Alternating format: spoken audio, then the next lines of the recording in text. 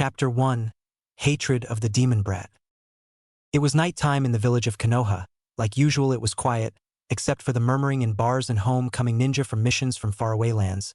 The village was at ease, and was generally relaxed, especially at this time of day. Despite what most thought nighttime didn't mean an increased chance of an attack on a village. No, quite the opposite. The dark didn't allow as much coordination, and the people of Konoha knew this, which left their nights generally uneventful. A young boy sat on a swing looking at the academy he'd hopefully one day attend. He was around 7 years old, blonde with sparkling blue eyes and whisker-like marks decorated his face. He wore an orange jumpsuit that made him stand out like a sore thumb, but it was all he had. He stared towards the large brown double doors of the academy. He had trained all his life so far to become the best he could be.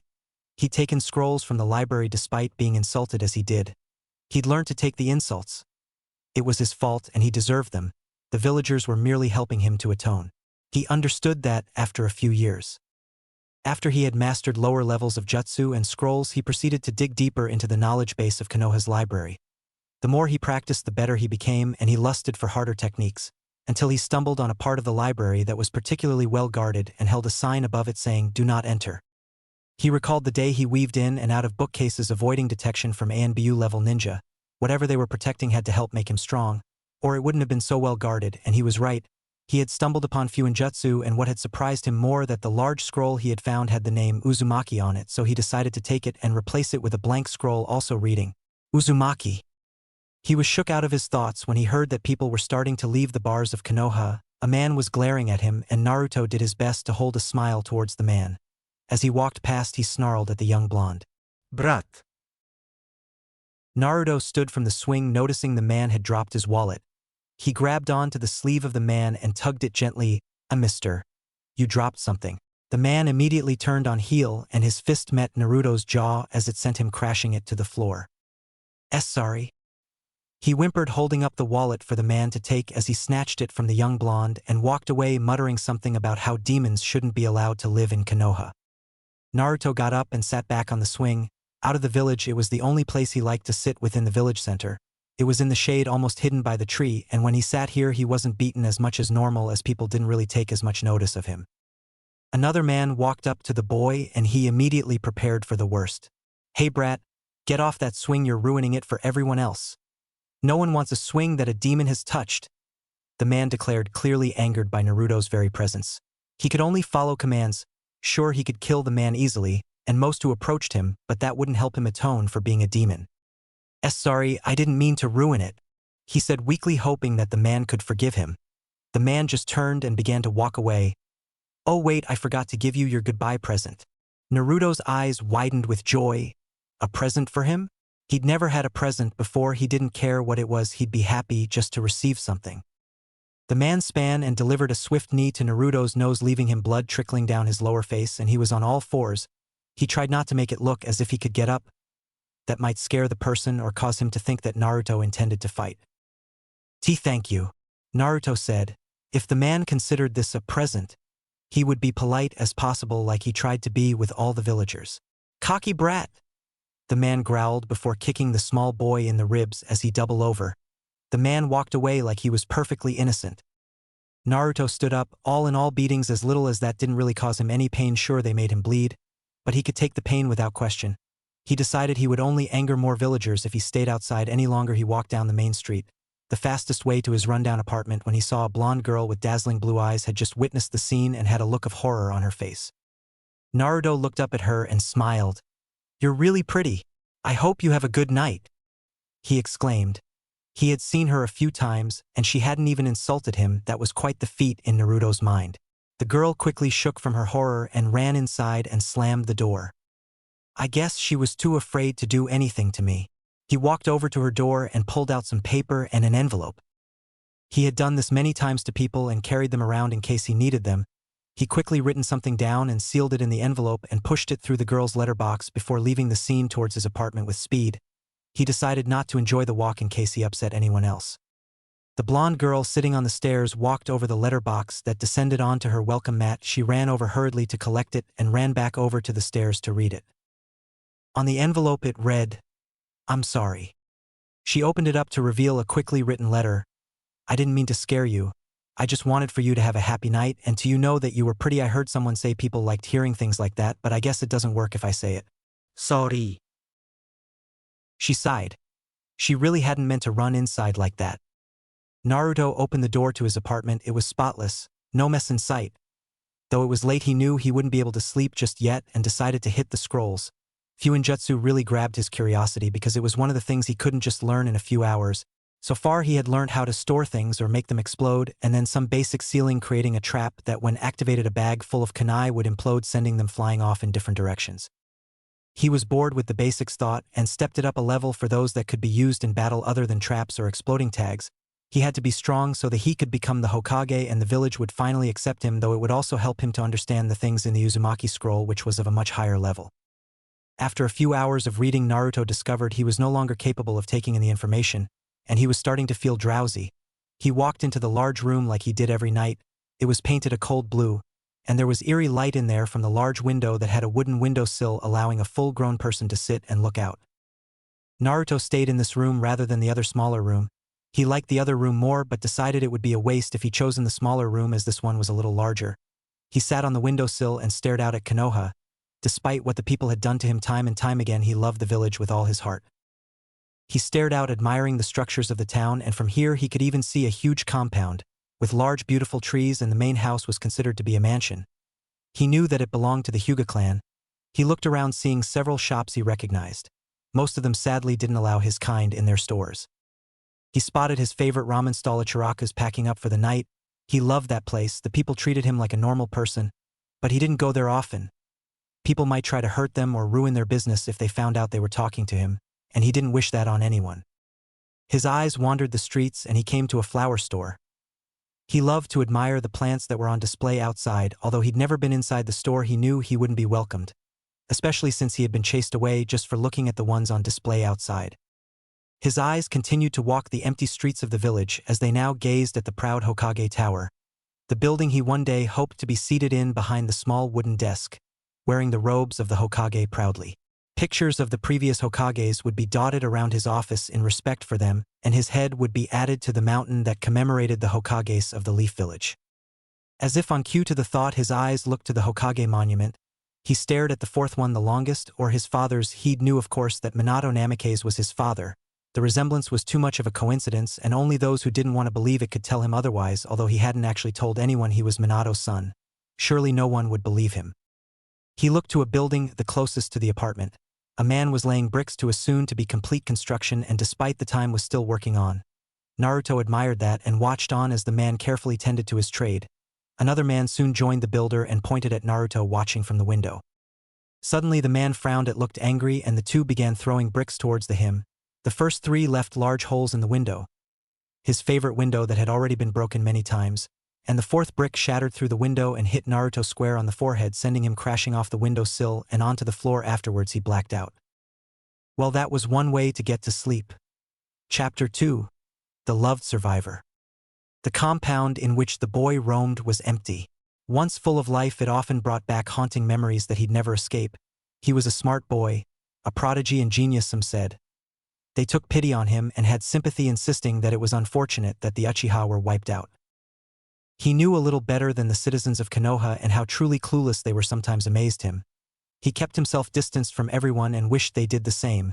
Usually though, packs of girls would follow him around making high-pitched squealing noises that he just couldn't appreciate. It irritated him sometimes. Mostly he could ignore it, but when they claimed to know about him or even care about him, that really grinded on him. He'd never spoken to them, and if he had, it was only ever a few words that weren't exactly kind. No, they knew nothing about him or what had happened, or they'd give him some damn space. The Uchiha compound served that purpose, he thought. The place was secluded, away from most of the other parts of the village. He was certain that it was probably under surveillance ever since the murmurs of a coup, but even those had left when the clan was wiped out. It was a silent place, free from the life it once held.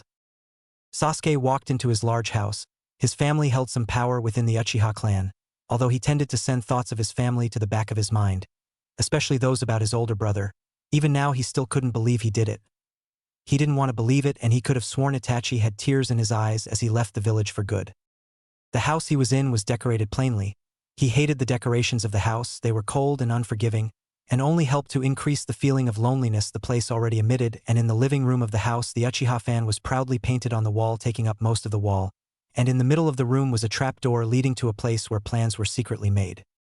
Sasuke went down there a lot. There was a tablet in the room that contained information on the Uchiha's bloodline ability, the Sharingan, and all of the different stages.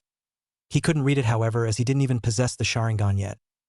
So all that was available to him was the first stage, that the Sharingan usually awakens in a difficult battle, pushing the person to their limits. Sasuke was done wallowing in the past and decided to go to bed. To be honest, the boy didn't really do much. Usually he trained for all he was worth and stuck to a schedule of eating, sleeping, resting, training of different things as well as studying, and every once a week shopping was also on his agenda. Mostly when resting he would take long walks around Konoha. The raven-haired boy awoke the next day. Sitting upright in his bed, he shifted the loose strands of hair out of his face and continued to get dressed. Today was one of his rest days and surprisingly his least favorite of all the days in the week. The sun shone in through the windows, at least the weather was nice. After getting dressed into his usual dark blue shirt and white shorts that were almost 3/4 lengths, he pulled on his boots and walked outside of the door and followed the path leading to the Uchiha compound. He ducked under the do not cross tape and continued up the path towards the outskirts of Konoha.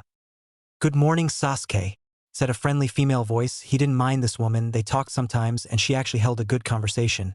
Most of the time a simple greeting was enough for each of them though. "Good morning," he stated and continued his walk, which was now taking route down a hill onto a patch of grassland. The thing he dreaded appeared. It had pink hair and annoyed him faster than most. "Good morning, Sasuke-kun," she exclaimed merrily to him. "Would you like to do something together today?" she asked with high hopes. "I'd like to be alone, thanks," he stated, walking straight past her towards his spot. He had woken late today and it was already past noon. Good job, it was a rest day after all, he thought to himself. Sakura merely left the scene.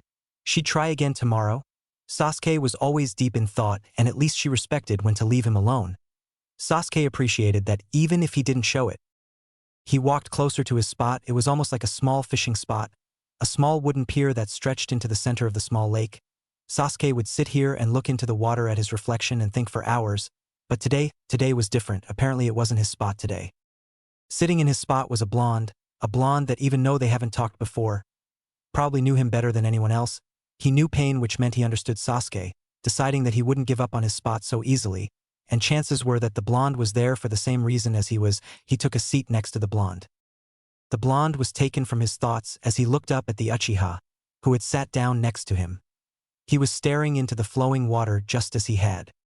"Good morning, Uchiha-sama," Naruto stated as he bowed his head a little. This caught Sasuke off guard to say the least, but also he felt a small anger rising in him.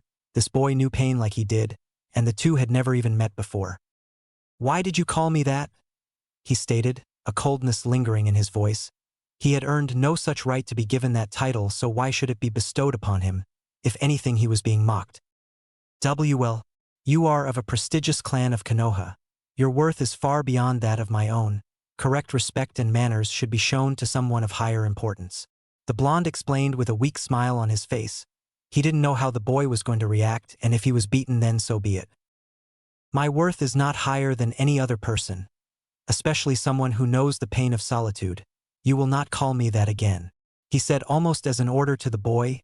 Naruto didn't try to understand why he didn't appreciate his attempt of showing respect and complied with his wishes. Even if your worth is apparently not considered to be more than another person, it is certainly above that of a demon, the blonde said sadly, looking into the water once more, almost not enjoying the sight of his reflection being there. "Why is it that you are a demon? I don't understand," Sasuke said to him. The boy seemed normal enough, troubled, but normal in most ways, except for the whiskers on his cheeks. Sasuke saw his politeness and manners as a mask, his way of reacting to the pain. Naruto shook his head at the question and lifted his jacket to reveal a large seal across his stomach. He smiled weakly at the boy. He'd never shown anyone else. In fact, he'd never talked to someone for this long before. "This is the seal for the Kyuubi. It was sealed in me when I was born and I became a demon." Sasuke was puzzled. He heard that the Kyuubi was sealed away into a boy that would keep it at bay and stop it from attacking everyone. His brother Itachi seemed to have a respect for the small boy he talked about. "Doesn't that mean that you're stopping it from becoming free?" If it wasn't for you keeping it at bay, it could attack and destroy Konoha. He said, a little confused at why saving the village made the boy a demon. If I let him free, I'd die. He smiled towards the boy. This smile made the raven-haired boy shudder. It now felt the boy held even more of a burden than before. Even so, if he was freed, he would destroy Konoha and go on a rampage, causing a lot of deaths. The Uchiha stated. Naruto just shook his head. Last time he was controlled by an Uchiha and was tricked into attacking the village, then he was sealed inside of me. I see, so he isn't actually as bad as people make out? I can imagine you have a hatred for the Uchiha. If was anything Sasuke knew, it was that revenge was a strong temptation. Those that cause harm to you must be harmed equally or worse. I do not have any hatred for the Uchiha. It was not the clan, and it was but one of the members. I do not know who that man was, so I cannot blame anyone. Besides, it is not my place to hate. I am a tool, a weapon, the Jinchuriki of the nine-tailed fox, a possession of Konoha's. Sasuke was shocked, but before he could answer the boy, he heard the pack of girls coming down the hill. Sasuke-kun! The majority of them squealed as they bounded down the hill towards them. They glared at the blonde, before becoming angry at the boy. What are you doing here? One shouted. Get away from Sasuke-kun! Shouted another. Get out of here, you demon! A third called. The blonde quickly got up and walked in front of the group. Sorry, I was just telling Uchiha-sama that I didn't know he liked to sit here. Don't worry, I will not come here again. He said sadly as he slowly walked away from the scene, the girls not even considering the apology as they rushed over to Sasuke. Sasuke turned. He was pissed off at what he just witnessed. Get the hell away from me, he said coldly to them. They were shocked by this. You are the people who are monsters. If any of you come anywhere near me again, I will personally see to it that you are arrested for harassment, he said bluntly before pushing through the crowd. The girls were speechless. Or, he shouted to the blonde figure that was walking away. Meet me here next week, same time, and next time to do not mask your real self, he called to the boy, before walking back in the direction of the Uchiha compound. For some reason he could see himself becoming friends with the boy. They were almost tied together, having similar troubles but very different lives. The way he was treated was a lot worse than that of anyone else, or that he'd witnessed, and all the boy did was try to be polite. He entered his home with a head full of thoughts. He had a lot to talk about on his next rest day. Chapter 3. The Troubled Heir. The girl was in her family's dojo. She knew she would be scolded if she was found out, but she couldn't get the memory out of her mind. Every time she thought of it, she blushed. But it wasn't time for that now. She would become strong. She would protect. She would be respected. She would be feared. She would be accepted. It was dark in the dojo, but she could see perfectly fine thanks to her Byakugan. She knew she was strong. But she was weak in mental discipline in the sense she had little self-confidence. She would train so even at her weakest she was impeccably strong. The wooden target was sore from the multiple chakra burns she had graced it with. She had been dancing for hours, soft, elegant strikes smashed against the wooden figure again and again as she twirled and span, laying hand on it again and again. Her hand were becoming numbingly sore and her chakra was becoming harder and harder to sustain, but such things would not stop her. Not after what happened all that time ago. She remembered a bunch of men threatening her. They knew the secrets on how to obtain a Byakugan, and that they would have it for themselves. As she was about to be cut by a kunai, it was suddenly interrupted by an angered blonde. He had to be her age if not a little older, but he was definitely her age. He swooped in and fought of the men by himself with ease. His taijutsu was something she hadn't seen used by anyone. It was a different style to anything she had witnessed. Although she could have probably dealt with the men herself, she couldn't summon the will to do so. She was too afraid. After the men were unconscious, the boy loomed over her trembling form. He had a makeshift mask on around the lower half his face. There was a small white piece of cloth hiding his features, and he was hooded. She saw the blonde locks of his fringe fall across his forehead. She had seen him around before but was never allowed to approach him. Sorry, Hinata-sama, he said softly and placed her in the safety of her home grounds and quickly left the scene. She didn't even get the chance to thank him. That night she had told her father what had happened and who had saved her. He simply nodded at this and told her that the boy believed himself to be a tool of Konoha, and in his mind the clans were of great importance. Thoughts of the boy had filled her mind ever since. When she was outside of the Hyuga compound, she would look around for him, hoping she would be able to talk to him. She did see him a few times, but was let down by her confidence once again and couldn't find the power to confront him. Then there was the second time she met him. It was etched into her mind, one of the saddest times of her life that she would never like to witness ever again. She was walking through Konoha at night. She didn't know the reason why. Something implored her to do so, an instinct or something along those lines, just a gut feeling. She wandered the dark streets alone. It was nerve-wracking for the girl, even if the streets were peacefully quiet. She didn't know what she was looking for or even why she was out in the outskirts of the village. She came to a district where the academy was. The area seemed quiet, but there was something strange about the atmosphere. She walked close to the academy when she heard weak coughs coming from an alleyway. She decided to wander in and saw him. The boy that had saved her that day, beaten and bruised across the face. His jacket unzipped open to reveal a seal sign across his stomach, a kunai embedded in the center of it. Blood had collected around the wound and was still dripping to the floor. The crimson liquid made Hinata's eyes widen as it was smeared across his stomach, spelling the word demon across the top of his chest. She wondered why he was stood there like that, when she realized his feet were not on the floor at all. He was a few feet of the ground, in fact. A kunai embedded deep into each of his shoulders, pinning him to the wall by them as blood dripped down the side of his stomach. His jacket had been parted to allow the blades to sink in cleanly to the boy's skin. Her eyes shook and she was trembling. She let out a soft whimper at the sight, and suddenly the boy's head turned to look at her. His blue sparkling eyes she saw when he rescued her were no longer there.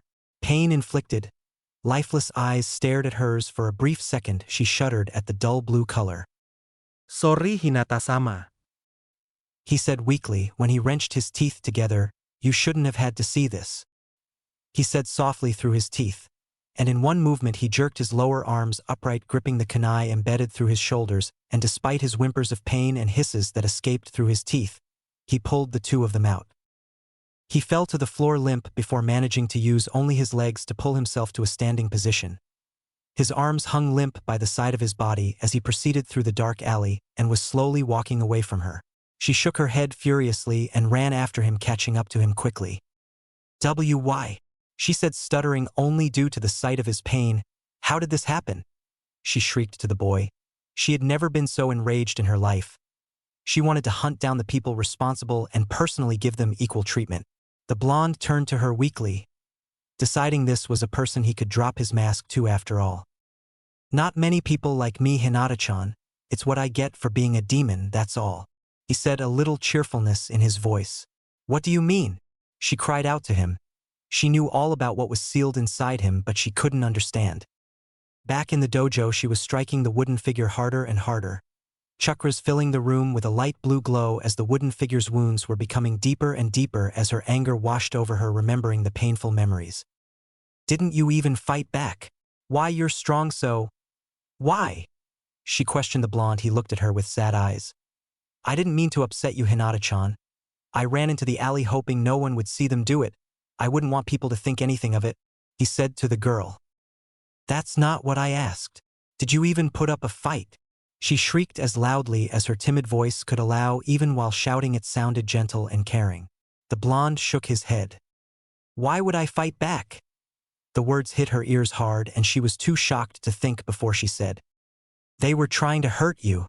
You could have died," she declared to the boy, who again shook his head. "They wouldn't kill me. I am a tool of Konoha after all, Hinata-chan," he smiled. "I am to be used as a weapon for Konoha after all. I will protect the people. I will protect the buildings. I will earn forgiveness, respect, and friendship. I will become the Hokage and be accepted," he said with pride clear in his speech. His speech was enough to fill Hinata with chills racing down her back. She trailed after him and walked by his side. "You have to at least come with me to the Hyuga compound to be treated. It's the least I could do after last time," she said to the boy quietly. For some reason, she had found her stutter was gone around him. "Well, for now anyway." "So you knew it was me after all. I guess I didn't do a very good job," he chuckled. "I won't come back with you. I will be healed by tomorrow anyway," he stated before heading in the direction of his apartment. He turned to her, seeing she was still following him, and turned to her. "Thank you, Hinata-sama, for everything. But please return to the Hyuga compound," he said, his tone almost begging her to comply. She just nodded and said a soft goodbye to the blonde. She awoke from her thoughts to see the wooden figure horribly injured. So much for being subtle and not being found out. She thought to herself. She had that feeling again. She ran over to the dojo doors and threw them open, closing them quietly behind her. And she escaped the Hyuga compound and ran towards the center of Konoha. She came to the academy building, hoping to not see what she did the last time she came here on a night.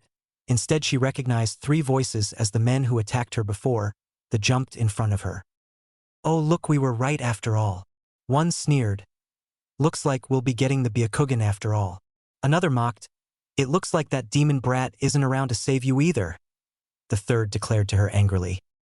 This time she would beat them herself. Her eyes flared with chakra and she activated her Byakugan. She took up stance into the Jukin and her hands started glowing with blue chakra. The men just laughed. One pulled out a tag. She was confused at why they were laughing. "Do you really think we'd try to fight a Byakugan without being prepared?" One shouted before throwing the tag at her, landing on her forehead. The tag suddenly activated and she lost her Byakugan.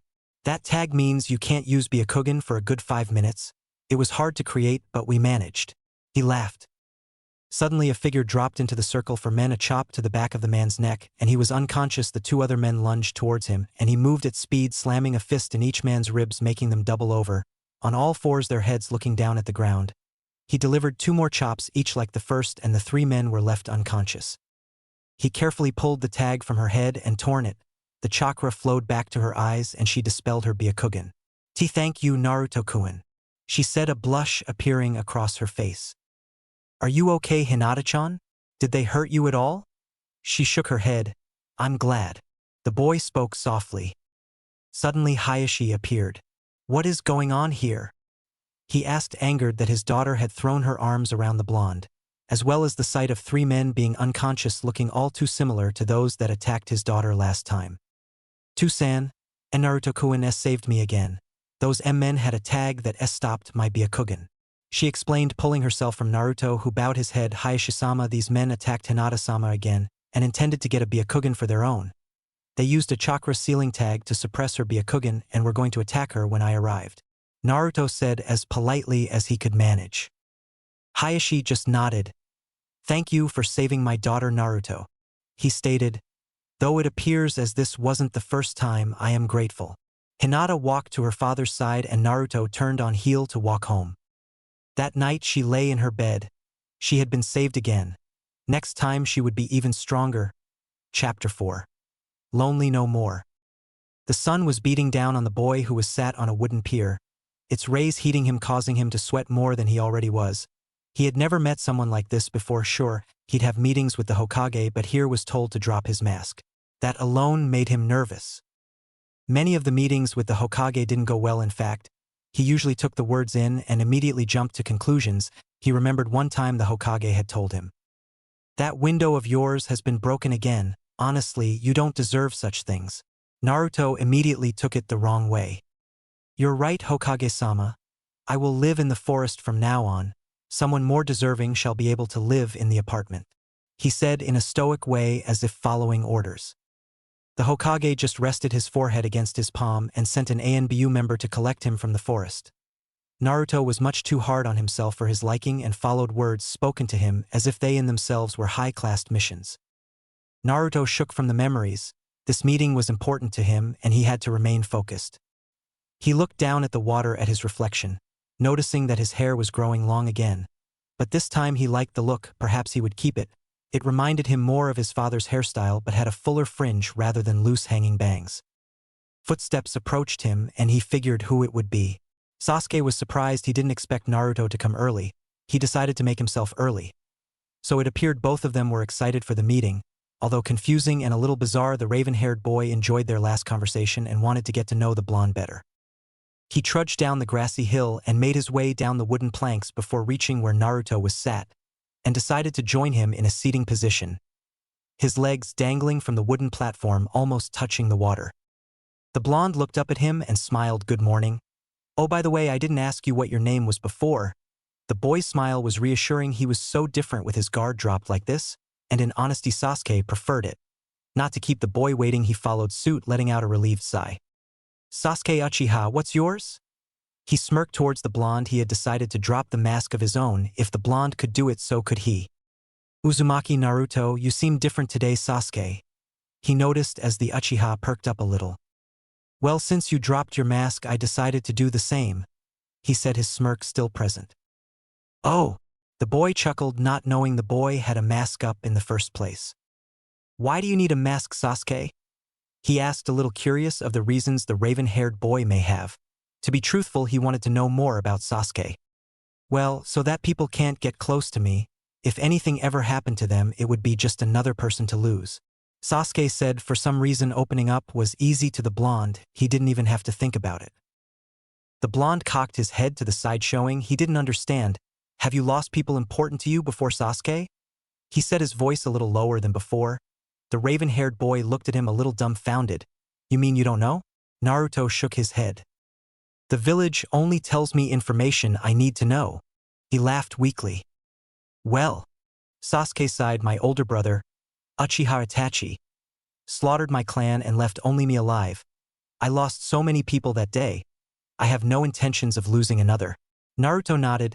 He understood it from Sasuke's point of view now, and he rested a hand on Sasuke's shoulder. I'm sorry to hear that. I probably shouldn't have asked. He said, regretting bringing up painful memories for the boy, but the raven-haired boy shook it off. For some reason, he appreciated that the blonde didn't know about it. Usually people give me pity and fake sympathy and claim to know all about my suffering when all they like me for is my appearance, he stated with hints of his usual stoic tone. It must have been so hard. Enduring something like that has made you truly strong. That's what I believe, Sasuke, he said in a firm tone that backed up his statement. Sasuke smiled a genuine smile. He was right to arrange this meeting. Thank you, Naruto, that means a lot. But what about you? What has it been like for you? He was curious to know more about the boy. He knew he had the QB sealed in him, but didn't know how such a thing was done or even if Naruto had any family or friends. Well, I never met my parents. They are both dead. He said to the Uchiha, my father died during the sealing of the QB and my mother died on the same day. Though I don't know who she is or how she died. Sasuke nodded in understanding. So do you live in the orphanage? He said, seeing that place before, it didn't look like a nice place to live at all. Naruto shook his head. I wasn't allowed to live there. Something about demons being bad for other children to be around. He chuckled at his own expense, only for Sasuke to be surprised how the boy could laugh at something so horrible. Well, where do you live then? The Uchiha asked the blonde. He hadn't seen the boy around central Konoha. I live in an apartment on the edge of Konoha. The area isn't very nice, but it's home. Where do you live, Sasuke? I haven't seen you around the town. He was curious about the other boy, but didn't want to overload him with questions. I live in the Uchiha compound. It's huge and empty, which makes it feel all the more lonely. He sniggered a little at how open he was being, but I still consider it my home, he stated. Do you live alone also, Naruto? Who nodded at his question. I've always lived alone though, so I guess it isn't as bad. But Sasuke, I may be out of line, especially as I've never had anyone important in my life, or anyone at all for that matter, but I think if people would like to get close to you, you should let them even know there is a chance of lost the memories and good times people have with one another would surely be worth it. Just make sure you're strong enough to protect your important people. The blonde said, giving a speech to the boy. Sasuke shuddered at that. Chills washed down his spine like he had heard the speech of a man of infinite wisdom. How was it that this boy who'd never had anyone was able to perceive the situation after only just hearing about it? Better than he had managed all in all those years. You might be right, Naruto, but I won't drop my guard just yet. People will have to earn the right to be called one of my important people. Naruto nodded contently at his slight victory. He wiped his forehead from the heat and winced a little as he was reminded of the bruise the brick had given him, deciding it was much too hot. He unzipped his jacket and let it lay behind him, revealing a plain black shirt with the Uzumaki clan logo on it. Sasuke's eyes widened at the sight on the boy's arms. There was deep cut marks which Sasuke had presumed were a lot deeper at one point, and he couldn't help but stare at them for a few seconds, trying to figure out what had happened to the boy. He tore his eyes away in defeat. What happened to your arms, Naruto? He asked, a little concerned, for the blonde sat next to him. Oh, that. He chuckled, which Sasuke struggled to follow. Well, some guys didn't really like me and pegged me up to a wall by my arms with kunai. Sasuke's eyes widened at the statement. Well, what happened? Did the ANBU get them or something? He asked, now angered. Naruto shook his head like it was the most obvious thing in the world. Why would they do that? Again chuckling. If I don't come home with at least a few bruises, I think that something bad has happened in the village. so I keep it as a good sign that everything is normal. Sasuke shook his head violently at this. You can't just let people do that to you. Don't you know how to fight? He said, outraged at the boy's story. Of course I know how to fight. I have trained all my life. Just the other day I fought a couple of ninja who tried to hurt Hinata-chan, he said, causing disbelief to Sasuke. Hinata-chan? Anyway, if you can fight, then why don't you stand up for yourself? It didn't make any sense to him at all, it just wasn't right in his eyes. Hinata-chan is the heir to the Hyuga clan. I don't defend myself because, well, why should I? If it helps people deal with their pain caused by that night, or me being around, then let them do it. If I beat them up, they just hate me more. He talked with compassion for those who had done horrible things to him. That still doesn't make it right, you should tell the Hokage. He stated he didn't agree with Naruto's reasoning at all, it still wasn't right. He already knows. Nothing was to be done about it. And Anbu would only intervene if it was life-threatening. Naruto replied to the boy. Who helped you with your pain? Sasuke asked, making Naruto a little wide-eyed. No one. The boy answered, a little defeated. Then why should they get your help? As much as Naruto thought he was doing the right thing, apparently he was very wrong. He let out a sigh. I never thought of it like that before. Do you care what happens to me, Sasuke? He asked. The boy hesitated a little but decided to open up once more, but went along with it in the end. He nodded to the blonde who sat before him. Then I would like to be one of your important people. No one has ever seemingly cared about what happened to me other than Hinata-chan, he said with a foxy grin labeled across his face. Baka, you're already one of them. I haven't talked to anyone like this in ages, he said, a small smirk present on his face. The two of them continued to chat and get to know each other. The day seemed to stretch on forever, but it was okay by them. Eventually, though, it started to become late and they made the mutual agreement it was time to leave the spot. The two walked up the hill and were heading in the direction of the Uchiha compound, still chatting, a lot more casually than earlier in the day. It was safe to say that they had become friends quickly after that. Naruto suddenly turned about to change direction when he was stopped by Sasuke. Do you live in that direction? The Uchiha asked, not really sure where his mind was going with this. But for some reason he didn't feel like being alone again. Naruto let out a sigh, apparently feeling the same. Yeah. Oh well, at least I get to sleep in the spare room tonight, he grinned.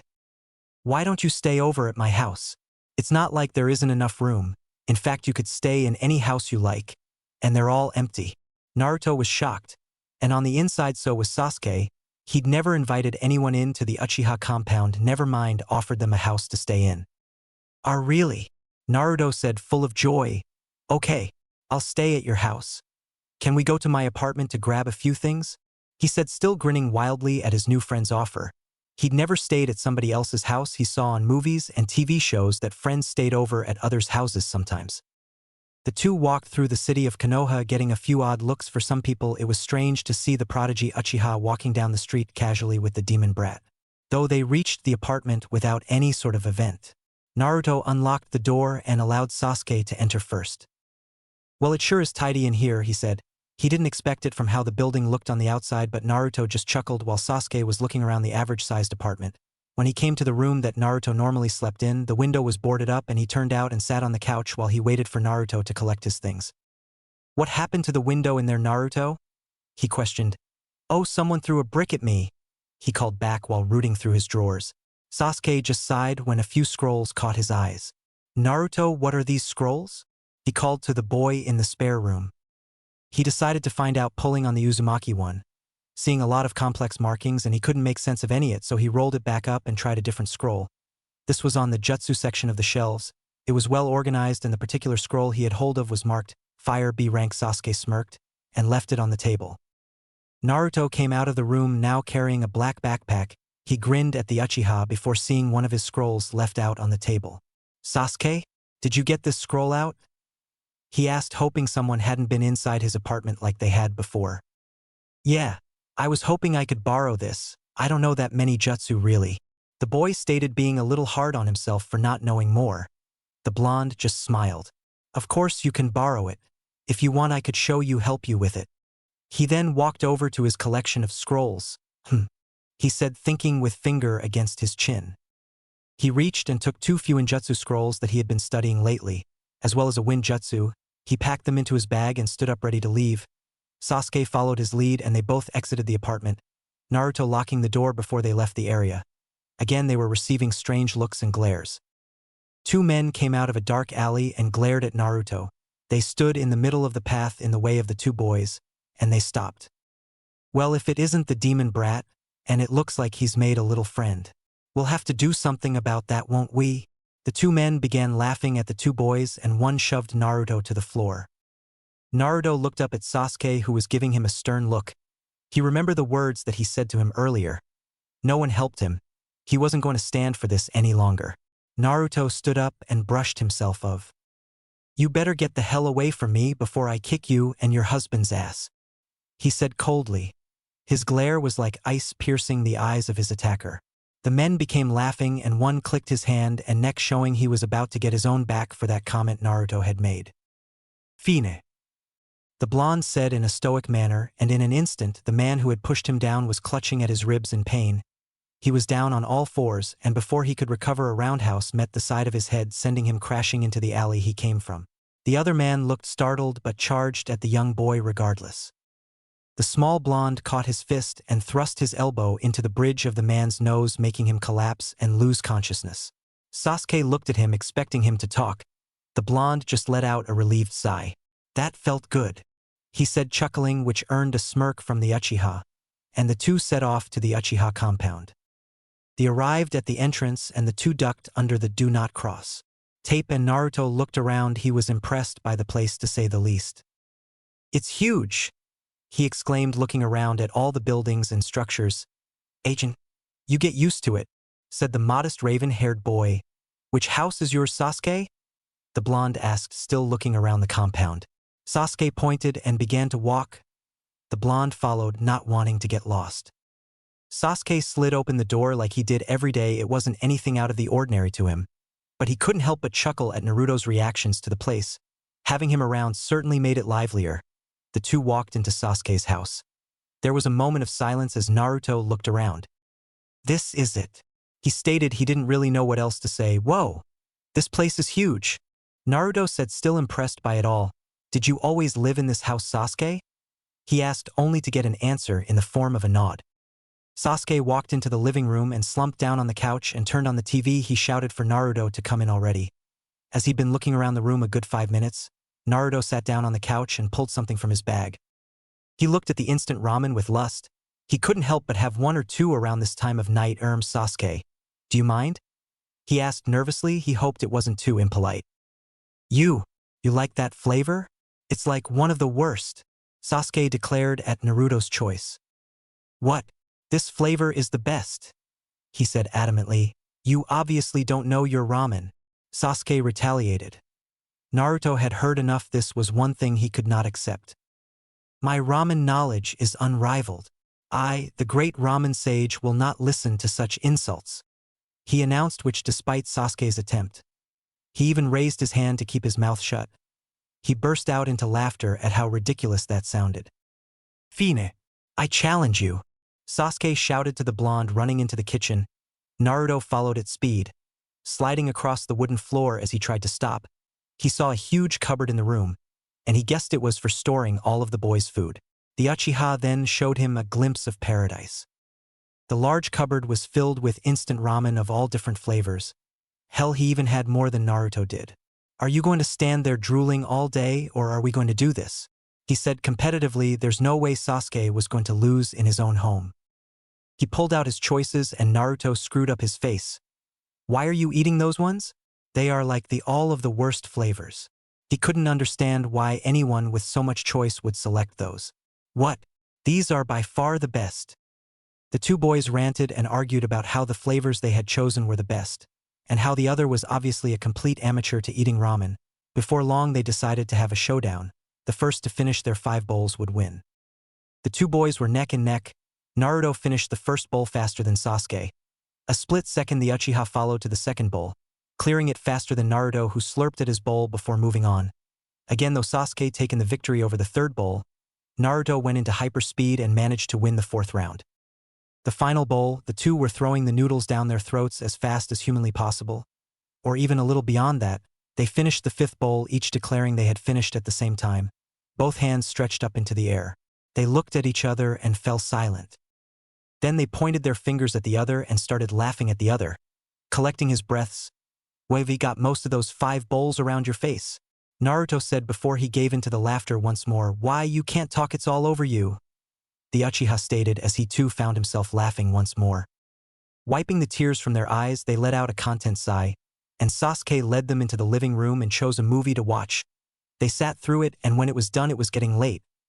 They both agreed that it was time to call it a night. The two changed into their pajamas before Sasuke showed Naruto to his room. The room was plain white around the lower half of the room, and on the upper half was dark blue. Much like the clothing Sasuke wore on the back wall was a medium-sized Uchiha fan decorating the wall proudly. On each side of the room was a single bed, one that looked unused for some time, the others was Sasuke's. The two got into bed, they talked a while, just laid in place, looking up towards the ceiling, and upon questions they were interested in they'd turn their heads to look at one another. Over the day they'd already began to know a lot about each other, and both were thankful that they had made a friend. Deciding it was time to go to sleep, they rolled on their sides facing the other. As Sasuke closed his eyes, they suddenly jumped open again. He could have sworn he saw Itachi laid there, a peaceful smile on his face which reminded of him of when the two shared the room when they were younger. He shook it off and closed his eyes, letting sleep wash over him. Chapter 5. Training begins. The two boys awoke around the same time of 6:30 thanks to Sasuke's trusty alarm clock emitting a loud beeping noise, causing the raven-haired boy to slam his fist down onto it like he always did. The two of them got up and got dressed into their everyday clothes. "Naruto, I have to train today," Sasuke said, implying that Naruto would have to go home or something like that. Instead he was met with a huge grin. "Great, I have to as well. Maybe I can help with that fire jutsu scroll you borrowed." Sasuke smirked at this. Although he was a fast learner and usually picked up the technique to a level that could be honed at later date, having someone to help would be nice. Naruto pulled some books from his bag. They were thick and all seemed to be about chakra control. This made Sasuke raise an eyebrow in curiosity. "What are those for Naruto?" he asked. He thought the blonde said he was going to be training, not studying. "This is my training," he said, looking down at the few books he had taken. "How is that training? Isn't that studying?" he asked. Surely Naruto knew the difference, but he shook his head. "Although I guess it is learning information, it also helps teach chakra control with different exercises to do and stuff. There's a few really cool ones in here that I can't wait to try," he said, grinning ear to ear. "Oh, I've never tried anything like that before," he said, hoping Naruto would offer to let him do some of those exercises. "You'll probably suck at them," Naruto said and laughed at how his words came out. "I mean, you have a lot of chakra like I do, so they'll be hard at first. Don't expect to just get it straight away." Sasuke gave the boy a funny look. How hard could it be? The two walked over to Sasuke's training ground led by Sasuke. It was within the compound, so fortunately they wouldn't be disturbed by anyone. It was a large open field with trees around it, much like the normal squad training grounds around Konoha. Naruto slumped down next to a tree, finding that sitting in the shade was a nice temperature. He pulled out the scroll and passed it to Sasuke, who then hurriedly went to study it. He always did like fire jutsu. The blonde pulled out his books and began to immerse himself in them. He had always found these kind of books interesting. They weren't like textbooks written for the fact of teaching people, but more like diaries and accounts made by someone who was aiming to improve their chakra control. After a few hours, Sasuke was starting to get the technique's basics and was able to use it, although it wasn't very long-lasting after he had released it from his mouth and he hadn't managed to fire off the other 2 balls of fire that were meant to accompany the first. Naruto had picked up on his flaws while reading his book.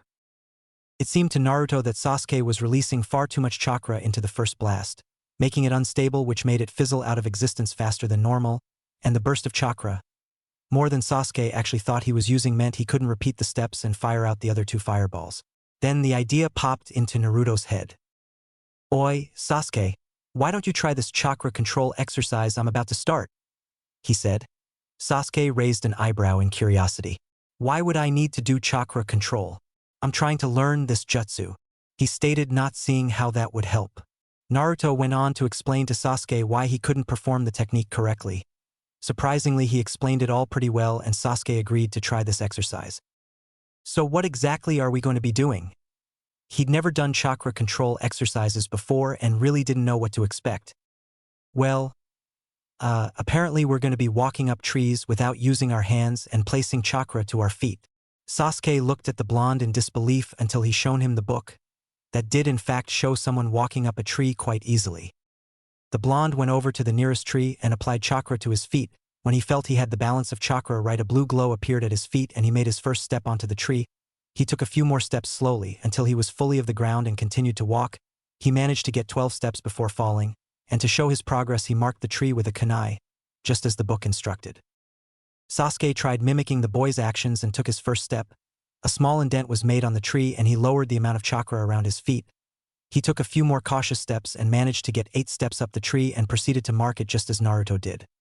Wow, Sasuke, that's really good since you've never done anything with chakra control before, the boy said, flashing a foxy grin at the boy. Sasuke was somewhat relieved at that. At first he thought that he had poor control as he was not able to match Naruto's progress, but it turned out Naruto had been learning the theory of chakra control. But this was his first time putting it into practice.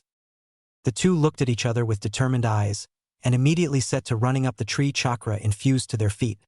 This continued for hours on end, each time getting closer and closer to the top. Naruto was in the lead throughout the tree, walking and finished 3 turns before Sasuke, who mumbled something about Naruto cheating as he had read the books. After they'd finished, they looked into the book to see that water walking was the next exercise and apparently could be done immediately after tree walking with some ease. However, the full control would have to be practiced.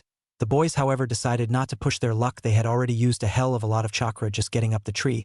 They decided to have a quick spar and ended training for the day. It was surprising how fast 8 p.m. had come around. The two walked through the streets of the Uchiha compound, and Sasuke made the turn at a corner leading to his house, and was confused when Naruto stopped. He had expected him to follow for some reason, then noticed the blonde has his black backpack on his bag, and figured he was going to leave. Well, I guess I should get going. Thanks for everything, Sasuke, he said with a sad smile. Maybe we can train together more often? He said with high hopes. Something went off in Sasuke's mind and he realized that he was going to be alone again. With Naruto there, the whole compound seemed lively again, and it settling back to the desolate place it was before would probably crush him with a feeling of solitude. Sasuke? The blonde inquired, a little worried at the boy staring into space. The raven-haired boy quickly shook his head, agreeing with his idea in his head. He could always ask. And Naruto? He asked with certain nervousness, would you like to live at my house? He said, rubbing the back of his neck unknowingly and looking away from the blonde. Naruto's eyes widened in shock and he wasn't sure he heard him right. What? He said, complete shock evident on his face. Well, if you want to. It's pretty horrible here when no one else is around, he said. Naruto had heard him right and his eyes lit up with joy. He wouldn't have to live alone anymore, and in the back of his mind he really didn't want to leave. I'd love to. It'd beat sitting in the apartment alone all the time, he declared. I'll have to go get my stuff though, he said, speaking quickly with his excitement getting the better of him. A wave of relief washed over Sasuke. He wouldn't be alone again after all. Well, let's go get it then, he exclaimed, but Naruto shook his head. It's okay, Sasuke, I can get it. I'll just seal it into a scroll. He gave a triumphant grin at being able to seal things away. Not many people his age knew how to do it. Sasuke gave a nod and they said their goodbyes. Sasuke heading to his house slowly and Naruto racing towards the apartment for the last time. Naruto jumped from rooftop to rooftop, ignoring all of the glares he was getting. At this moment in time he really couldn't care less what they thought of him, and he'd beat them down if they tried to slow him down. The look on his face said, don't mess with me, for once in his life. He soon met with the apartment building, and instead of using the stairs he decided to test his new ability, and applying chakra to his feet, he ran straight up the wall of the building, leaving a few people looking on in shock as he reached the front door. Before he could unlock it and bust it open to hurriedly collect his things, he was met by a familiar blonde girl with a letter in hand, halfway through posting it through his door. They looked at each other awkwardly for a little while, until Naruto looked away. Hi, he stuttered out to the girl. He remembered that she had ran inside last time he spoke to her. She smiled at the boy. Hi, my name is Ino, she chirped, giving him some relief that she wasn't going to run away. I got your letter. I didn't mean to run inside, but I was embarrassed at what you said, she said with a light blush forming over her cheeks as she remembered his words. Naruto grinned at that and unlocked the door, offering for her to come in. She shook her head softly. Daddy thinks I'm coming home from a friend's house. He'll expect me to be back. Those words, although not meaning much to Ino, struck Naruto in a way. Thank you, was all he could say, before the girl ran off a little confused. Naruto smiled. Someone had paid him a visit with a letter, even if it meant her getting in trouble. and he sighed and hoped that she managed to get away with it. Naruto shook off the encounter and made his way into sealing things, not before reading his letter of course, which was similar to his own.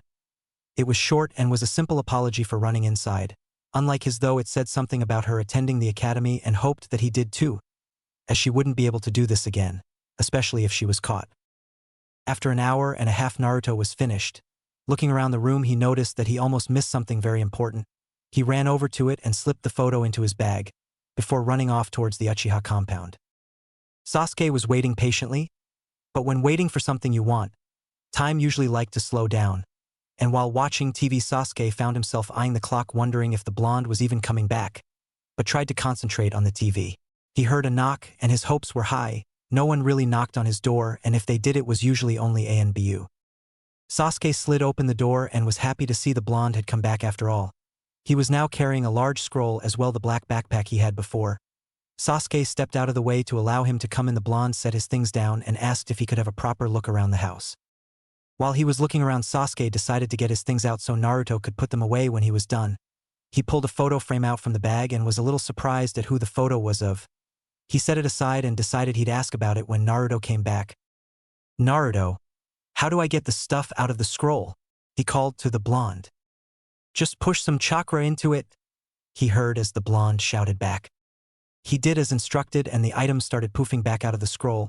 Most of it was ninja equipment such as a box filled with kunai, another for shuriken and a third for senbon. Sasuke hadn't known that Naruto could use them. Apparently people had to know a lot about the body to use senbon effectively. He moved on to the next seal. After he placed chakra into a huge box around the size of a small cabinet popped out. Filled with curiosity he decided to look inside.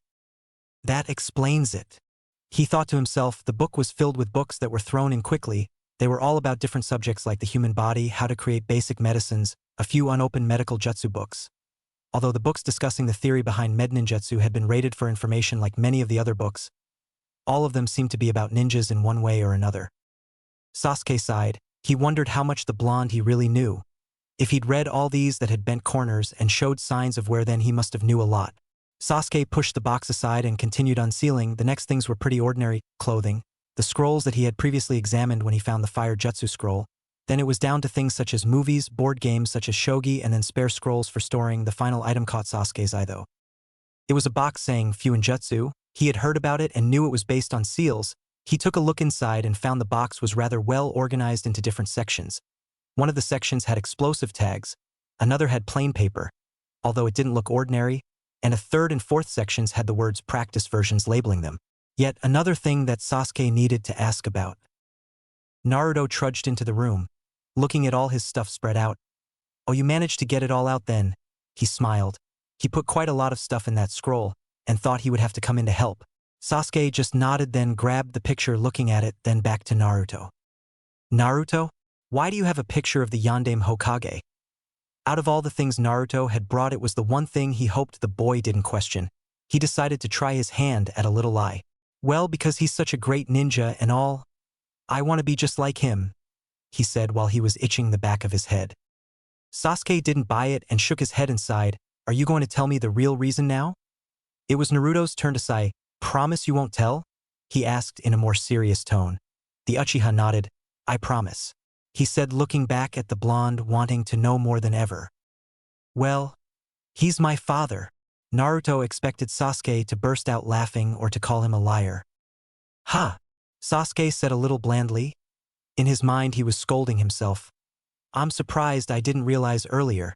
He held the photo out in the air and looked at the two, comparing them with another. "You look just like him. Well, except your hair is a little longer and the whisker marks, of course," he chuckled. Naruto relaxed. So he believed me after all. He thought to himself, happy that someone had recognized him as the son of the Yandame Hokage. Sasuke decided not to pry any more on the subject and asked about the box labeled Fuinjutsu. Naruto explained to him that it was based around seals, and one day he had snuck into a guarded part of the library finding scrolls about it. It was something he had wanted to learn since his dad apparently was really good at it. He figured he'd try it too, but explained so far he wasn't good at it as it took a great deal of time to make any progress, especially as a lot of it was so complex, especially for a 7-year-old. The two unpacked Naruto's things and then slumped down on the couch, letting out a relieved sigh that they were finally done for the day. "Sasuke, how could you?" The blonde suddenly cried out, remembering something. What do you mean, how could I? He defended, not knowing what the blonde was going on about. You missed the most important seal, he shouted merrily. I did? He said. I was sure I got them all. Anyway, what is so important about the last seal? Naruto was already on his knees unsealing it, and then poof, a large box appeared much like the one filled with books. Sasuke peeked in to see the contents, and his eyes lit up. Ramen. Let us add it to the collection, he said in a weird cultist kind of manner. Naruto lifted the box and complied. They walked like two priests preparing for a ceremony. He placed the box on the sideboard and the two bowed, before carefully placing the ramen away into the cupboard. If anyone had seen such a ritual, they would have probably offered the two boys to get mental health care. It is complete, Naruto stated as the two chuckled, and Naruto picked up the box. There was two metal tins at the bottom that Sasuke had not seen previously. What's in those? He asked. Naruto just grinned and went into the living room with the metal tins, Sasuke hot on his tail. Naruto opened the first tin to reveal an almost endless supply of Ichiraku ramen coupons, which earned a delighted look from Sasuke, and then the other tin he opened contained a heck of a lot of money. How much is in there? Sasuke said, surprised that the boy had so much. The blonde raised his hand to his chin and stroked it. Around 150,000. Sasuke chuckled. Great, let's put it with the rest, we can share our money. He smiled towards the blonde, who looked a little cautious of how much the rest was. What, you think I'd be the last member of a prestigious clan and not be filthy rich? The raven-haired boy laughed. Now that he thought about it, that did make sense, and followed Sasuke to place his money with the rest of it. Before calling it a day, the two mapped out a new intense schedule for training. By the time they got to the academy, they were going to be the best of the best, and then some. After it was decided, they went to sleep. Monday mornings would consist of taijutsu and weapon practice. In the afternoon, they would spar with each other in a manner similar to a fight to the death, causing each other to be used to a full-fledged fight with an enemy ninja, and usually they would come away with cuts and bruises and a few wooden senbon lodged in the less dangerous areas thanks to Naruto's books. Tuesday morning would consist of theory of chakra control, which they could both consider a weakness, although it had already improved dramatically since the completion of the tree-walking exercise, and in the afternoon they would put the theory into practice with different exercises, but the two started with the water walking. Wednesday would consist of brutal physical exercise. They weren't sure how to train in this area until the Hokage had suggested a master of taijutsu help them with their training plan. The man was definitely a character. All right, when he appeared, he voiced things such as, "The fires of youth are burning in these two at such a young age. I will gladly add fuel to the already blazing flames." Although he seemed silly, his training was a destroyer of those that were weak-hearted, and it was quickly showing results on Mondays, especially when they took of their weights. Thursday was the opposite of Wednesday in a way. As the two spent the day learning new techniques and things they were generally interested, Sasuke found himself digging into the library of books Naruto brought with him nearly every Thursday, and the scrolls he brought with him were also used regularly by the two.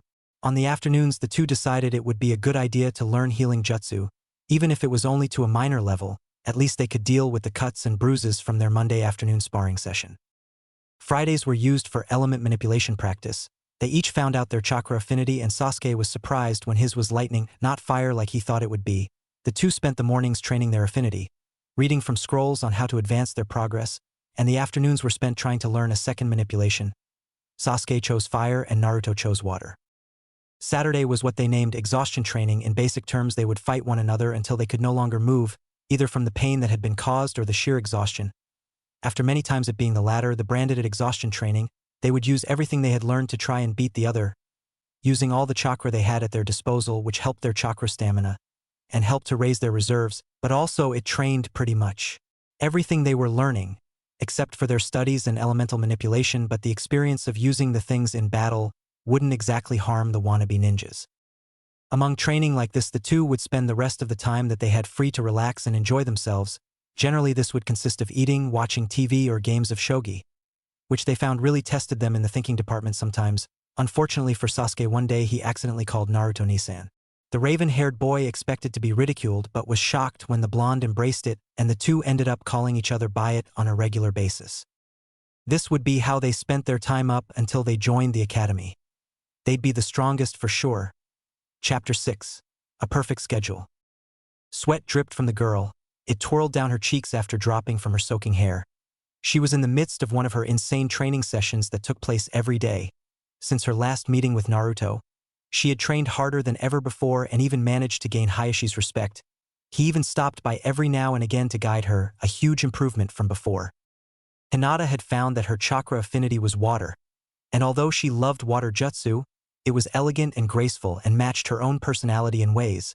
It could be timid and still but changed dramatically when stirred in some way. Even with her affinity being water and her likeliness for the element, she found herself studying earth jutsu and manipulation. It made her feel strong and empowered, and its defensive abilities were reassuring. The young Hyuga girl had let her hair grow long, rather than let it grow.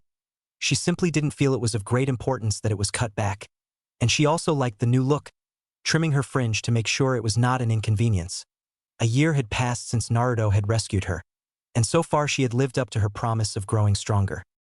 Every day she would wake at 6 a.m. and assign herself exactly 30 minutes to go about her morning activities. As soon as the 30 minutes was up though, she would go back into training mode and have intense session right up until 12 p.m. where she would allow her a full hour, 30 minutes for food and an extra 30 minutes to rest from the morning workout. Then she would go about what was assigned to her on her schedule until 6 p.m. when she would need to eat again, assigning another hour. However, instead of allowing herself to call it a day at that time, she would train from 7 p.m. until 10 p.m. for a third session. This allowed her to learn even more. But she mostly used this time for study so that she would count it as her body resting. When it reached 10 p.m. she immediately went to sleep, allowing exactly the minimum of 8 hours sleep needed, and then she would repeat the cycle until Saturday, where she would go to sleep at 10 p.m. like usual but would sleep until she woke up naturally on the Sunday and would use the day to relax and rest. She needed this day to survive her own crazed training routine.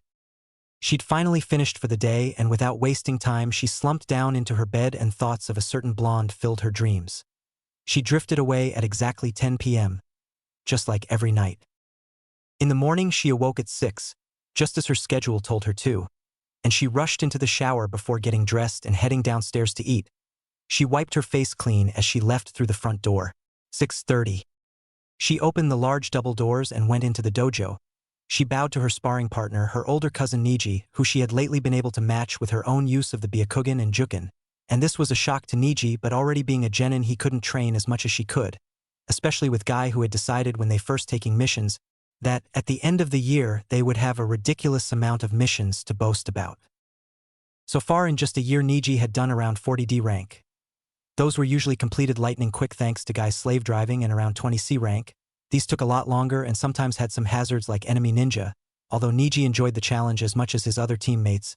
In a way he was happy with Hinata's progress. He had to hold back less and less, meaning that the training now also benefited him as much as it did her. Hinata was panting and rubbing at the sides of palms. They had sparred for 5.5 hours. It was fair to say she was tired. The use of chakra like that over the last year had built upon her already fair-sized chakra reserves and improved her stamina a great deal. Now it was 12 p.m., exactly as schedule planned. She decided to get lunch before awarding herself with a well-deserved half-hour rest. The last of her relaxing minutes had come by, and it was soon to be 1 p.m. She peeled herself from the comfortable couch and headed towards a quiet lake she had stumbled upon in the Hyuga compound, and to her delight the place was almost always empty, meaning it was free for her to claim it as a training spot. She stood on the surface of the water. It acted almost like solid ground, as she twirled through poses of the Juken as a quick warm-up before setting in to main training. She focused her chakra into the water and slowly raised her hands upwards. At first only droplets came, then small whips of water flowed to her hands. She then went through the poses of Juken again, this time with deadly concentration, making sure not to lose the water. When she first started this training, the water would be difficult to control and would often splash back to where it came after a couple of seconds.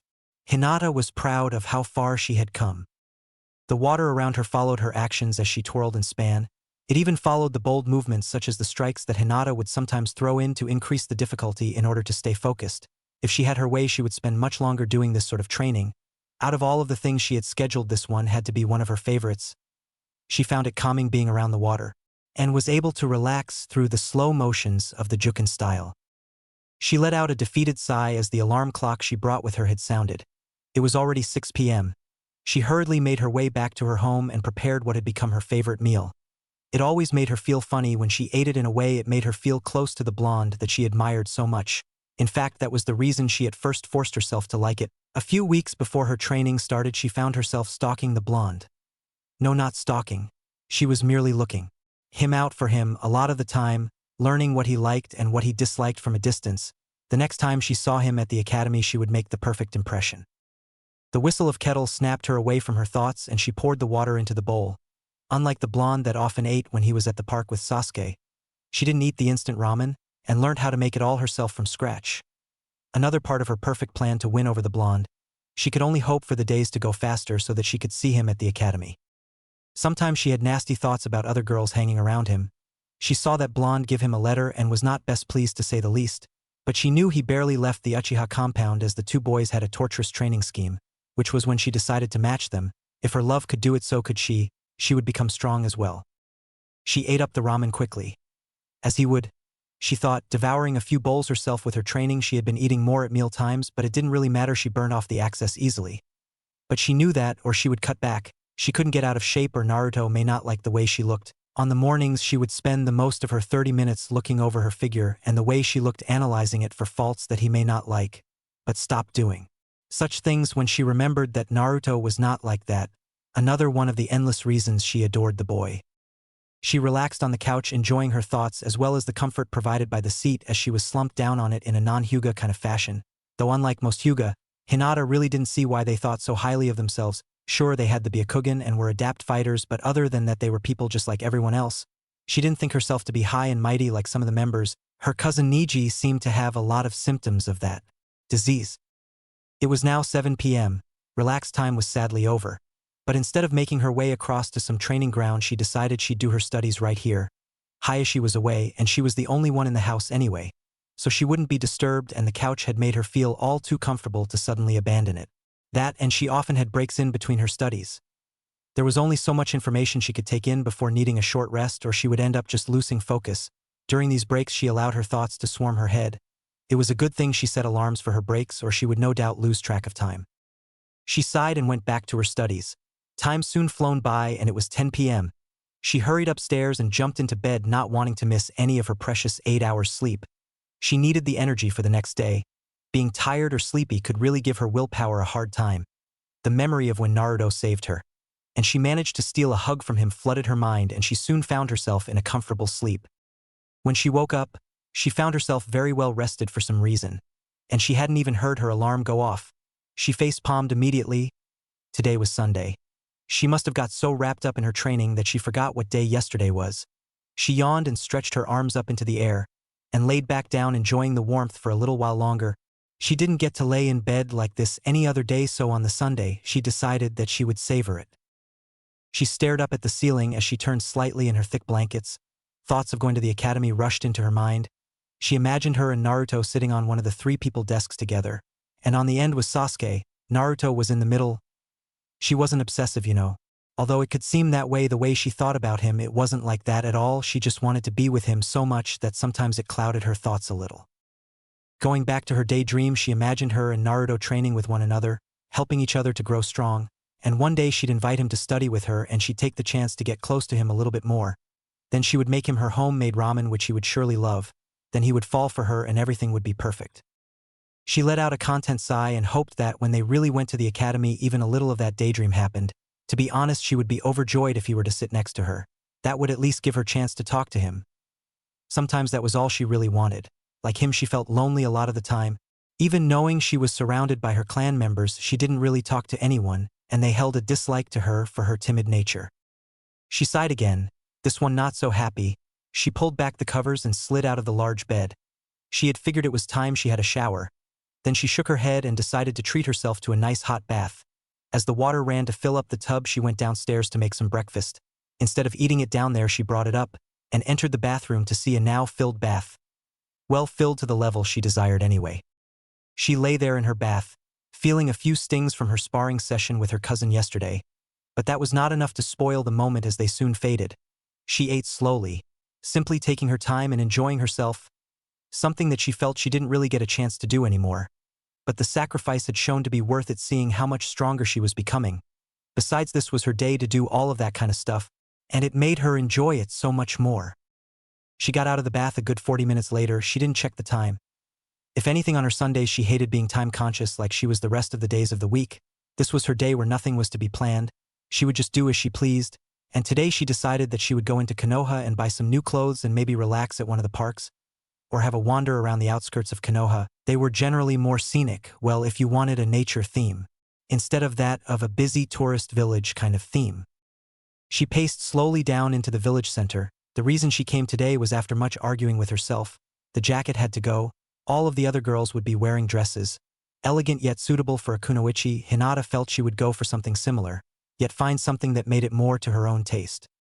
She looked through a few of the stores and she was picky to say the least, though this had to be just right and she had already tried on a dozen of the dresses. She came into the last shop. She'd never been in here before, so maybe there was still hope. Most of the stores she had gone to were upper class and all of the dresses were more suited for special occasions, or made kunoichi show of the fact they were upper class, something that Hinata didn't like at all, so she decided to try this store instead. It felt more down to earth and she had a feeling she would find what she was looking for. She was right. The room before her had so many clothes that had appealed to her immediately. Seeing as this was her Sunday and she had nothing better to do, she tried them all on, finally coming out of the dressing room in what she had decided on. She tried with the dresses, but it just wasn't for her. If anything, it made her feel less ninja-like, and more like a civilian woman. Not that she held anything against civilian women. She just wanted to be taken seriously. The top she had chosen was a light shade of purple, and was closer to violet or indigo than purple. Along the arms and sides of the top was a slightly darker shade of the previous color that looked more like a dull blue. It also had slightly lower than normal v-neck and came with a white undershirt. A white triangle of the undershirt was shown beneath the v-neck and complemented the white fur on the collar and the bottom of the top, where her waist would be, which was also decorated with a strip of white fur. In the center of the top was a purple crisscross pattern that went down to the lower part of the dress. This was also the darker shade of purple. The pants she had chosen were simple. They were black with no real design to them, except that they clung to the shape of her legs just as well as the top, and they showed of her figure, instead of hiding it like she did with her old jacket. The pants also weren't full length. Instead, they were around 3/4 length and shown the remaining of her legs. For new boots, she decided to go with the standard ninja boots/sandals, except she went for a black pair instead of the usual navy blue color.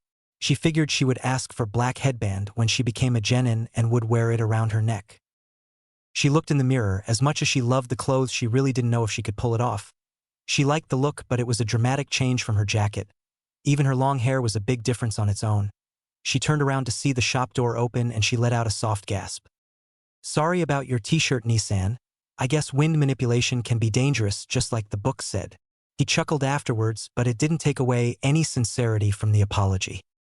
"Baka, I guess it's payback from when the lightning struck your kunai and zapped you." The raven-haired boy laughed at the memory before looking for his usual in the shop. Hinata was at the back of the shop now, panicking. It was him. Naruto was in the same room with her, and he was going to see her in the new clothes. Well, if he likes them, then I will definitely buy them, she thought to herself as she did. If on cue, the blonde turned in her direction, but didn't seem to recognize her and started looking at the sandals near to where she was stood. "Ano and Naruto Keikuin?" she said quietly to the blonde, tugging on the arm of his sleeve just in case he never heard her. The blonde turned and looked at her with a smile. He looked her up and down, trying to figure out who it was. Then his eyes met hers and a blush fell across her face. "Hey Hinata-chan, are those new clothes? You look really good in them," he exclaimed. Hinata froze and a heavy blush formed on her face as she hid her cheeks in her hands. Do you really mean it, Naruto-kun?" she asked, finding confidence in his kind words.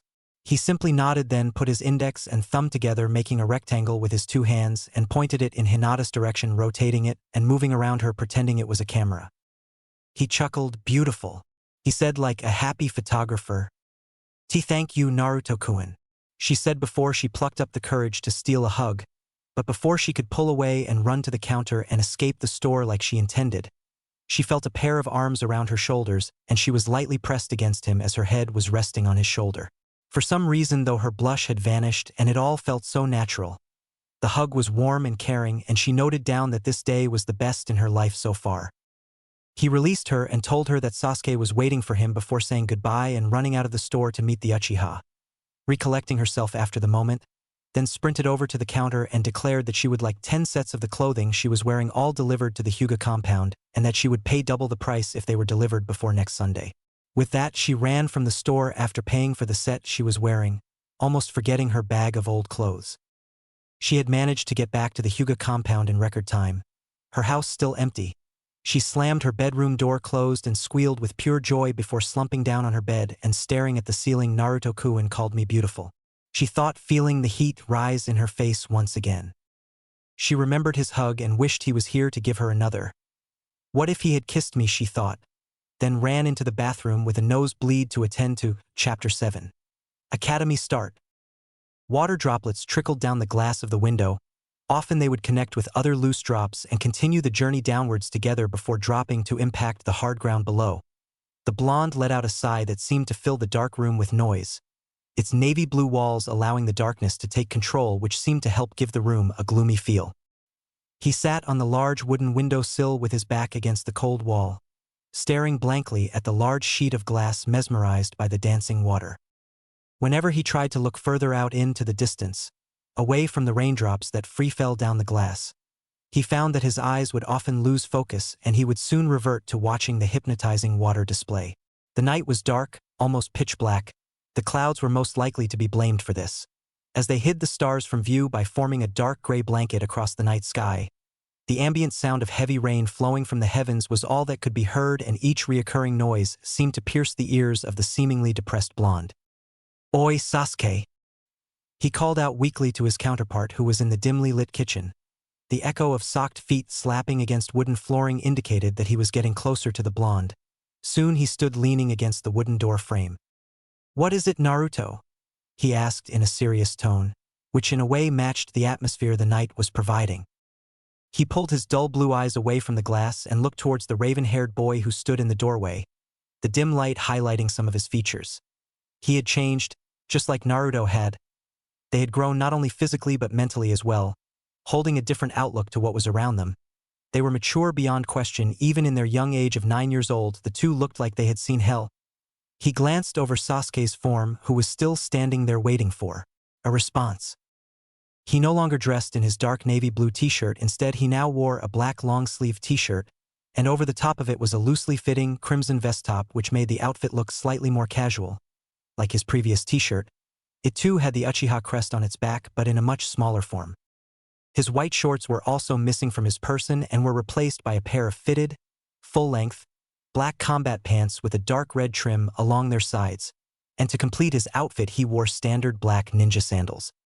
Do you think they'll accept us?" he asked the boy standing in the doorway, who then let out a sigh and disappeared into the kitchen. Sensing the importance of this conversation, he had went to pour himself and Naruto some green tea, hoping to calm the both of them. He carefully walked back into the living room, passing the cup of hot tea to the blonde, and sitting at the other end of the large windowsill. Sasuke stole a glance at the window before answering Naruto. In all honesty, though he couldn't answer, he felt the same as the blonde sitting before him. It took him a little while just to think where to start. "I don't know what to think. I assume that people will act like they always have around me. They haven't been given a reason to change." The blonde only answered with a nod before the two gazed out of the window. "I was always excited about joining the academy until now," Naruto said before turning towards the dark-haired boy. Sasuke let out another sigh before he let his head bang against the wall softly as he stared up at the ceiling. "There's no way around it. It's the only way we can become genin. Besides, it's too late now, we start tomorrow," he said, sounding a little defeated. "Such a waste of our time. I'll be surprised if we learn anything at all," he huffed towards the blonde. "Well, soon after we finish the academy, I heard we get put into teams. That means we'll get to do missions," he said, a little excitement evident in his voice before fading as if it were never there at all. "I just hope she isn't there." As the blonde said this, Sasuke's eyes turned cold. "If she is, I'll deal with her," he stated. The blonde gave a sad smile and the two decided to change the subject. After a while, the two decided that it was time to call it a day. Tomorrow, after all, would be their first day of the academy. They trained all their lives for this, and soon they would be real ninja, even if only the low rank of a genin. By the next day, the rainstorm had passed completely, leaving puddles to decorate the empty early morning streets. Naruto let out a yawn. Even after getting dressed and completing his daily routine, he still needed a little extra time to wake up.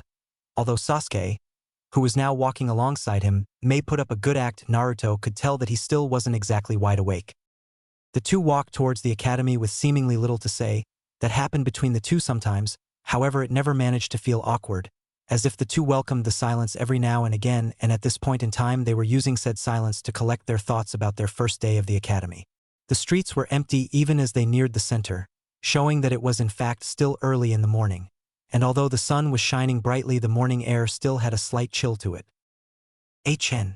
Sasuke let out after seeing a few other academy students on their way to the academy, and the blonde beside him used it as a conversation starter of sorts. "What's wrong, Sasuke?" Naruto asked. Usually when Sasuke made that noise he was displeased about something or merely shrugging something off. "It's nothing. I'm just glad we haven't been pestered like we usually are," he said with a smirk. Naruto just gave a nod. He too was getting sick of being confronted in the streets. Finally the two arrived at the academy doors, and instead of waiting for an invitation, much to the surprise of the other students that had previously arrived, the two walked straight inside and casually traveled down the corridor until they reached what they believed would be their classroom. Soon after, the crowd of students outside soon followed their lead and were all crowded round the door to the room. Irika opened the door expecting to go meet his new students by the front entrance, but was shocked to see them all herded around the classroom, but shown them a smile and passed it off as their motivation to learn and become ninja. After allowing them to enter the class, he had them line up at the back of the room, and each student was made to introduce themselves, which finally ended with Irika introducing himself to the class, before allowing them to choose their seats. There was a shuffling of feet and the students began to sit down, Naruto sitting down next to Sasuke, of course, with an empty seat to the left of him. Naruto looked around the room and saw that a few people were still deciding where to sit. That he saw her, and she looked angry to say the least. She fumed over to the table in which he was sat and began tapping her foot as if waiting for something. Naruto tilted his head to the side in a confused gesture, questioning what the girl was waiting for. There was a seat spare after all. "Will you move already?" she huffed in a tone he soon remembered. It was her. Sasuke's frown deepened. He knew it was Sakura who had done it to him as soon as Naruto had finished telling the story. Well, he didn't know anyone else their age who had pink hair, and being truthful to himself, he decided it was probably something she would to vent her anger. He was going to deal with this just like he told Naruto he would, but apparently he was beaten to it. "Ah, I remember you now, Sakura-chan," he said to the girl politely. The girl just glared at him before he continued. "I forgot to thank you," he muttered to her. He had caught her interest and she decided to ask, "To thank me for what?" she said with her glare still fixed on the boy. "If he would just move so I can sit next to Sasuke-kun, then he wouldn't have to bring it up," she raged to herself. "Well, carving the word demon into my chest with a kunai before stabbing me in the stomach, of course," he said without even a stutter. A lot of the students in the room gasped at that, and Irika now wore a serious frown. "I'm sure you remember, Sakura-chan. You know, after I was pinned up against the wall with kunai stuck in my arms," he said in his normal cheery tone. Hearing it made Hinata wince at the memory. "Sakura, outside now," Irika stated in a no-nonsense manner, and the pink-haired girl soon walked out of the room, head hung low, staring at the floor. Sasuke gave a satisfied smirk to the blonde, although he wasn't going to forgive her for what she had done. "And Naruto-kun, you can sit over here next to me if you like," said a timid voice from the far left corner of the room. Naruto looked at her with a smile. He hadn't seen Hinata in almost a year but couldn't take up her offer. "Sorry, Hinata-chan, I can't do that," he said before glancing at Sasuke and looking back up to Hinata with a smile. "You can sit next to me if you like. After all, you didn't even reply to my letter," chirped a voice coming from the table behind him. He turned and smiled when he recognized the blonde from all that time ago, surprised that she actually remembered. Ino-chan, your table doesn't have any empty seats," Naruto said, a little confused, and he didn't want to embarrass the girl for her mistake. "That's okay, Naruto-kun. I'm sure someone will give up their seat," she said with a sweet smile before turning and glaring at the people next to her. Naruto scratched the back of his head, a little embarrassed by the girl's actions. It wasn't a mistake after all. A frown now dressed Hinata's face as she decided she had to take control of the situation. So she marched over to where Naruto was sat and proceeded to sit next to him. After she had sat down, she gave him her most innocent smile, hoping that he wouldn't make her leave the spot. Fortunately for her, though, he just gave her a foxy grin. Irika excused himself from the class with good reason. Sakura was waiting for him outside like she had been instructed, and attacking another member of the village, whoever they were, is to be considered a crime. After informing her that she would be punished for her actions, the two headed to the Hokage Tower, where the Hokage would be the one to decide her punishment. A few minutes later, Irika had returned to the classroom and the students again were waiting to learn. However, the matter had not yet been dealt with. Naruto, the Hokage would like you to head over to the tower for an important meeting. Irika said calmly. He had become quite good at masking his anger over the years. The blonde looked a little shocked, but eventually he nodded and headed off towards the Hokage tower, hoping that he wasn't in trouble of any kind. He arrived at the Hokage tower in record time, which caught the third a little by surprise, but he welcomed Naruto into the office nonetheless. However, when seeing Sakura, he wasn't sure what the meeting would be about, although he didn't think he was the one in trouble anymore. Naruto, as the actions by were in fact against you, you are to be the one who decides the method of punishment. Also, I believe she has something to say, the Hokage said before taking a long puff of his pipe. G. Gomen, she said with sincerity. Naruto just let out a sigh, before nodding. Okay, I've thought of her punishment, he said, surprising the two. Sakura winced, knowing that whatever it was wouldn't be nice. The Hokage just nodded, allowing Naruto to go ahead with whatever he had planned. Come with me, Sakura, he stated before she followed him out of the room. Sakura sighed as she walked down the stairs. She knew it was going to be something twisted and horrible. It had to be for what she had done to him, but to her surprise he turned and smiled weakly. So what are you going to do to me? She said. His silence was practically killing her. For your punishment, he stated in a serious manner. I want you to get to know me. I don't want people to think of me as a demon. Hopefully you won't think I'm so bad after you've gotten to know me, he said in a hurt voice, even if he didn't usually show it. Being called a demon wasn't exactly fun. Sakura was now wide-eyed and her jaw hung loose. That's his punishment? She thought, wondering on what kind of punishment that was. Not that she was complaining. She was getting off easy. Well, let's go. First I'll show you my old apartment, I guess, he said before leaving her behind to process what had happened. Soon though she ran after him and caught up. Who knew if Anbu were watching her? After climbing the stairs to the apartment, Sakura looked at it. Her first thoughts were that the building was run down, and people shouldn't have had to live there. She even noticed on the way up that his bedroom window seemed to be broken. She let out a sigh. It was still much better than any other form of punishment. Naruto opened the door and slumped down onto the couch. He had left most of his things behind when moving into the Uchiha compound, and unsurprisingly they still remained. He patted the seat next to him, telling her to sit down. But before she did, he stopped her. Oh, why don't you put a movie on? It'll make this at least a little less awkward. She was again surprised, but nodded and chose a movie before putting it on and sitting next to the blonde. Not too close to him, she didn't want to be here, but not too far. Distance could really make the room stay silent, or so she had been told. So this is it? My punishment is to watch a movie with you? She said, a little angry. It seemed to her that he was taking advantage of the situation. Naruto understood she had took it the wrong way. Well, you think of me as a demon. This is my chance to show you that I'm just like everyone else, he said calmly, although she hated to admit it. That did make sense and only added to her already overflowing guilt. There was silence in the room for a while, and the two just watched the movie until Naruto spoke up. I'm sorry about what I said earlier. I could see guilt in your eyes, but, well, he said, trying to think of a good way to word the next statement without causing her to get angry. Most of the girls kinda like Sasuke and I didn't know if you did too, and if I didn't say something he would have for sure.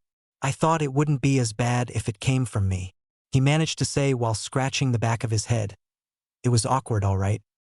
Even after all I did to him, he was still thinking of what would be best for me? What the hell is with this guy? She thought to herself, confused about the whole matter, feeling even more guilt about what she had done. I am sorry for what I did, she muttered out sincerely. Not like he will forgive me though, huh? She questioned in her mind. For some reason she felt a lot more relaxed after she apologized. It's okay. In fact, since you've apologized, I guess I can forgive you, he said with a genuine smile. Things were going better than he expected. Not once did he think that she would apologize to him. What? Just like that he forgives me? I'm so confused, she thought to herself, although the guilt was seemingly gone from her actions after he had spoken. She found herself slumping against the couch and looked towards the blonde. Was it possible to be this kind? What's with you anyway? Why are you doing all of this? She asked, hoping he'd explain in more detail. Why keep enemies when they could be friends? He stated. It took a little while to settle in for the cherry blossom girl, before she sat up straight and looked at him like he was crazy. So, you want to be friends with me? She asked nervously. For a punishment, this wasn't so bad. Well, if you don't mind, he said, scratching the back of his head. Well, okay, she answered. Naruto flashed her a happy grin before going to make himself a drink. Of course, he offered his guest one as well and soon carried the 2 glasses back to the couch. He could tell she still seemed pretty tense. Just relax, would ya? You apologized, so all that stuff doesn't matter to me anymore. Like a fresh start, he said with a smile. But I doubt Sasuke and I would think the same, he muttered, which didn't go unnoticed judging by the horrified expression on Sakura's face. Naruto noticed that the girl suddenly seemed depressed and the blonde let out a sigh before sitting next to her. So, does he hate me? She said in a volume only just louder than a whisper. Naruto decided blunt is best for this situation and decided to roll with it. Yes. He takes a very strong disliking to anyone that's harmed me or even insulted me, because of what is sealed inside me. He stated it might have seemed cold, but he thought it for the best. The pink-haired girl let out a sudden sniff. So you do like Sasuke and I after all, huh? He asked only to receive a slow nod. What could I do? To make him forgive me? She asked shakily, but Naruto just shook his head. Just leave him alone, he stated, and she was about to argue when he continued. Like people say, time heals all wounds, but unfortunately Sasuke and I have a lot of wounds. She looked up at that a little confused. What do you mean? She asked curiously. Sasuke rarely spoke to her, and when he did it wasn't for long, although the two had spoken in almost 2 years now. That's not my place to say. If Sasuke wanted you to know, he would have told you, Naruto said, giving a slight smile which took away the sting from his words. The best chance you have of him forgiving you is to stay away from him, or every time he sees you it will just remind him of what you done. Again, all she could do is nod when suddenly she felt a hand on her shoulder. Come on, let's go back. This was meant to be my first day at the academy after all, he said with his usual cheery tone, which managed to lift a sad smile to the girl's face. The two headed back to the academy. Naruto was walking quickly as he didn't even want to leave in the first place. Never mind spend roughly an hour in his old apartment. As soon as he arrived, he pushed open the building's large double doors before walking hurriedly to his classroom. He got a few strange looks from the class, most likely wanting to know why he was called to the Hokage Tower. After him, though, Sakura walked in the room and they suddenly understood. Naruto resumed his place in between Sasuke and Hinata, and Sakura found herself sitting in the corner out of the way.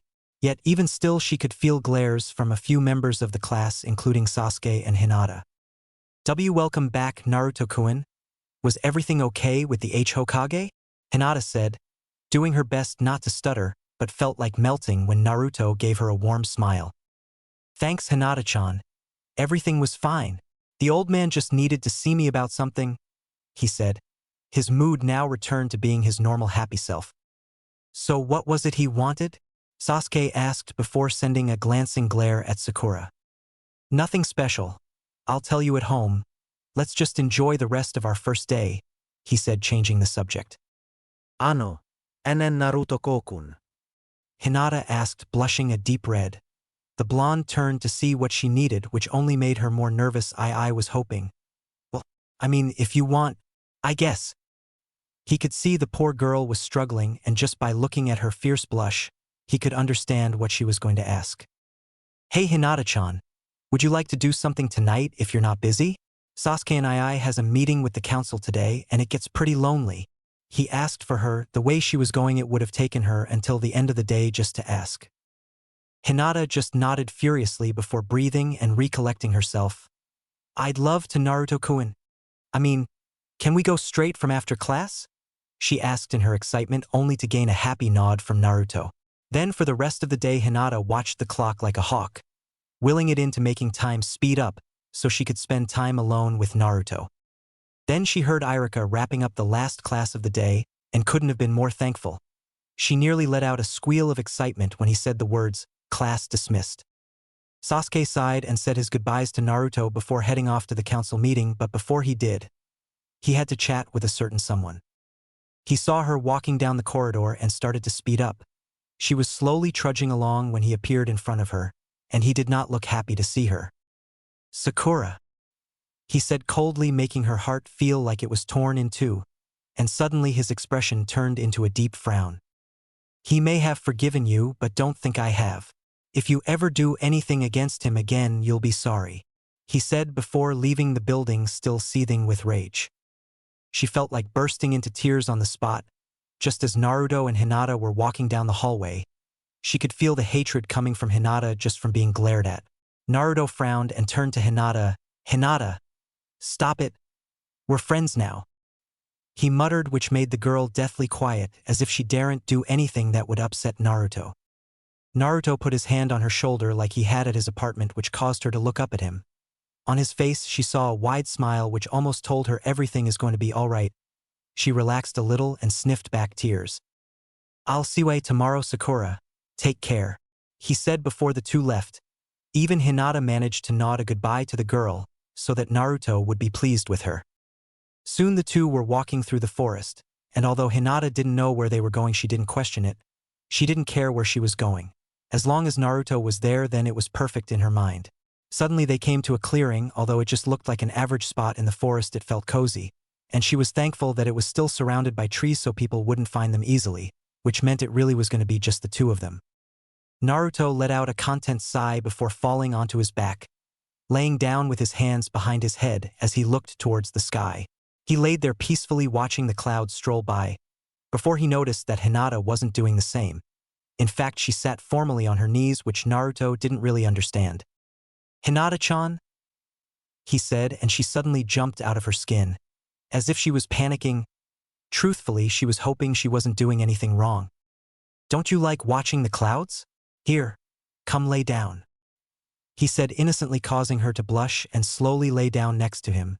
When she was sure he was looking up, she scooted as close to him as she could without the two of them touching. Naruto, seeing the subtle movements, had a grin on his face, before he faced Hinata, then gave her a look of shock. Suddenly she started panicking again, just as he planned. He leaned in towards her face, squinting his eyes, almost like he was inspecting her. Doubts were flying around in her head at 1,000,000 miles per hour before Naruto spoke. "Hinata, what is that all over your face?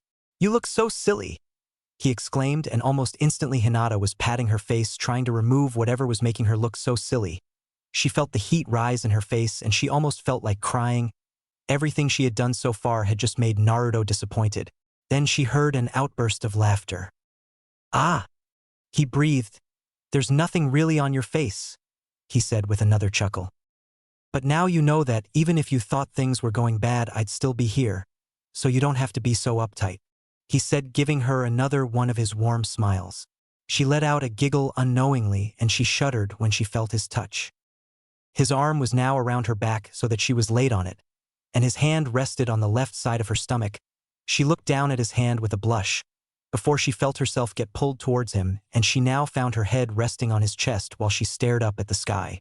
Although the sky didn't keep her attention long, as she looked down from it and wrapped her arms around the blonde before nuzzling against his chest in an attempt to get comfortable. But she immediately found that comfort when she felt his other arm wrap around her, softly holding her against his chest. She knew that any moment she'd wake up and that it would just be another one of her dreams, and she let out a heavy sigh of defeat. "What's wrong, Hinata-chan?" he asked, to get no reply. "Hinata?" he asked again.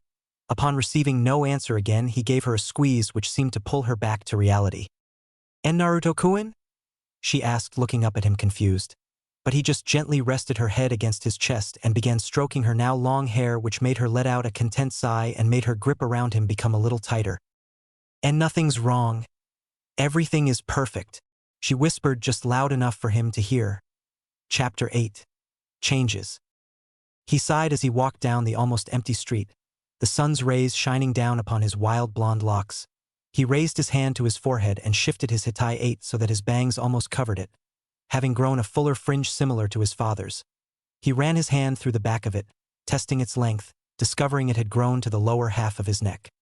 He blinked a couple of times before rubbing his eyes, removing the sleep that still remained in them. They shined a brilliant blue and the boy seemed to radiate a summery feel, including the warmth. He pulled his white jacket open even further than it already was, hoping that he would manage to cool down a little more. His new jacket suited him a lot better, or so Sasuke had said. It was a brilliant white with a high collar that stopped just below his hairline. Its light blue trim matched his eyes, and the single shirt-like pocket stopped the jacket from looking too simple. He'd also changed his bright orange pants for a pair of baggy black combats. Along the side of them were strips of white which matched his jacket nicely.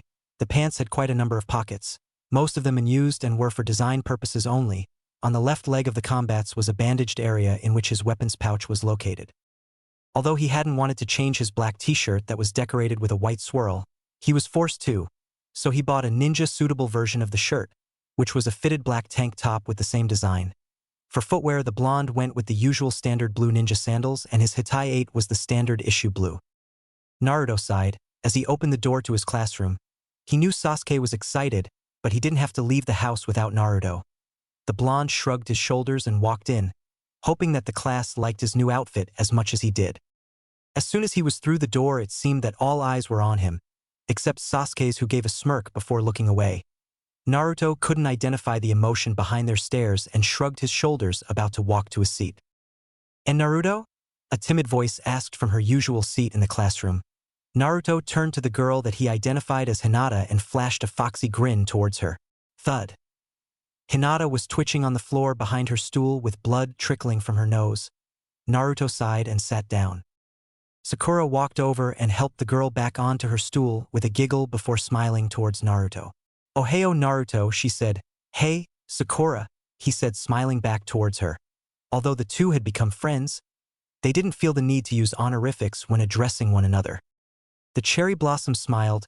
"Maybe we'll be on the same team," she said before going to sit down in her usual spot in the corner of the room. Naruto was about to answer before being interrupted by the blonde female that sat behind him.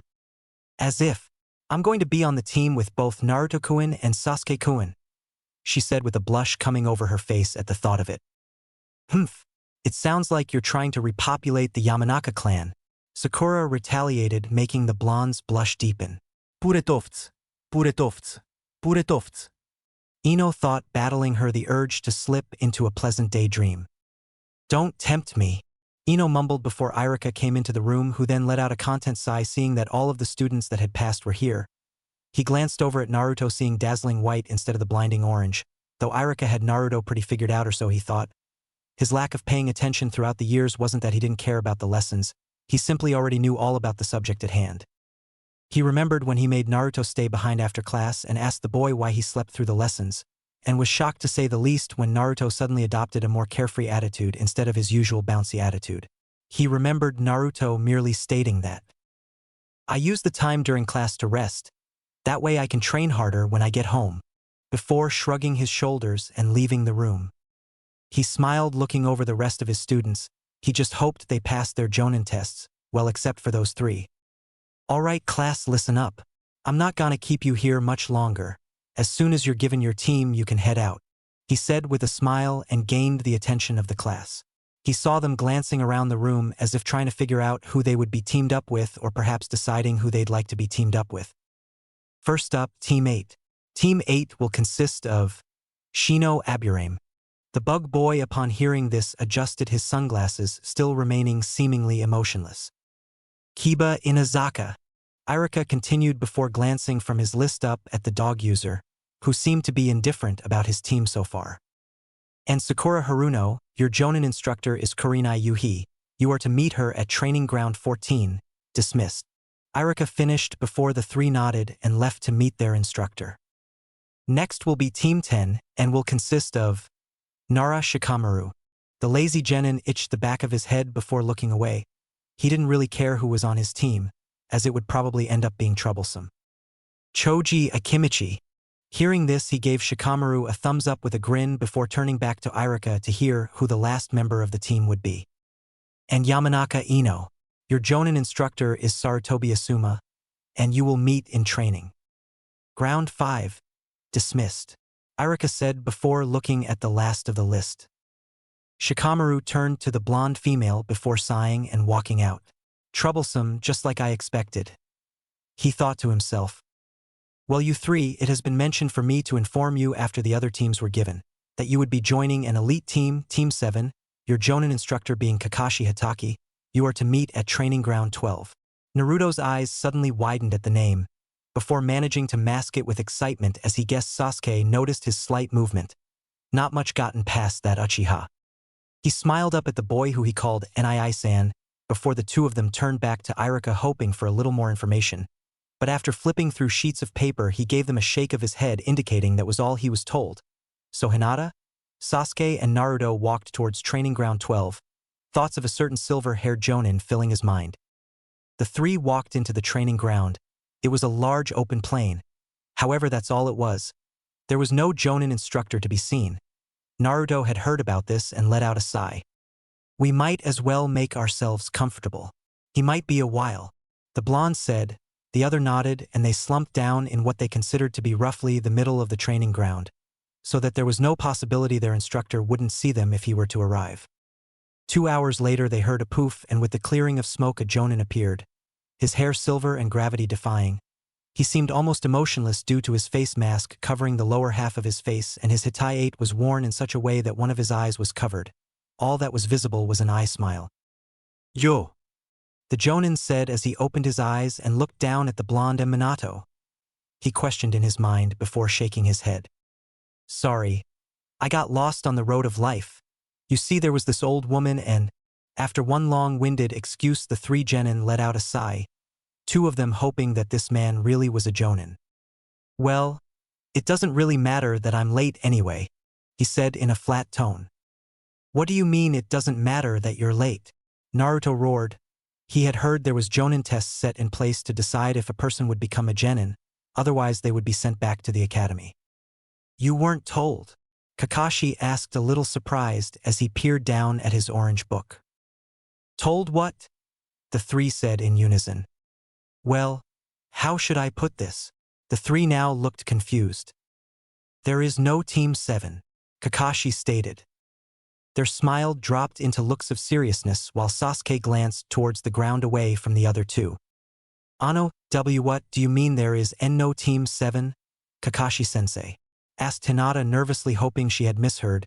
Here she was on a team with Naruto, and apparently the team didn't exist. Well, Hinata, it is exactly as I said. He let out a sigh.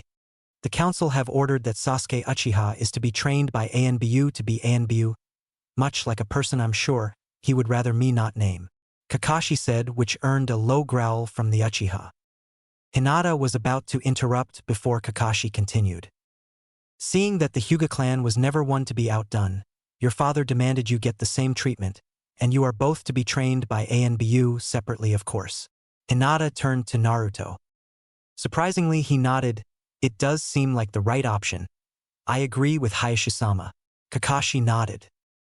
You two are dismissed, Kakashi said before the two ANBU to be left the training ground, leaving only Naruto. Honestly, Naruto chuckled. I didn't think that they'd assume I was so dangerous this early. Kakashi only smiled, but knew full well what he was talking about. ANBU had monitored the two in the Uchiha compound for some time. The Jonin sighed. Looks like it will be just me and you after all. We will waste no time with D-rank missions. Naruto nodded to the elder. Can you tell me about my father? Naruto asked nervously. If what had heard was true then. Your father? I don't think I've met him, sorry. Kakashi said, a little saddened. Take away the whiskers, Naruto said bluntly to the silver-haired Jonin, who showed no signs of shock. So I was right after all. You probably know that he was my sensei, right, Naruto-kun? Kakashi said with a smile. He had been given the opportunity he wanted all of those years ago, to help his sensei's child. Sasuke's older brother had left a bingo book lying around, Naruto said before chuckling towards the Jonin.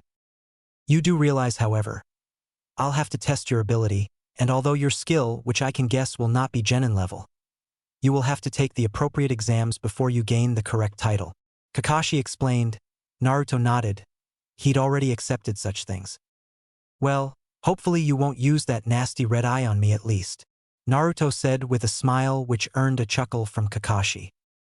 I must really be getting famous, he said with an eye smile. Hokage-sama, I am here to report, said a loyal ANBU with a cat-like mask. The old Hokage just nodded and took a puff of his pipe. It was beyond what we expected, though he seems to have stabilized over the years. He has also gained power.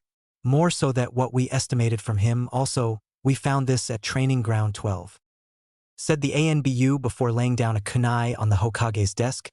It was an odd shape and had 3 prongs, the middle one being slightly longer, and an unknown writing decorated the handle of the kunai. The Hokage's eyes widened. Get thee out of here, quickly! As the ANBU hastily moved his arm towards the kunai, and then there was a yellow flash that filled through the room and Naruto appeared on the Hokage's desk in a crouched, landing position. He looked up towards the Hokage who had shock written all over his face. Thanks for the team. Good to see I'm a trusted member and ninja of Konoha. Naruto spat out towards the Hokage, who had a feeling of guilt and shame wash over him as he glanced away from the boy. Impossible. Hokage-sama? Is he the Yandame's son? The ANBU cried out to the old man who sat behind the desk. Naruto swiveled around to face him. Sorry, kitty, you've just revealed an S-rank secret, he said before vanishing from the room in a flash of yellow. Before he could ask the Hokage what he meant, 2 ANBU dropped into the room and removed the man. Sasuke Uchiha, awaiting specialized unit. The ANBU behind the hawk mask said. Hinata Hyuga, awaiting specialized unit. The ANBU behind the fox mask said. The Hokage puffed out smoke that filled a portion of the room before he looked back towards the 2 in front of him. Uchiha Sasuke, you are to be trained in assassination. The male behind the hawk mask nodded. Hyuga Hinata, you are to be trained in tracking. The fox-masked female nodded before the 2 disappeared in a shunshin. The Hokage let out a sigh as he puffed on his pipe. Reflecting on Naruto's actions, he shook his head. For once in a very long time, he wasn't sure on what to do. Upon hearing someone knock at her door, Sakura rushed down the stairs. She was the only one at home. As per usual, her parents didn't speak to her much after she had shamed their family, so any company was welcomed with open arms. Oh, Naruto. Come in, she said, moving aside to let the blonde in. He flashed a weak smile before the 2 walked into the living room. Is there anything I can get you? She asked with a smile. The blonde had a determined look in his eyes. It seemed to put Sakura on edge when she glanced at him. Actually, Sakura, there is one thing you can do, which is why I came here, he said before placing his jacket down on the couch. What is it, Naruto? She asked, a little surprised. Her shock continued as he pulled off his black tank top, leaving him shirtless. Sakura took a glance and was rather shocked to see that his body was built. Not enough to be considered bulky, but definitely athletic. But as her eyes traced up his body, she saw her mark. Etched into his chest, acting like a bridge between his pectorals, was a carved-in scar that read, Demon, just as his story had said. She winced and looked away from it. I am S or dash, she said before being interrupted. Well, you see, Sakura, I'd like you to do it again. This time use this, he said, handing her a 3-pronged kunai.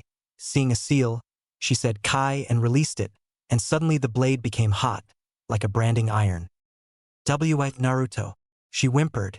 The blonde smiled at the pinkette, which seemed to ease her. Don't worry, just make it nice and big, he chuckled before biting down on his index finger, showing he was ready. She dropped the kunai into water.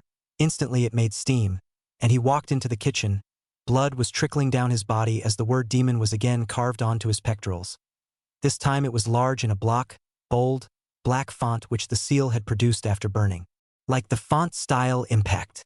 The wound quickly closed due to a certain fox, and he allowed Sakura to wipe the blood from his body. Thanks, Sakura-chan, he said, adding the honorific, which made her look at him a little curious. It was a lot to ask from you, he said with a smile. Fishing into his jacket pocket, he pulled out a necklace that looked similar to a regular steel chain and pulled it on before grabbing his jacket. Picking up his tank top, he was about to place it in the bin before he turned. Odd question, but you don't want this, do you? I don't like to waste, he said, scratching the back of his head. To his surprise, she nodded to his offer and added a chuckle.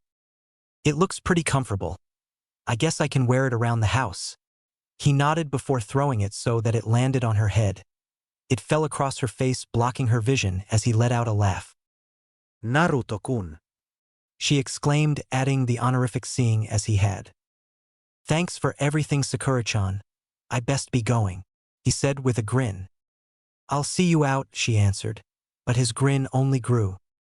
No need, he said, and with that, and a blazing flash of yellow light, he was gone. Sakura took off the top she was currently wearing and slipped on the still warm tank top. The warmth made her shudder slightly before she gained a grin on her face and ran out of the front door. Ino is going to be so pissed, she thought, giggling as she ran down the street. Though what she didn't see was an ANBU member glancing over the town from a rooftop, stood proudly, wearing the mask of a fox. Her eyes followed the pink-haired girl as she glared down upon her. She had seen the whole event. Naruto had done nothing wrong by all means. If anything, she just saw it as him getting a tattoo from the pink-haired kunoichi. However, the fact that the girl was scurrying around the village wearing a piece of his clothing, that was wrong. With a blaze of yellow light, Naruto appeared in his home, the Uchiha complex. In the house he had lived in with Sasuke for many years, he stood in the bathroom admiring his new tattoo. Now his upper body outfit consisted of his jacket and the metal chain around his neck. He wore no shirt and his tattoo was visible for all to see as his jacket was still open. I need a kick-ass sword, Naruto said with a smirk before heading downstairs. He heard the door open and sped up, hoping to see Sasuke. When he arrived downstairs, he saw a member of ANBU with a hawk mask. His chakra flared and his blue eyes, although remaining blue, now showed slit-like pupils. You have no right to be here. You are trespassing on the land of the Uchiha. This land belongs to my brother, Naruto roared to the ANBU, who span around feeling the killing intent. The ANBU smirked behind his mask before pulling it off. Well, it's good to see how protective you are of this place, he said with a smile. Sasuke ni. Naruto stated as he relaxed and his chakra dispersed. The blonde let out a relieved sigh. I thought they might have been looking for something, he said with a chuckle as the Uchiha shook his head and laughed. Honestly, and I thought you were listening to Kakashi today, he said with a chuckle. Naruto just scratched the back of his head nervously before remembering the conversation. Naruto? The Uchiha quickly cried out. What the hell happened to your chest? He asked in a protective tone. The mark was a lot bigger than he saw before. The previous one was a small carving. This looked more like a tattoo. Oh, I did it. It's part of who I am. Besides, it will save people telling me what I already know, he said with eyes full of determination, not his usual look when talking about the whole demon subject. Sasuke sighed. Well, it does look kinda cool, he said with a smirk. Naruto's face lit up. I know, right? He said with confidence before walking towards the kitchen. You hungry, Sasuke ni? Asked Naruto, only to receive the obvious answer. So he started preparing the cup ramen. Sasuke walked into the kitchen. Hopefully this went well. Naruto, he said, and the blonde quickly spun with a smile on his face. What's up? He chirped. Well, the Uchiha sighed. Hinata won't be able to spend as much time with you anymore. And it's the same for me, Sasuke said, a little pained. The blonde just shone him a weak smile.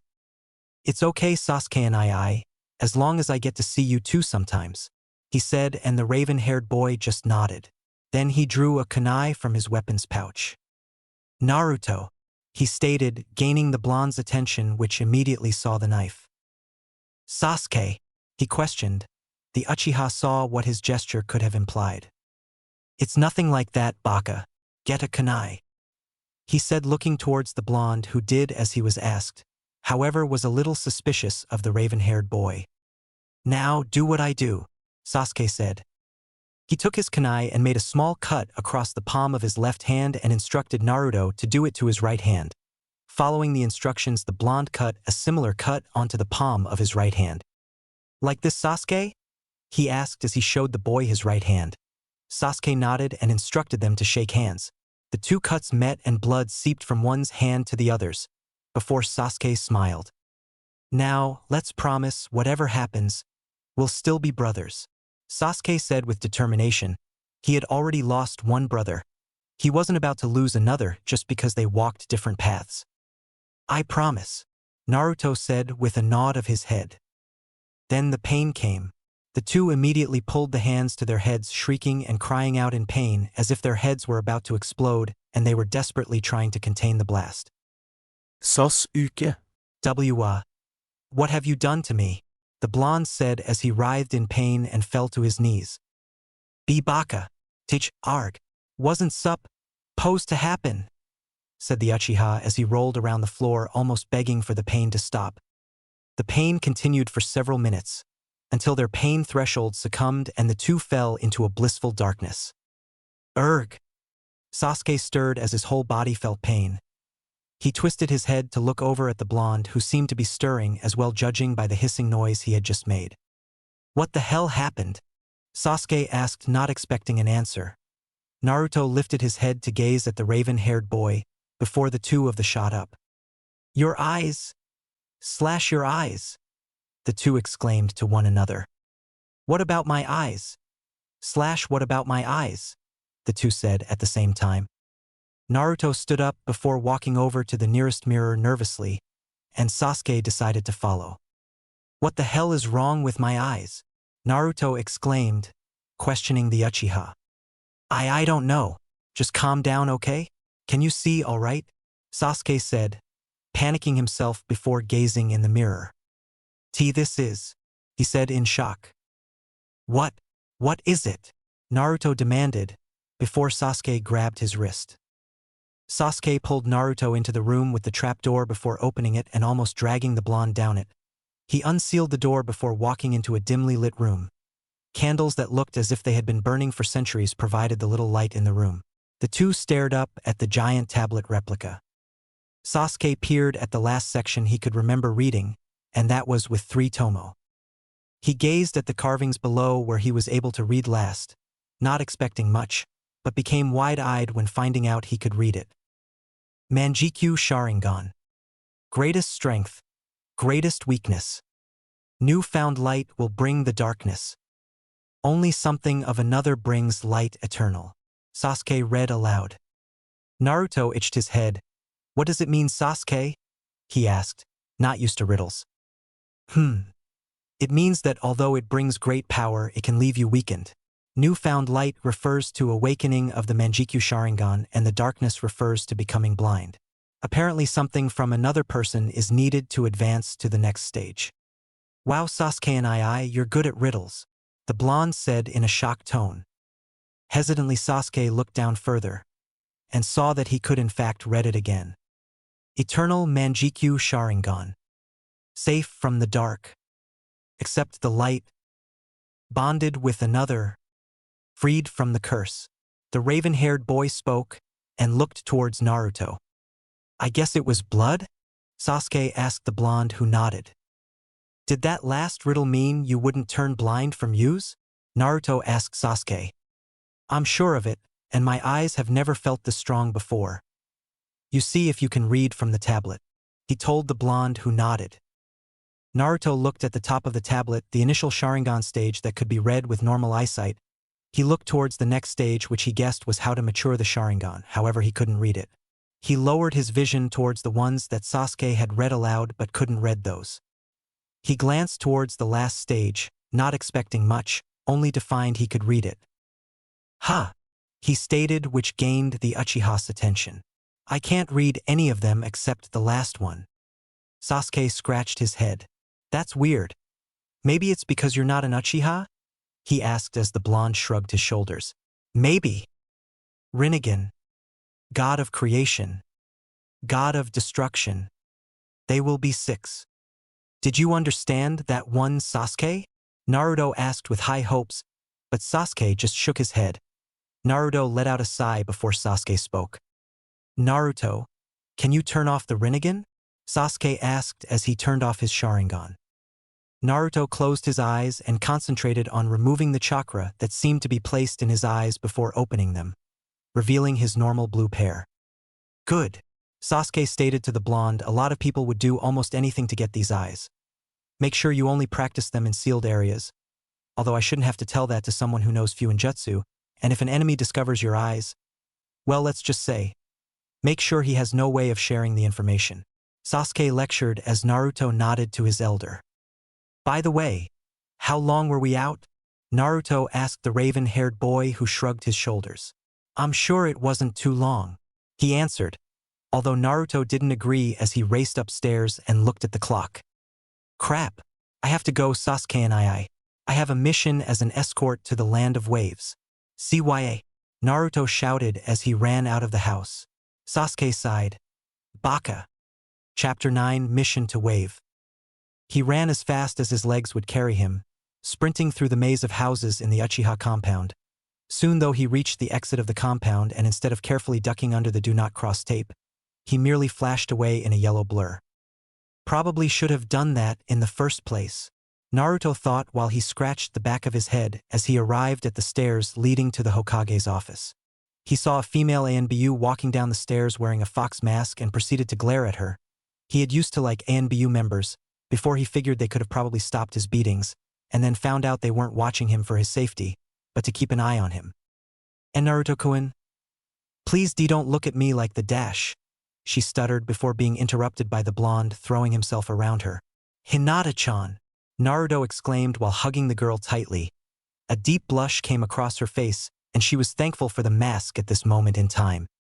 Why are you going to see the Hokage, Naruto-kun? She asked the blonde who pulled back to look at her, panic written across his face. That's right. Sorry, Hinata. I have to get my mission, he said before charging up the stairs. She smiled at the blonde and decided she would wait for him to come back down the stairs, so she could at least say goodbye. Though something she didn't want to see seemed to be approaching the Hokage tower.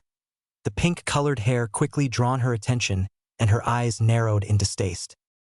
Naruto opened the door and went inside the Hokage's office. He looked towards the man with masked eyes, not showing the warmth they once held for the man. Now his cerulean eyes seemed to be guarded. As if not wanting to give anything away, he no longer trusted the man like he once had. The Hokage let out a sigh. He knew what he was doing was wrong.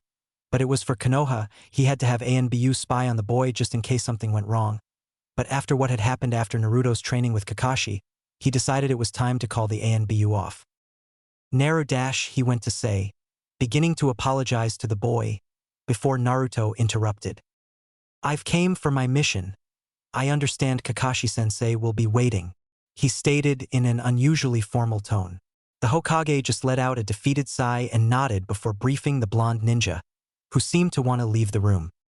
Naruto walked down the stairs of the Hokage tower. He was still angry at what the old man had done to him.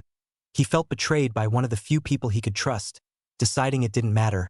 He let out a sigh before continuing down the staircase, seeing a shade of pink that he recognized. A small smile came about his face. Ohio, Naruto-kun. I heard you were going on a mission today, the cherry blossom said to the blonde with a smile. Hinata's eye twitched angrily. Naruto-kun? She thought to herself.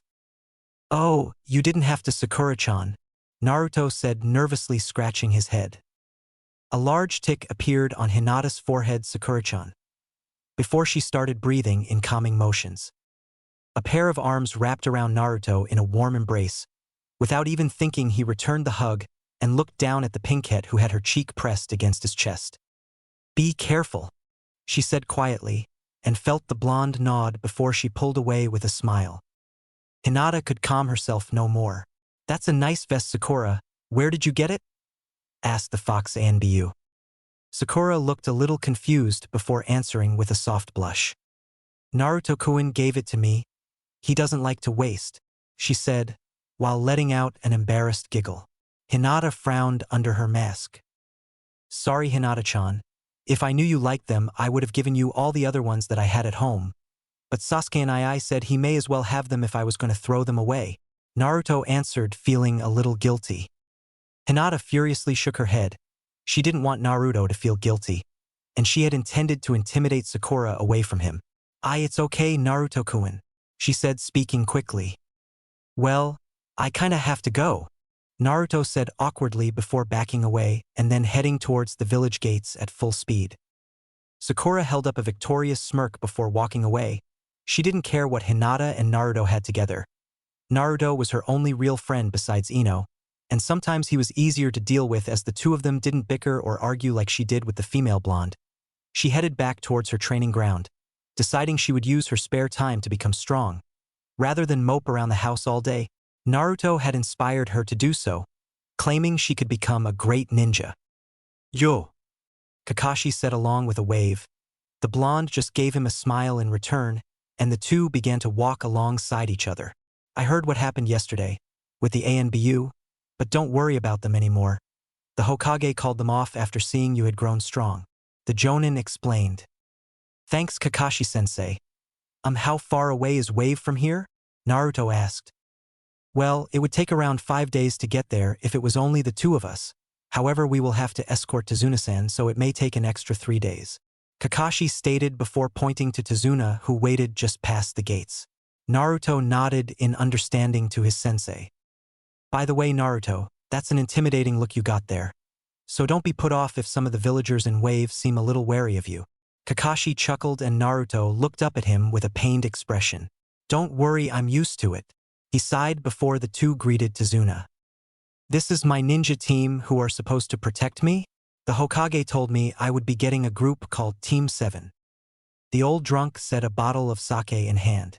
Naruto frowned at the man and was about to voice his opinion before Kakashi took control of the situation. Don't worry, Tazuna-san. We are more than capable. I assure you, the scarecrow said, giving the man an eye smile, which seemed to ease him a little. Fine, but it's important that I build this bridge, Tazuna exclaimed, only to get a nod from the ninja, deciding not to pry. The three traveled at a slow pace.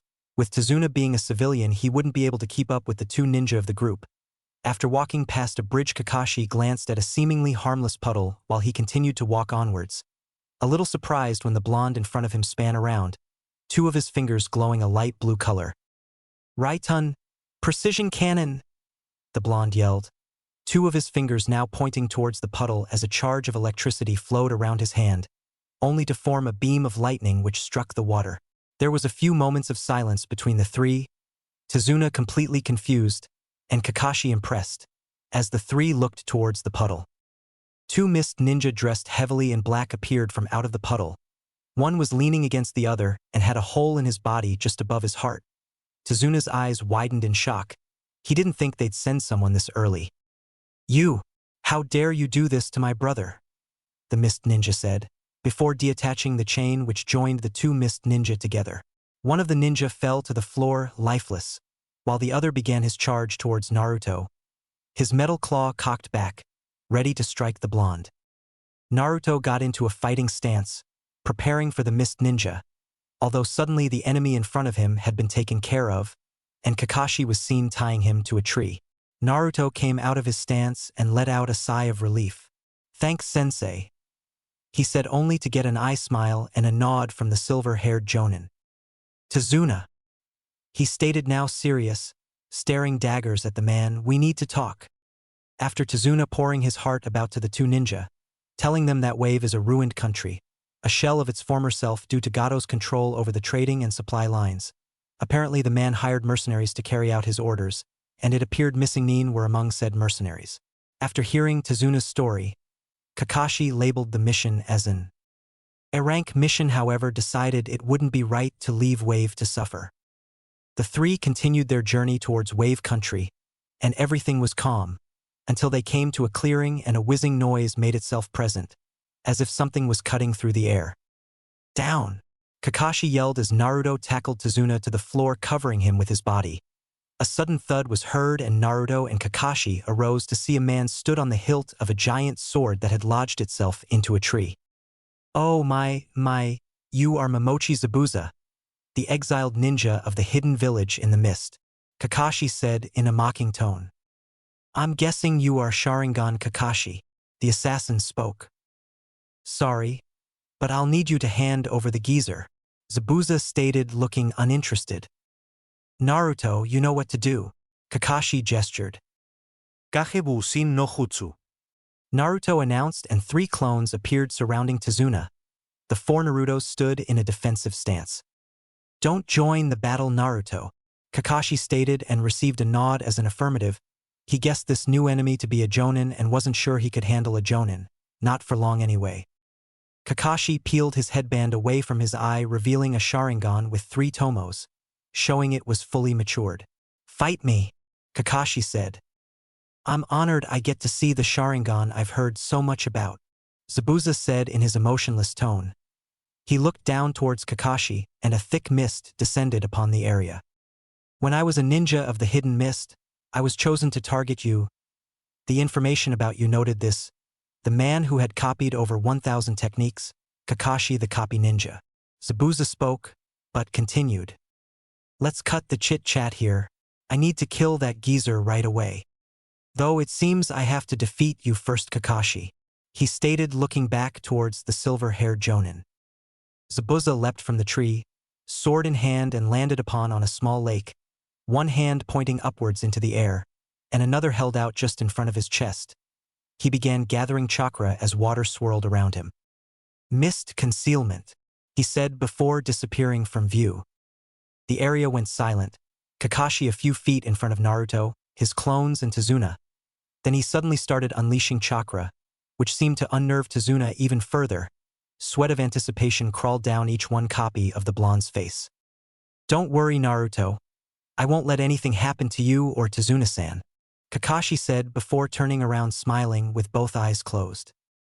"Oh, I don't know about that," Zabuza challenged as he appeared in between the group of Narutos, his sword ready to strike. "This is the end," he stated, and immediately cut down Tazuna. A large slash appeared across the man's chest, and he fell to his knees with a grunt of pain before falling lifeless to the floor. Poof! Zabuza's eyes widened as the civilian disappeared before his eyes, and the Naruto squad each grabbed a limb of Zabuza's. "Good work, Naruto," Kakashi praised as he ran towards the bound target. He then slammed a punishing fist in between the assassin's ribs, knocking him back a few paces as the Naruto clones dispersed. Naruto formed a new squad around the repositioned Tazuna. Suddenly, the Zabuza in front of Kakashi dispersed into water and dropped to the floor. "Water clone," Kakashi thought before Zabuza reappeared and cleaved the silver-haired jonin in two. To Zabuza's surprise, Kakashi then became water and disappeared. Zabuza felt a kunai pressed against his throat as he realized Kakashi had reappeared behind him. "This is the end," Kakashi mimicked. "Is this the end? You won't defeat me just from copying my techniques. I understand you copied my water clone jutsu when you had your clone speak, drawing my attention, making me believe it was the real one. However, I'm not that easy to defeat," the clone said before it disappeared. Using his quick reactions, Kakashi ducked, narrowly evading being decapitated by the huge sword. However, the sword stuck itself into the ground, and Zabuza used the hilt for balance as he delivered a roundhouse kick to Kakashi's jaw, sending him flying backwards. "Now," Zabuza thought as he dragged his sword from the earth and ran towards Kakashi, only to be momentarily slowed by a last-minute trap Kakashi had laid during his flight. Zabuza then dived into the lake in which Kakashi had landed, and before he could react, Zabuza was behind him. "Idiot! Suetun! Hydro prison technique," Zabuza taunted as Kakashi was suddenly trapped in a sphere of water. "Now then, I guess it's time to finish those two," the assassin said, looking towards Naruto and his target. Zabuza created a water clone, essentially splitting his strength in half for this purpose, and the clone began to walk towards Naruto. "This'll be over in no time," Zabuza declared, looking at the blonde. Naruto drawn a three-pronged kunai and ordered the three clones to tighten the defense around Tazuna. Naruto charged forward in a seemingly reckless attack and hurled the kunai straight towards Zabuza. "Too easy," Zabuza mocked as he knocked away the kunai with his arm guard, sending it flying off behind him. A grin appeared across Naruto's face, and there was a burst of yellow light before he was gone. Zabuza's eyes widened as he turned around to see Naruto floating through the air, watching as he seized his special kunai and hurled it straight towards the real Zabuza. Seeing it from the corner of his eye, Zabuza knew he had no choice but to dodge, unless he wanted a kunai lodged into his skull. Breaking the hydro prison technique, he quickly leapt to safety. As he did, Kakashi leapt away also, gaining a distance from his opponent. "Thanks, Naruto," Kakashi said, who found himself praising the blonde once again. Naruto nodded and jumped backwards, removing himself from the lake, and went back to protecting Tazuna. Zabuza glared at Kakashi, who returned the favor, Then suddenly Zabuza started forming hand seals, and to his surprise Kakashi formed the same ones, but at a faster rate. Suetun, Water Dragon Bullet. The two announced as their techniques sprung to life. The water twisted and turned before two identical water dragons appeared and fought for dominance before canceling each other out. Zabuza sped towards Kakashi and swung his sword in downwards motion, which was soon guarded from Kakashi's kunai. They leapt back and Zabuza's eyes widened in horror as Kakashi formed the movement he was thinking of before he could even execute it himself. This guy, my movement is being perfectly, he thought. Predicted by him, Kakashi finished, which again made Zabuza's eyes widen in shock. What? He read what I was going to say in my mind. Zabuza thought before forming seals again. All you're doing is copying. Nothing original, Zabuza said, still wide-eyed. You can't beat me, you monkey. You can't beat me, you monkey. Zabuza looked on in horror. I'll make it so you never open that copycat mouth of yours again. Before he could finish the technique, he saw himself standing behind Kakashi. As the silver-haired Jonin formed the last seal before Zabuza, his Sharingan spinning wildly as he looked towards the mist assassin. Suetun, Great Waterfall, Kakashi announced. A great current formed a tidal wave of water which struck the exiled mist ninja, and the current dragged him along with it, destroying any trees that were in its way. The great current was also causing a large trench to be dug up behind it as it sped along. Finally the wave calmed as it held Zabuza against a tree and two well-placed kunai struck him, pinning him against it. This is the end, Kakashi stated. Can you see the future? Zabuza asked. Yeah. You are going to die, Kakashi replied, preparing to throw a kunai. Suddenly two objects flew through the air and pierced Zabuza's neck. A hunter nin stood in a tree looking towards the mist assassin. It was true. He did die, the nin said in an emotionless voice. The nin had long feminine hair that was pulled up into a bun, with two long bangs either side their face. They wore a mist hunter nin mask which bore red swirls on it covering their face.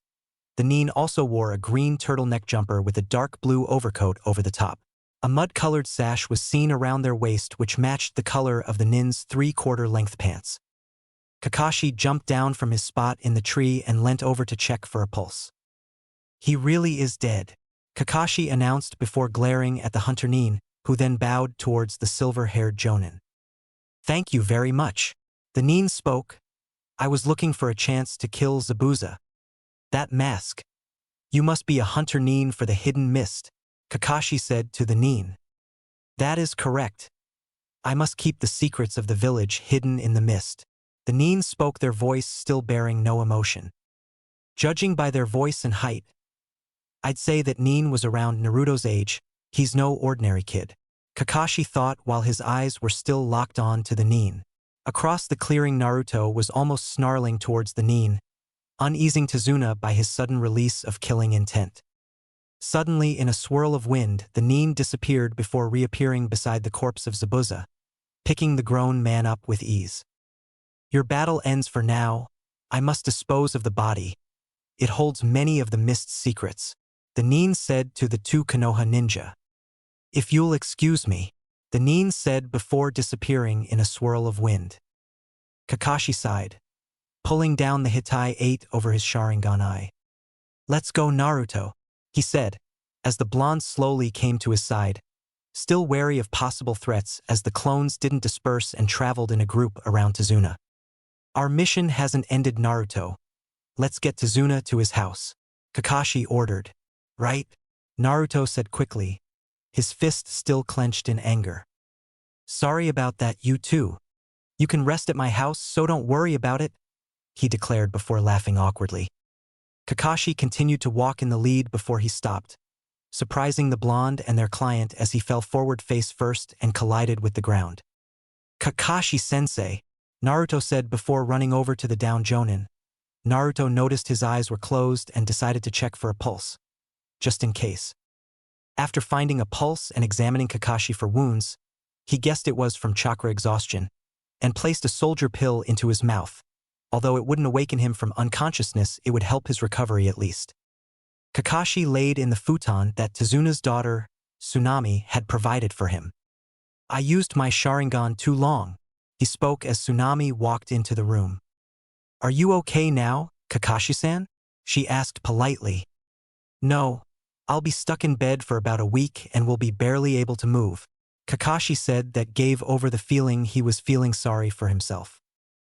Tazuna entered the room along with Naruto. Don't worry. You defeated a strong one, so I doubt they'd send another one so quickly, Tazuna said, still feeling guilty. Kakashi-sensei. Naruto spoke in a pleading manner, at which Kakashi nodded his head. I think Zabuza may still be alive. The Jonin said. Naruto let out a sigh.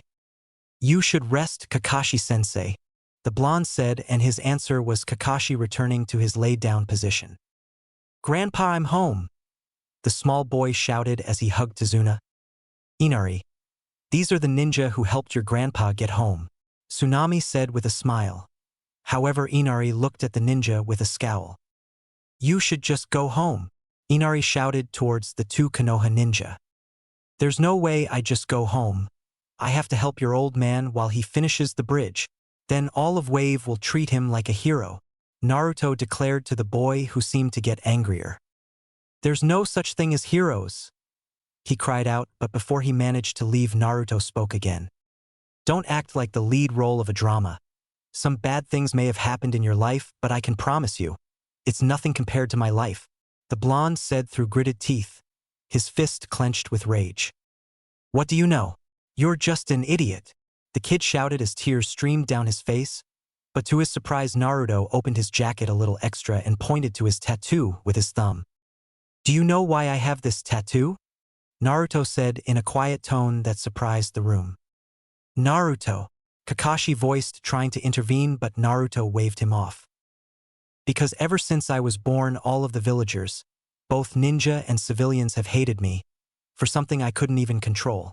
They beat me into the ground day in and day out, no matter how kind I was to them or how hard I tried to be accepted. They called me names such as demon brat, and most of them told me that I'd be better off dead.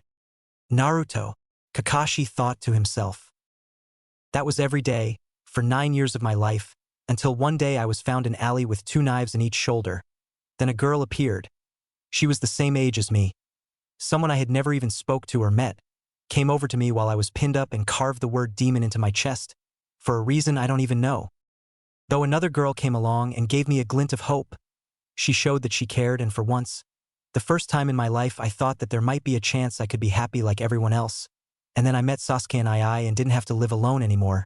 I got this tattooed on me because it shows it's a part of me, but that's all it is. It's not all I am. I'm not some demon like they said I am, and I won't accept it. I don't know what happened in your life, it may have been terrible. But if you give up, then the people who hurt you have won, so don't say heroes don't exist. If you've been told heroes can't exist, prove that person wrong. Rise up and show them you won't let them hurt you, Naruto said, which left Tsunami in tears, and Inari's mouth was hung open. His tears had stopped flowing as resolve and determination washed over him. Naruto stood and headed to the door. I'm going to train.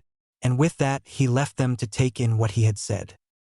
Naruto came to an area that he deemed suitable and began writing seals in 4 corners of the small forest, before heading to the center and activating a barrier. To onlookers it would be like he wasn't even there, only people within the ceiling would be able to find him. Naruto closed his eyes and let out a deep breath. Rinnegan.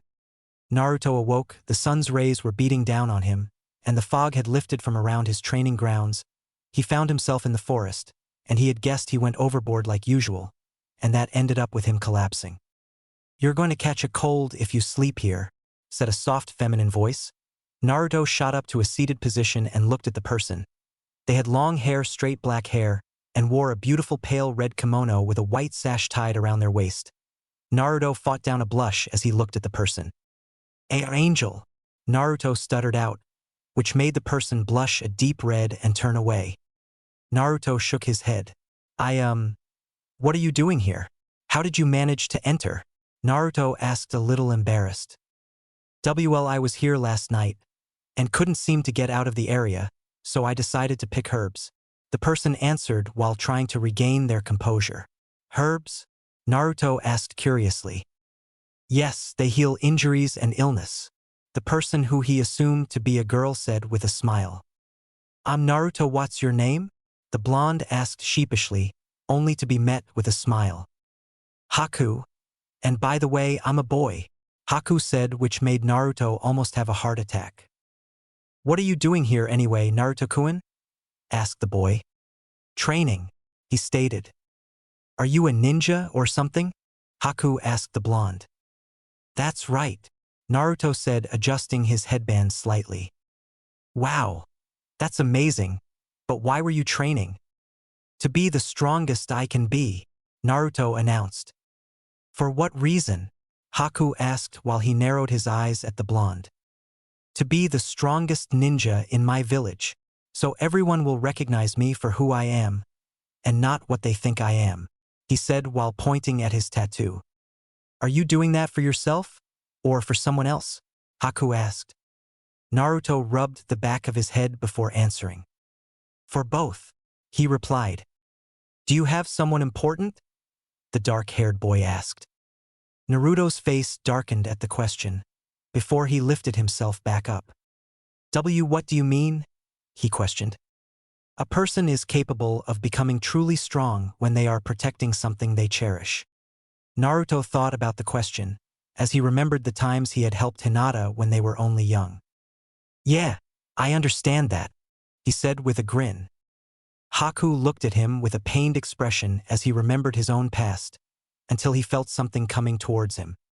Your eyes, Naruto said with an outstretched hand, about to rest it on Haku's shoulder when the boy suddenly jerked backwards, causing his hand to land on Haku's chest.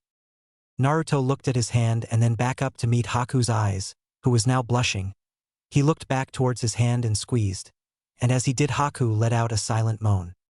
You said you were a boy, Naruto announced, only making Haku's blush deepen. Sorry for lying. A person I knew once told me it would be safer to tell strangers that I was a male. Naruto nodded his understanding. Well, I guess that explains why you're so pretty, he said before realizing what he said. You mean? He stuttered out as Haku giggled. Thank you, Naruto-kun. I hope we can meet again sometime, she said as she walked away gracefully, her basket of herbs in hand. Why, yeah, me too, bye, he said almost to himself as he released the barrier around the area. As she walked away, her face became hardened, knowing where she would next meet the boy. Chapter 10. Hawk.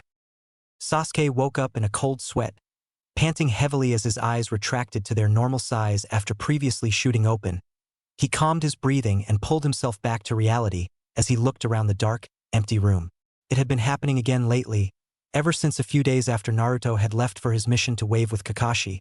It was almost as if the Uchiha property he was still living in had taken advantage of his loneliness once more, which made staying in the house a painful experience. Foolishly, he had thought that he had outgrown his nightmares, but it seemed they had crept up on him once again, much like solitude. He let out a relieved sigh, thankful that he was no longer viewing the nightmare. He pulled back his blanket, noting he would have to calm down at least if he was going to attempt to sleep again, and in his usual manner he went to get a cold glass of water and then would proceed to take a walk around the village. After almost gulping down the water that now replaced the fluid he lost from his outbreak of sweat, he headed to the door, and in a move that puzzled him, yet eased him at the same time, he decided to take one of Naruto's spare white jackets instead of his own. He didn't know why he had done it at first, but after putting it on he had realized that his subconscious was telling him it would ease his loneliness. Which it did, to some extent. He found himself trailing through Konoha's training grounds. They were all very similar, but at this time of night they were suited to his purposes. Large open areas that he could walk through without the possibility of being bothered. He entered the next training ground and in the distance saw what looked to be one of Naruto's tank tops. He soon found himself speeding up ever so slightly. To his dismay, however, there was no blonde hair to be seen. Instead, pink locks were easily visible, even if the girl had decided to act like a real ninja and cut its length in half, or so he had overheard. The girl seemed to have passed out and the area around him seemed to have taken its fair share of damage. He had put this off for too long. Letting out a sigh, he walked over to the girl and gently nudged her arm. Despite wanting to punch the girl awake, Naruto seemed to be friendly with the girl now, and he doubted he'd take kindly to any negative actions against the cherry blossom girl. He looked down as she started to stir. She looked up at him with weary emerald eyes. and he half expected her to start screeching Sasuke-kun, like all the other fangirls did. However, she rose to a seated position in a relatively calm manner. "Sasuke?" she asked, not adding the honorific like he guessed she would, although the two of them hadn't spoken since the warning he gave her on their first day at the academy. "Why are you wearing that?" he asked in an aggressive tone which he had tried to hold back. She looked at him a little confused before realizing that he was referring to her tank top that Naruto had given her, and a sudden thought entered her mind. "I could ask him the same thing. I don't care if he has forgiven me or not. He won't take this away from me. And Naruto-kun gave it to me," she replied nervously. She didn't want to anger him any further and didn't know his purposes for waking her in the first place, although she hoped the two of them didn't end up fighting.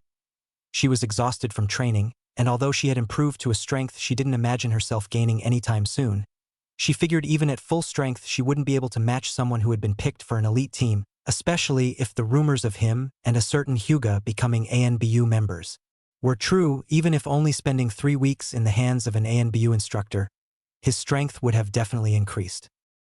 "HN." Sasuke grunted before continuing with a scowl on his face.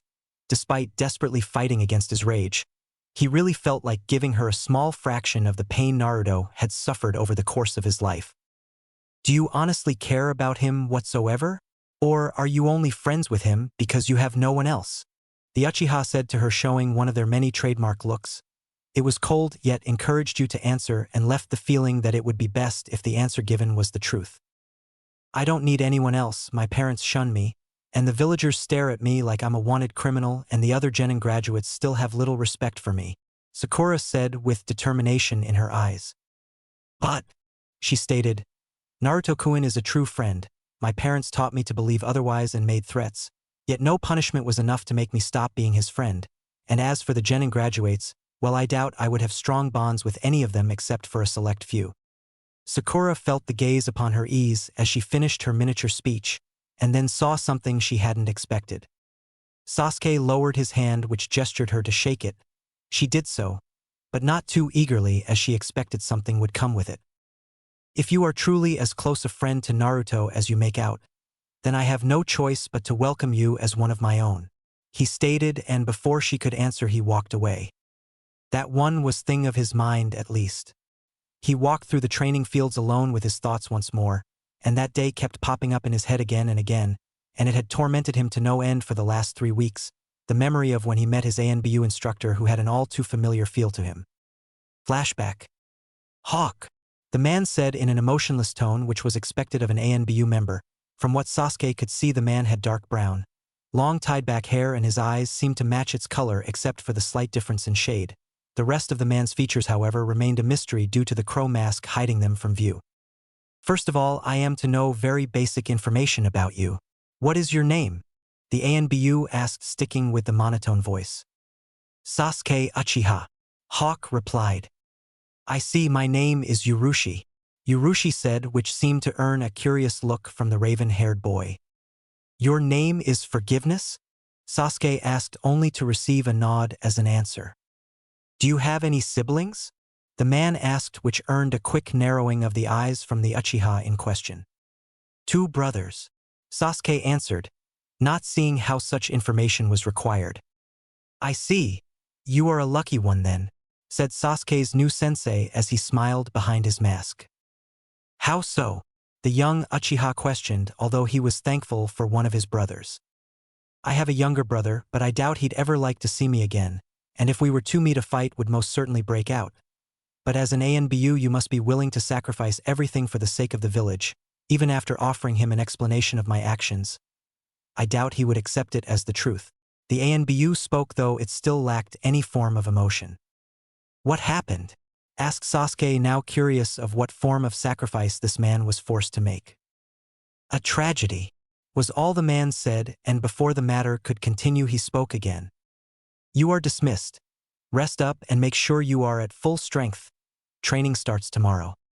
Sasuke only nodded before disappearing from view with standard leaf shunshin, and as he did, the ANBU still present took off his crow mask before removing his light brown contacts, then carefully applied soothing eye drops to each one of his now onyx eyes.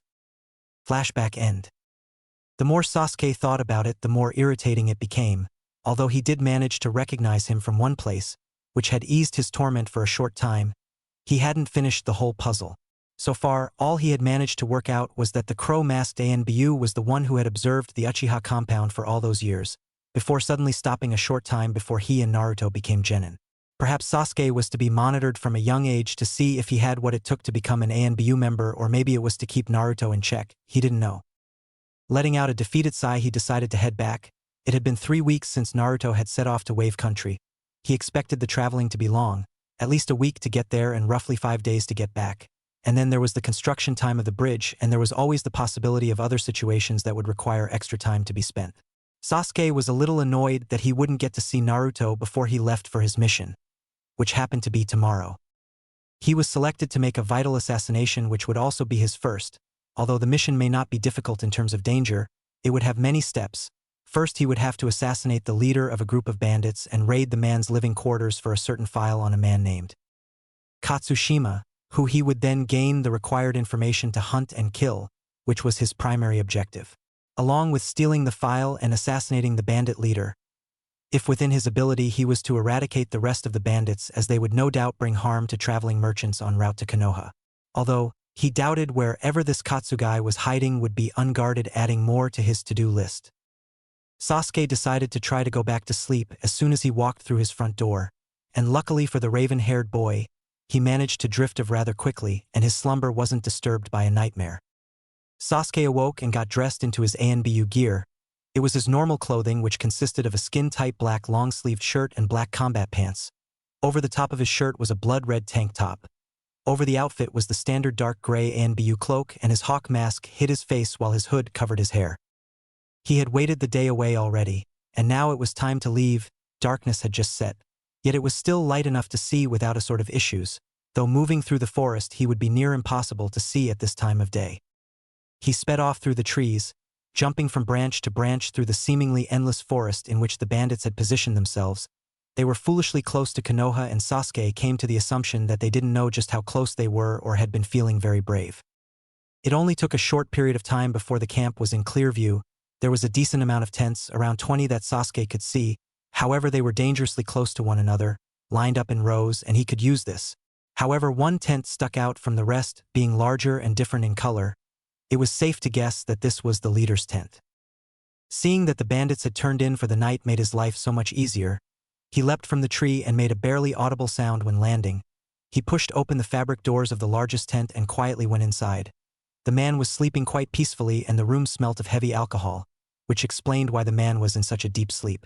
Not wanting to leave his mark in any shape or form, Sasuke gave the man's neck a violent twist before it cracked, and the bandit leader ceased to live. He cautiously rifled through the files stored on the set of shelves in the corner of the tent. He hated the fact that his back was to the entrance, but thanks to the organization skills of their leader, the bandits had made it easy for him to find what he was looking for. Taking the file with him, he decided it was in fact within his ability to dispose of the others. He leapt into a tree branch, a safe distance away, but would also allow his attack to hit the center tents with ease. Katan, Grand Fireball Jutsu. He muttered after making the correct hand signs, and was soon blowing a large flame from his mouth. The fireball impacted with the center tents just as planned and quickly spread to the other tents, burning every one of them to the ground, though Sasuke had not stuck around to watch the show and was well on his way to his next location. It appeared what the Anbu already knew about the man was correct. Mostly, the information he knew was that there would be enemy ninja, all of them being mercenary ninja of low rank who had found working for Katsushima would make them a lot wealthier than petty D rank or even C rank missions at their respective villages. That meant at worst Sasuke would be facing off with Chunin level ninja. However, their rank wasn't the dangerous part. Checking over the file, he had found a sizable amount to be guarding the certain stronghold that his target was staying in.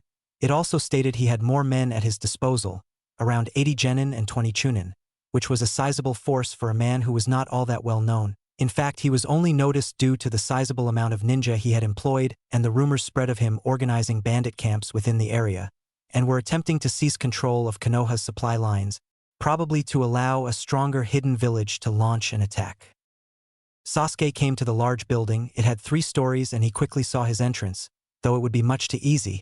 He guessed that the balcony situated on the 3rd floor would be heavily guarded, though the windows of the stronghold had iron bars over them, meaning that he would not be getting in that way. He sighed, for genin around the side entrance, two of which were trembling and obviously inexperienced. He had found his entrance. The file Sasuke had found stated that the man traveled with 1/4 of his troops at all times, which seemed to be a threat to the bandits not to try anything. This meant within the stronghold there would be around 20 genin and 5 chunin, which could definitely become difficult. He edged his body to the corner of the stronghold. His back was pressed against the cold surface as he sidestepped around it, and soon he would strike. Quickly allowing the adrenaline to fuel him, he darted round the corner, grabbed one of the genin by back his neck and used his free hand to cover his mouth, then pulled him back around the corner out of sight. A swift neck twist ended the poor ninja's life and he fell limp against the floor. Sasuke picked up the body and retreated to the forest, before repositioning so that he was directly facing the side entrance. By now the 3 genin remaining were incredibly paranoid and were looking around hoping to see their teammate. Sasuke rustled in the bushes, grabbing their attention, and had made a clone of their teammate that walked out into their plain view. Sasuke had already placed the body down in the correct spot. All that was left was to kill the clone. He hurled 2 kunai which seemed to have struck the clone. However, they went straight into the back of the already deceased genin. Sasuke let out a pain-filled grunt, only just loud enough for the 3 remaining to hear. Drawing them in as planned, they ran towards their team member without any form of plan. Unfortunately for the genin, a kunai pierced through the neck of each of them with deadly accuracy. They couldn't even scream as they fell to the ground, joining the 4th in eternal slumber. Sasuke dragged the bodies into the forest, concealing them from view. Then he perched himself on a nearby branch, deciding to wait it out and see if the genin guards were replaced. If they were, he would simply evaluate the strengths of the new guards, and if they proved to be too much, he would attack a different entrance, although he had guessed the guards on the outside were always going to be genin. To his surprise, however, Sasuke had overestimated the man, or so it seemed. The side entrance did not gain any new guards, but decided he would be best to attack the other 3 entrances as well. If he left them until after he had killed Katsu, it would no doubt lead to mistakes, such as being overwhelmed by sheer numbers. He would be easier to track, and also Sasuke knew not to underestimate genin. Given the opportunity in which he didn't have the element of surprise, he might be defeated by 1 or 2 if they matched Konoha's standards. Besides, he was technically only a genin himself. He worried slightly at his next thought. He had never fought a chunin to the death before. 5 might really give him some trouble. Once upon a time he would not have thought of such things. He would not have considered the fact that although he was strong, they were technically the same rank of him. No, before he would have simply acknowledged that he was an Uchiha, and they were not, which meant he had won by default. After he had met Naruto, however, the boy had literally beat it into him not to underestimate enemies, telling him, "I don't want you ending up dead like an idiot, just because you're running around with your Uchiha pride." However, before he launched his swift attack on the genin, he noted that these lot were also inexperienced, complaining and not focused on the task at hand. They may have been genin, but they were not the same as him. Raitun, lightning senbon. He barely whispered as 8 blue senbon appeared within his hand, 2 between each finger. In one swift motion he had thrown all 8, again striking at the neck, hoping that the victims would be unable to scream from the weapons piercing their throats. They fell to the ground and wouldn't be getting up. Sasuke had noted that this approach was working, but was taking its sweet time, and time was not a thing he could waste.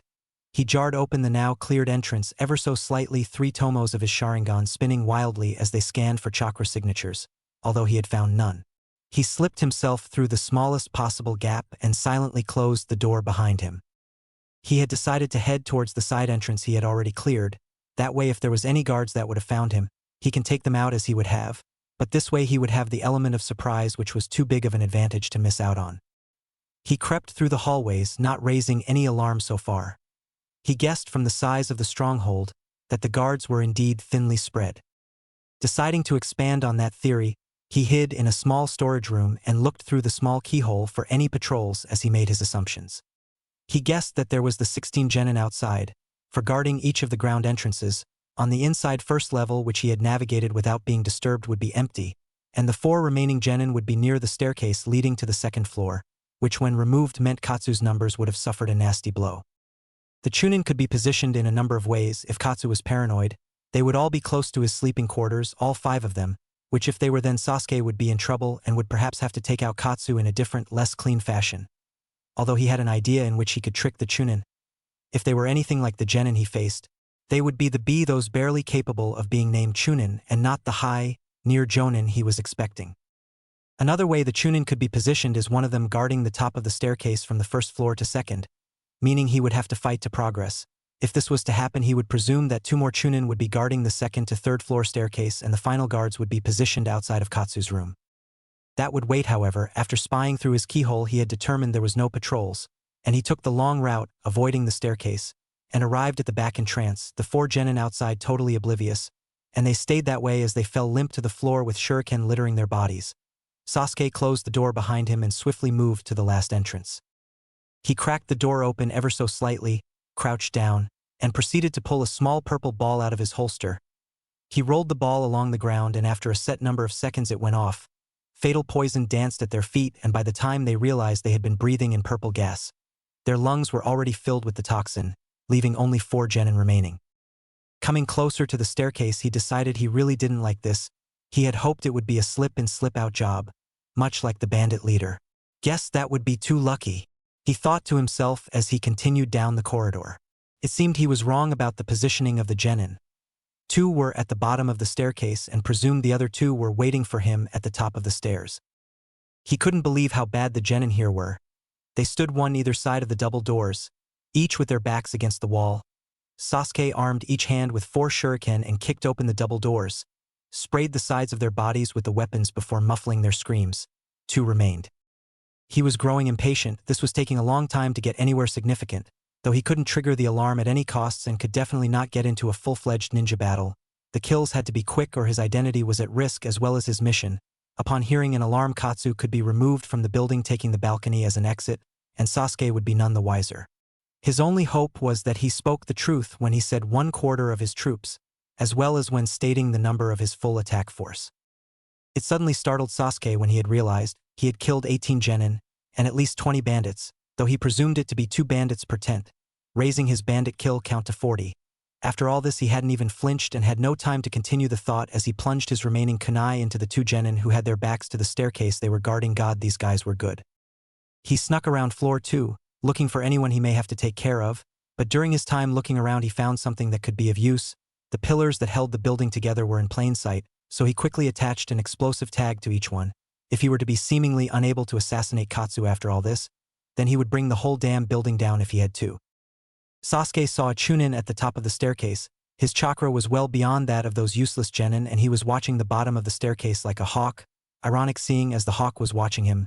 Looking back to the body of the genin, he devised a plan. Sasuke walked over the staircase casually. Now transformed, matching one of the deceased genin, his disguise would hold long enough for what he required. Hey! Some bandit leader is giving the north entrance trouble. He has brought around 40 men with him, and if we don't hurry they'll all die, Sasuke said with panic laced in his voice. The chunin nodded an affirmative and sped down the stairs and past Sasuke. The chunin was caught with his back to the enemy and paid the ultimate price, a slashed throat. Sasuke was thankful that his plan had worked but doubted the other chunin would be so easy to get by, seeing how there really shouldn't be any of the genin on the 3rd floor. Then Sasuke had a plan. Sprinting back the way he came, he rushed out the door and into a tree high enough to peer into the room that the balcony led to. He saw 2 chakra signatures similar to the chunin he had just taken care of. After carefully noting the position of the room, he ran back inside and was soon back on the 2nd floor. He soon came to the room directly underneath his chunin targets. He had to fight back a snigger at his ingenious plan. After cutting a small, unnoticeable hole in the ceiling, he dropped a fatal poison bomb in the room before he quickly exited, with one thing on his mind, that the poison smoke would raise up through the small hole he had created and soon the 2 chunin would meet their end. After hearing 2 soft thuds, he presumed the plan a success. Now he had only 2 chunin left. The building was empty enough for Sasuke to be less cautious now. He ran up the stairs to the 3rd floor and headed to the room he had filled with poisonous smoke. Luckily it had cleared by the time he made it to the room, so he managed to get past the room without trouble. He almost let out a sigh. In the room ahead was 3 signatures, 2 chunin and Katsu. Sasuke formed a clone which kicked open the double doors and stormed into the room, earning the attention of the one of the chunin that leapt out to confront him. Nice back, Sasuke said with a smirk, and now there was one. Sasuke walked into the room eyeing the other chunin while Katsu shot up in a panic and looked like he was about to run for dear life. Sit down, Sasuke ordered as the man looked into his eyes. A weak genjutsu was casted on the man as he fell on his behind after his sense of balance had been altered. "You damn brat!" The Chunin shouted as he charged towards Sasuke with a kunai who blocked it with his own. The two blades clashed, however the Chunin saw an opening and kicked Sasuke in his left side, causing him to leap in the same direction. The Chunin charged at him with a coordinated display of taijutsu, though soon found himself being pushed back as the Uchiha's Sharingan span wildly as it was anticipating his movements. The Chunin leapt away from the taijutsu match and started forming hand seals. Sasuke became wide-eyed at the idiotic move he planned on doing. "Doton! Stone Fist!" The Chunin shouted as a fist made of earth appeared and was soon flying towards Sasuke, who had narrowly managed to dodge as it crashed through the wall behind him. Sasuke charged at the Chunin, trying to keep things short-ranged. He had a wide range of ninjutsu, but the room would soon be destroyed if the two started dishing them out, and there may be important documents lying around. The Chunin leapt away from the fray once again. "Katsu-sama, call for backup," the Chunin voiced. "They're all dead," Sasuke stated calmly, and the Chunin became unnerved. "Who sent you?" he interrogated, hoping to get some answers from the hawk. "The Tsuchikage," Sasuke lied, hoping to get a response. "Lies! There is no way we would be betrayed," the Chunin shouted. "So you're working with IWA?" Sasuke asked the now angered Chunin. "Even if we are, you won't live to tell the tale. Now who sent you?" "I am an ex-ANBU member. Now I work for a certain missing nin of Konoha. Let's just say, he wanted to test the strength of your troops. Any weak ones were to be dispatched," Hawk said in his practiced monotone voice. "Tsh, Orochimaru has..." Katsu-sama. "We must get you to safety and call off any plans immediately." "Orochimaru? So you are working with a missing nin as well as IWA," Sasuke stated. "Damn it! I'll kill you," the Chunin cried out. "Did you really think taking control of the supply lines would allow you to overthrow a village?" Sasuke asked, this time with a condescending tone. "Of course, Konoha would be powerless to fight against Suna, IWA, and Oto," the Chunin admitted. "You'll be surrounded by a group of at least 40 men shortly anyway. A group of ours have set up camp not far from here," the Chunin said, smirking. "Those were eliminated before I came here. In fact, they didn't even have chance to wake up," Sasuke said, reverting back to his monotone voice. "Damn weaklings! I'll kill you!" the Chunin bellowed as he charged at Sasuke. This man had information. He was no interrogator, but he had learnt a certain move which had been used against him and knew he would have told any secret to make the painful memories stop. His Tomo spun and merged together before converting to a completely different stage of Sharingan. He blinked, the Chunin looked him in the eyes, and it was over. Tsukuyami. The Chunin found himself in a different universe. The sky was many shades of red and held a glowing full moon in place. He looked around, but his movements felt slow, and he found himself becoming dizzy just from glancing around the strangely colored world. Suddenly he found himself on all fours, his head leant over a wooden platform, a dangerously sharp blade above his neck, easily capable of beheading him. "You're going to tell me what I want to know," Sasuke said. "This first punishment will be merciful, but shall you refuse?" "I'll never tell," the Chunin spat. Suddenly an insane amount of pain ran through his body as he felt the sensation of what it would be like to be decapitated. "Tell me what you know," Sasuke stated. "You'll have to do better than that," the determined Chunin shouted. Suddenly he was pinned to a large wooden wheel, and in front of him stood Sasuke. Next to him was a table decorated with many kunai. The Chunin saw himself multiply again and again, as did his tormentor, who all picked up a kunai at the same time, all taking aim at the same time, and the knives all pierced the Chunin at the same time. There was a blood-curdling scream of pain released into the world of Tsukuyami, and before the man could regain his composure they struck again and again, and after 15 consecutive strikes, which had been multiplied to feel like thousands, the knives stopped for a brief moment. "Are you ready to tell me what you know?" Sasuke asked. This wasn't exactly his idea of a good time. "Go to hell," the stubborn Chunin said before panting for breath, still recovering from the immense pain. "I am able to keep you in this world for 3 days. That's right, 72 hours. Sasuke informed, only for the Chunin's eyes to widen. He must have been here at least an hour. but even if he doubted that he would last another 71 hours. 71 hours, 59 minutes and 59 seconds to go, Sasuke said as the Chunin screamed in a horror as another barrage of knives hit him. Sasuke blinked. Then the Chunin fell to the floor traumatized. He got what he wanted. Sasuke pulled out a kunai and finished of the last remaining Chunin. Now all that was left was the man he came for. He looked down at the cowering man in disgust. He was the type of rich scum who just got anything they wanted through money.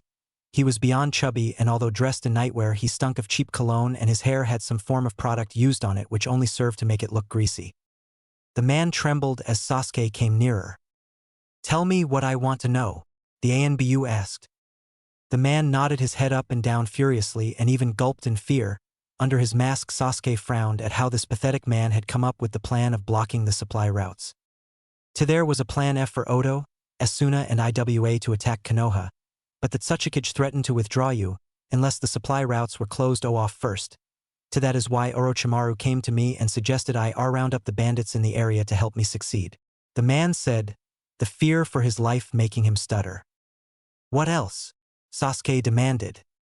"All I know is they planned to attack D during the Chunin exams that will be held in Konoha," he said, hoping he would somehow be spared. "You've served your purpose," Sasuke stated, and before the man could beg for his life he was dead. Sasuke searched the room before finding several important documents, such as letters and information on when the attempt to gain control over the supply lines would take place. Sasuke also found the location of Katsu's other strongholds, and no doubt the Hokage would send squads to deal with the remaining troops. He exited the building by taking the balcony, before the explosive tags he had set went off and the building fell to the ground. After completing his mission, he raced back home with precious information. Sasuke appeared in the Hokage's office in the early hours of the morning. Reporting in Hokage-sama, I have some bad news. Chapter 11. Fox. "You called Hokage-sama?" said the ANBU member in the room awaiting her orders. She had suspicions that she would be receiving her first mission, especially since Sasu Hawk had received his. She had heard of the details of his mission, and hoped she wouldn't have to kill so many, and if possible she would like to avoid killing altogether. But killing is something an ANBU often cannot avoid. She was happy when she was positioned on the tracking segment of ANBU instead of one of the more violent positions. It made her realize she would also be less likely to have to make some form of self-sacrifice. Although the tracking squad had a tendency to hunt after those ninja who tried to leave the leaf, she could only hope that none of her friends attempted to leave. Not that she had friends other than Naruto and Sasuke. Suddenly her mind wandered, as it always did when she thought of that name. The image of him would appear in her mind and she would remember the warm feeling she had so long ago when they laid together just watching the clouds. She wished every day could be like that. Her thoughts changed about the blonde. No longer was she reminiscing, but instead she found herself worrying. He had been on a mission for a long period of time now, around 4 weeks or so if she remembered correctly. Which she did. She could tell you in minutes how the blonde had been missing from her. But she had the decency to keep that to herself. That was when a new thought approached, one that she didn't like at all. The idea of having to betray Naruto for the sake of the village almost made her tear up. But in the presence of the Hokage she knew better than to do such a thing. Of course, if the time did come when she was forced to betray Naruto, she would without hesitation. While it would be painful to do so, such decisions were usually made for the safety of many. Who was she to selfishly deny them their safety? She was snapped out of her thoughts by the quiet murmurs of her ANBU instructor and the Hokage. While she couldn't hear them clearly, she managed to decipher a few of the words. Those heard were not ready, Inuzuka instead, Hayashi and disappointed. All in all, not a very nice bunch of words when formed into a sentence about Hinata. She let out a defeated sigh. She was underestimated far too much. She wished her father would realize her strength. She thought she had made progress when he was delighted that she was picked to be an ANBU member at such an early age, even though he practically demanded that since Sasuke was becoming an ANBU member, she was capable of becoming one also, although it was something that even Niji hadn't managed. Yet here they were, all of them holding her back. "Fox," the Hokage announced, gaining her attention. She looked up, hopefully awaiting orders. "You won't be receiving a mission just yet, although your instructor has deemed your tracking ability up to standard.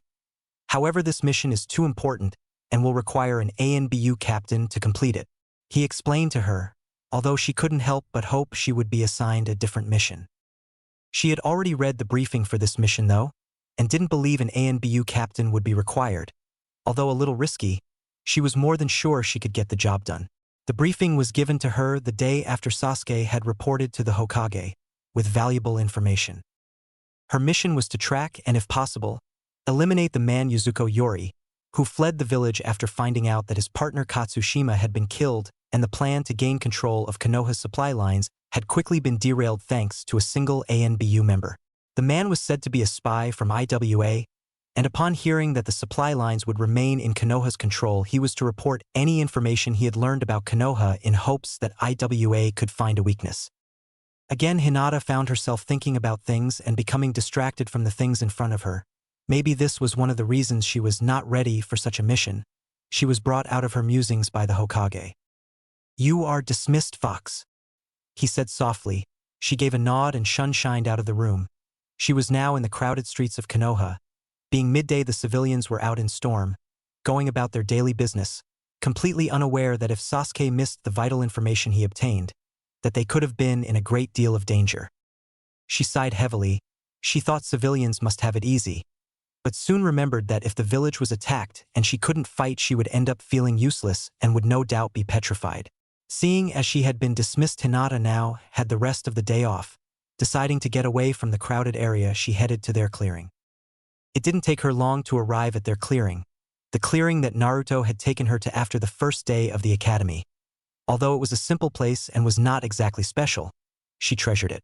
She sat down on the wooden bench, the same bench that she and Naruto had made together one day. It was their strange way of marking the area as theirs and also provided a couple of hours of entertainment.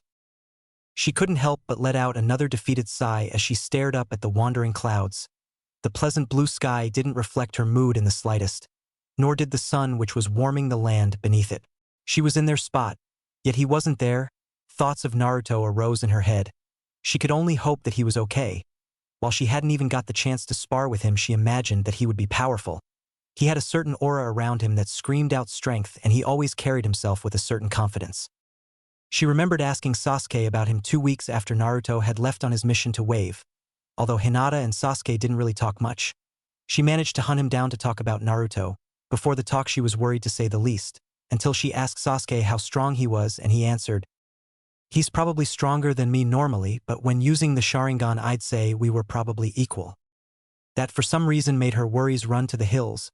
She knew Sasuke was strong, not exactly how strong, but she knew that he was no pushover after hearing about his mission from the Hokage, and besides Kakashi was with Naruto, so he would be perfectly safe. Hinata stood up. She had somewhere she needed to be. After all, there was certain pink-haired kunoichi that was getting close to Naruto. She would be able to understand what Hinata was going through, and Naruto encouraged them to be friends. With a swirl of leaves and a poof of smoke, Hinata was gone from the clearing. Sakura heard a set of loud knocks hit her wooden door. As always, her parents were out. In fact, they had moved out, but Sakura didn't want to accept it. She was now living alone. Apparently, her family couldn't bear to live in the same house as her, and they left, which meant no one was going to answer the door. Sakura had been feeling particularly lazy today. She had already woke up several times but decided to go back to sleep each and every time. Perhaps it was the sheer fact that she had nothing better to do. Her body was sore from going over the top in training, but she wanted to be strong for Naruto. He believed in her and she wasn't going to let him down. "Ugh, hi!" She moaned as she willed her head from the pillow and slowly managed to pull the rest of her body up along with it. She could feel her hair sticking up all over the place, but she didn't care. Maybe it wouldn't look so bad. She hurriedly got dressed into her latest outfit. It consisted of Naruto's black tank top with the white swirl design. She asked for a couple more of them, seeing as he no longer wore them, which clung to her frame loosely and carried on a little past her waist. Since Naruto was a little taller than her, under it was a pair of thigh-length crimson kunoichi shorts that, unlike the tank top, practically hugged her legs. On her right leg was a standard black weapons pouch, and to complete the outfit she wore black high socks with the standard black ninja sandals. She no longer wore makeup after Naruto had told her she looked better without it. For some reason, the need to put it on was no longer there. That, and she found herself thinking it was a waste of time and effort, seeing that no one paid her much attention anyway. Well, not any positive attention. Her social life was doomed after the first day of the academy. She even took out her earrings and stopped wearing bracelets. However, she now wore a circular silver chain necklace that was similar to Naruto's. Seeing as it worked well, when he wore the black tank top, she decided to borrow his idea. There was another set of knocks on the door and she let out a sigh. In one part of her mind she looked forward to the company, but on the other side she didn't expect them to stay very long. It was probably just a form of message, like having to go to training or going on a mission. With a mumble and a groan she lifelessly walked towards the stairs before heading down them. Every step feeling like an effort in itself, but soon enough she arrived at the door. She unlocked it with a sigh before opening it to see her visitor. She really hoped it was Ino, knowing that Naruto was still away on his mission. Not surprisingly, it was just an ANBU. "What can I do for you, ANBU-san?" she asked politely, now feeling a little embarrassed by her bedhead. She really should have brushed it down, especially since she heard the ANBU giggle, although she couldn't help but wonder where she had seen that mask before. "It's me, Sakura," Fox said before pulling away her mask to reveal a smiling Hinata. "Oh, Hinata, komein. I thought I recognized the mask," Sakura replied before stepping aside to allow Hinata to go into the living room. When out of sight she leaned over and ruffled her hair before jolting back up.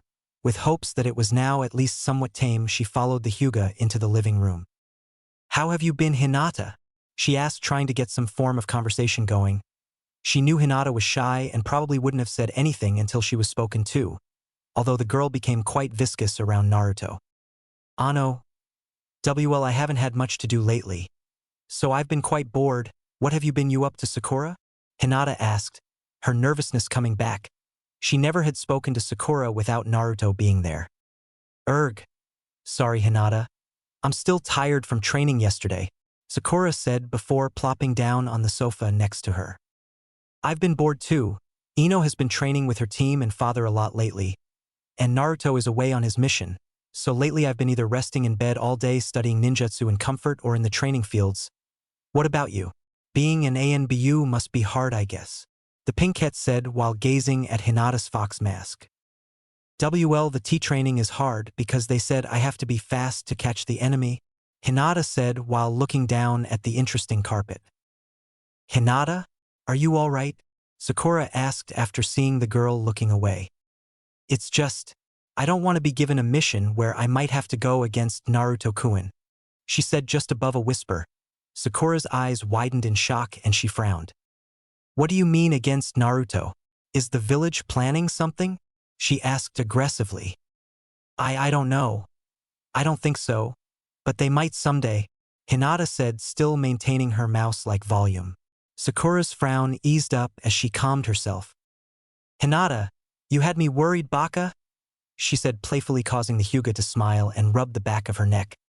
"Ano? But you know about Hinata mumbled. "You mean the Kyubi?"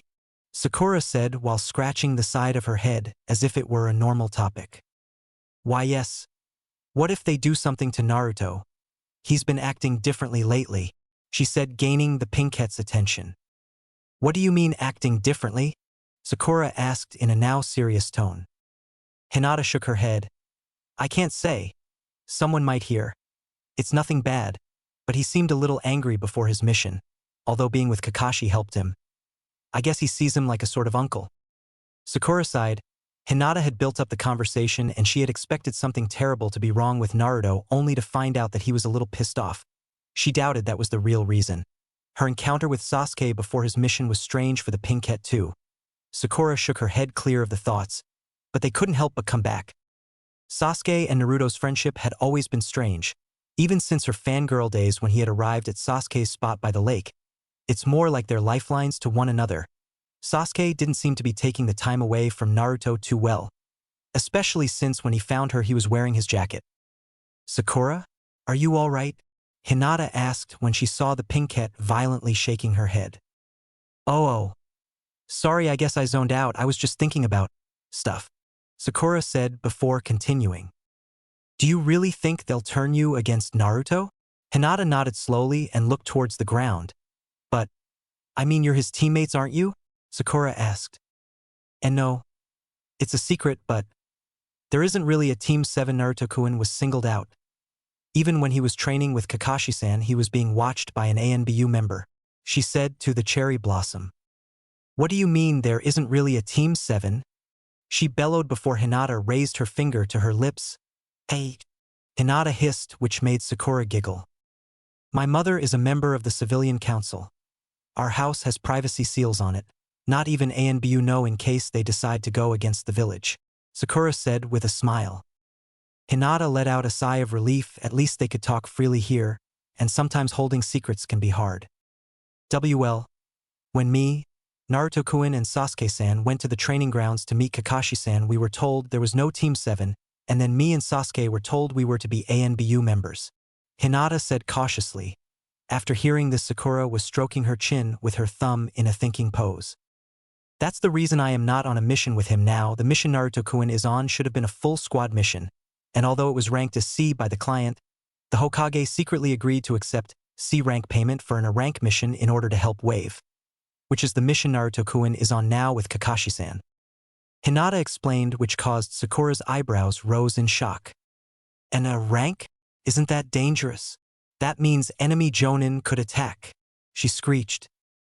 Why yes, apparently shortly after they left the village on the mission, Kakashi-san sent a messenger dog telling the Hokage that 2 Chunin from the Hidden Mist had attacked them and proposed the mission be cancelled as it wasn't really a C rank, but the Hokage already knew that. The Hyuga heiress explained as Sakura nodded in understanding. But why is that a bad thing? Doesn't that mean Naruto is really strong, if he and Kakashi can be sent on such a mission? Sakura asked, interrogating the Hyuga for more information about the subject. Exactly. Hinata spoke softly. Sakura let out an "oh," in understanding as it seemed to piece together. He's being monitored? She asked quietly, which earned her a nod from Hinata, who then leaned a little closer to Sakura. Apparently, he has learnt the Hiration, she whispered to the Pinkette. Well, it is his father's technique, Sakura said as if it was the most normal thing in the world, which made Hinata jerk back in surprise, her wide-eyed expression causing Sakura to giggle. The yandame is? Hinata asked, and Sakura just nodded before retreating into the other room and grabbing the only picture of her and Naruto before rummaging through a drawer. When she found the old bingo book she was looking for, she returned to the living room. She held up the book on the yandame's page and held up her picture with Naruto. Hinata looked shocked to say the least, but when Sakura set the book on the coffee table and proceeded to cover up Naruto's whisker marks with her thumbs as she held it up for Hinata to see, she couldn't help but giggle as Hinata's jaw hung open. How didn't I notice?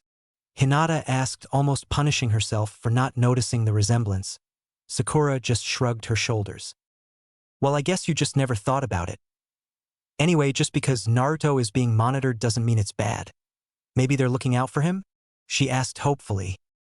Hinata just shook her head slowly. If they were looking out for him, he wouldn't have got all those beatings as a kid, she said with anger, causing Sakura to wince as she remembered something painful. True, but that doesn't mean you'll be turned against him? She asked hesitantly. So far Hinata had answered all of her questions with a rather negative answer. Team 7 was branded an elite team, and both I and Sasuke-san aren't being monitored, which is suspicious, she replied, again being a negative answer. What do you mean? Sakura asked with her head tilted slightly in curiosity, a habit she had picked up from a certain blonde. Me and Sasuke-san were entered into the ANBU, and the whole team was branded as elite, not just me and Sasuke-san. There are people monitoring Naruto-kun, but no one monitoring us. It's like they don't trust Naruto-kun. Hinata said, summarizing their talk slowly. Sakura huffed. So? Just because they don't trust him doesn't mean they're going to attack him? Sakura asked, still not seeing where the Hyuga was going with this. Hinata sighed in defeat. Basically, Sasuke-san and I are being trained to combat Naruto-kun. I am a tracking unit and Sasuke-san is an assassination unit, she said as Sakura's eyes widened in understanding. So, if Naruto-kun was to ever leave the village, it means that I could find him and Sasuke-san could, assassinate him, she said with a hardened tone over her last words. But isn't Naruto strong? He's out on an A-rank mission. She pleaded against what she was hearing. Sakura, when Sasuke-san reported to the Hokage, I was in the office. Apparently he killed 20 genin and 5 chunin without a scratch on him.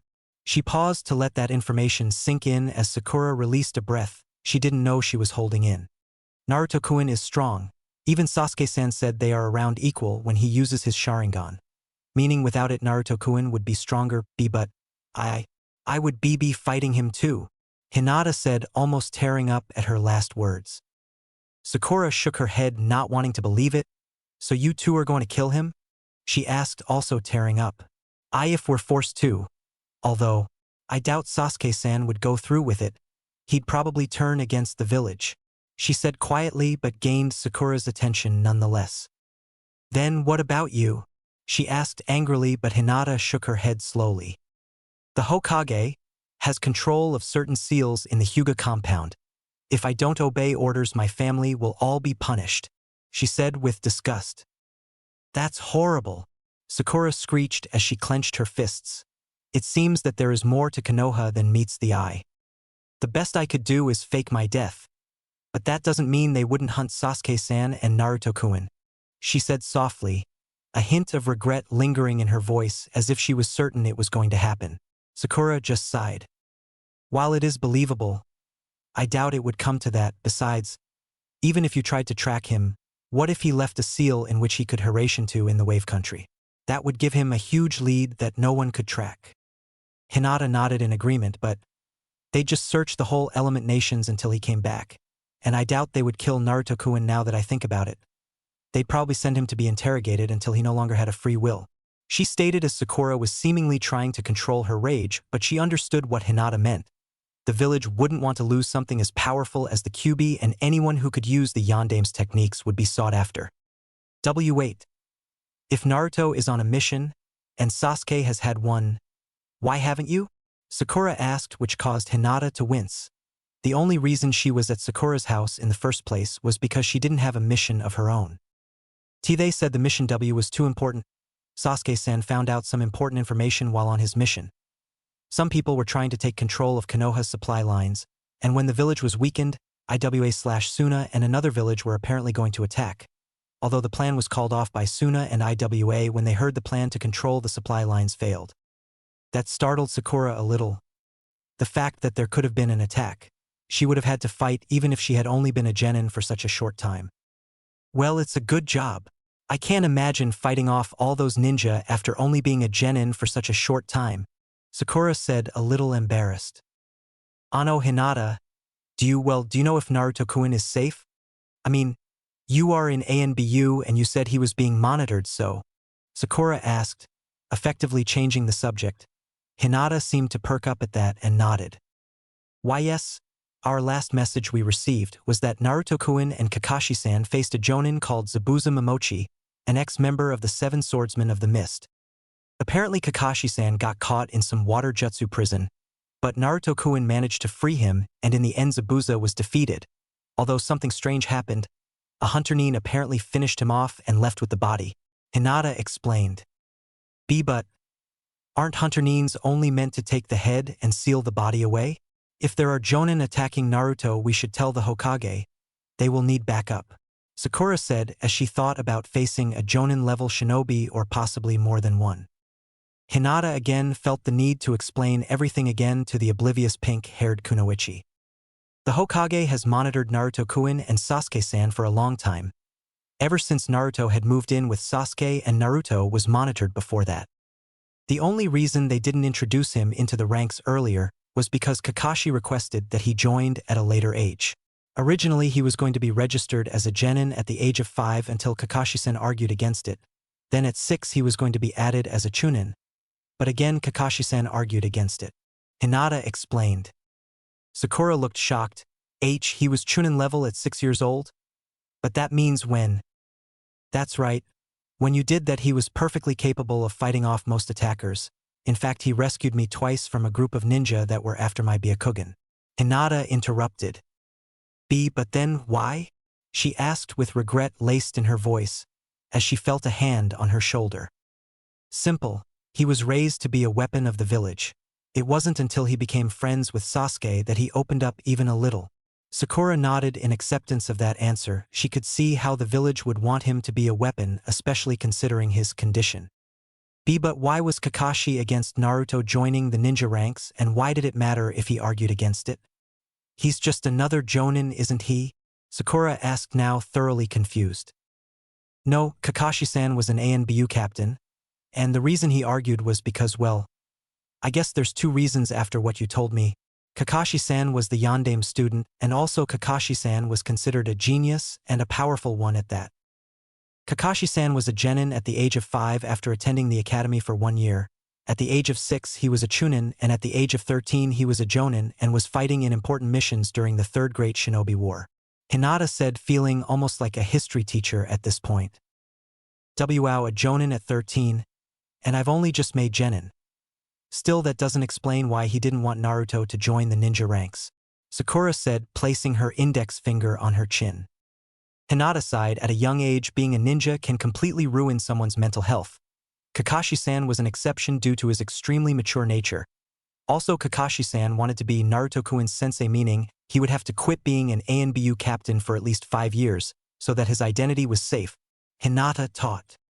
Well, at least someone strong is with Naruto, Sakura said softly. Hinata looked back to her and gave an enthusiastic nod before thinking to herself. I hope you're okay, Naruto-kun. Chapter 12, Wave 2. Naruto looked around, the thick mist clouding his vision. The bridge under him was so close to completion, but apparently it was to be scarred with battle. The fog around him made seeing even the floor below him difficult, so looking at the enemy a few feet away placed a slight strain on his eyes. Enough was enough. Naruto decided he didn't like mist after all. Futon. Great air cannon, he announced as he built up wind chakra in his lungs before releasing it in the form of a compressed ball of chakra. He fired it towards the enemy, and as expected they leapt out of the way. However, its true purpose was to clear the mist before it spread any further, and fortunately for the blonde it had worked. Good work, Naruto. I'll go after Zabuza. Be careful, Kakashi said before Naruto nodded an affirmative and charged Haku. Startling the girl with his speed, he decided to make use of her sudden vulnerability and began a deadly taijutsu dance, starting with a straight kick to the gut which knocked her back a few steps. Still a little winded, Haku was unable to guard against the solid uppercut that knocked her into the air. Not finished with his onslaught, Naruto span and using the momentum as an added force, drove both of his elbows behind him which collided with Haku's ribs, causing the girl to fly back a short distance. Quickly recollecting herself, she stood in a defensive stance, expecting Naruto to already be attacking again. She was surprised to say the least when he was also stood in a defensive stance. Well, Kakashi, it looks like you've got yourself a good weapon there. But that brat is no match for him. Zabuza spoke but was quickly interrupted by the charging form of Kakashi. He got into a defense position and readied himself for Kakashi's attack. I won't let you down, Zabuza-sama, Haku announced before charging towards Naruto, striking with a series of 3 kicks all aimed high towards the blonde's face.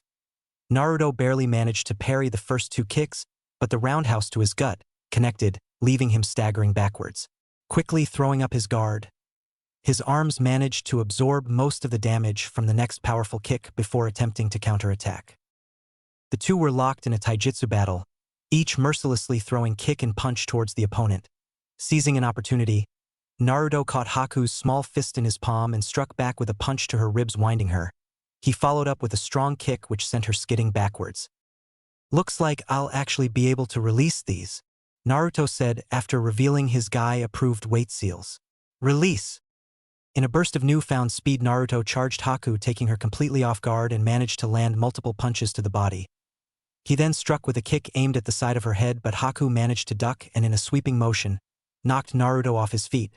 Not letting up, she grabbed his airborne form by the ankles and thrown him over her shoulder, slamming him down onto the hard bridge.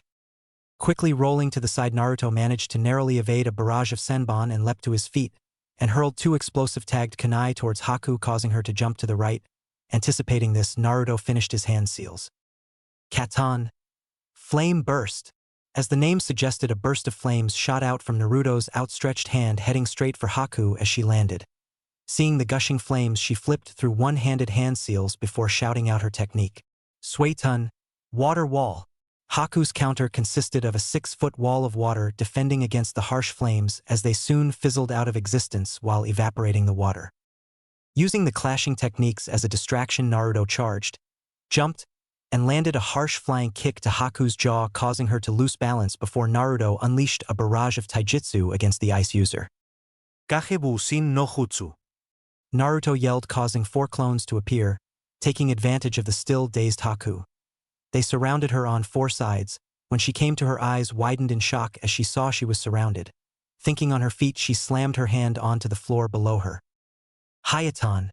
Rising spears. A sheet of ice flooded the area, and before the Naruto clones could react, they were pierced by a set of frozen spikes, effectively killing them. The real Naruto was out of the radius and was already flying through hand seals. Futon. Wind blade. Naruto made a slashing motion with his right arm, and soon after a crescent-shaped blast of wind was hurtling towards Haku. Seeing she could not counter in time, she dodged and thrown Senbon. One hit Naruto dead in the shoulder and the other piercing his thigh. Now! Haku commanded to herself as she rapidly closed the distance between the two of them. Hijitsu, crystal ice mirrors. She stated, and suddenly after the water moisture in the air began to form mirrors. 12 were created encircling the two at ground level, and floating above them was another 8 mirrors also in circle formation. However, the final mirror was facing directly towards the ground. After the mirrors had taken their igloo-like shape, Haku did something that shocked Naruto.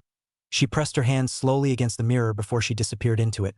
Then, before he knew it, every single mirror within the formation were reflecting Haku. Naruto took up a defensive stance and could only wait to see what this new technique dish out. Well, it looks like it's game over for that brat. No one has ever escaped that technique, Zabuza said as his sword clashed against Kakashi's much smaller kunai.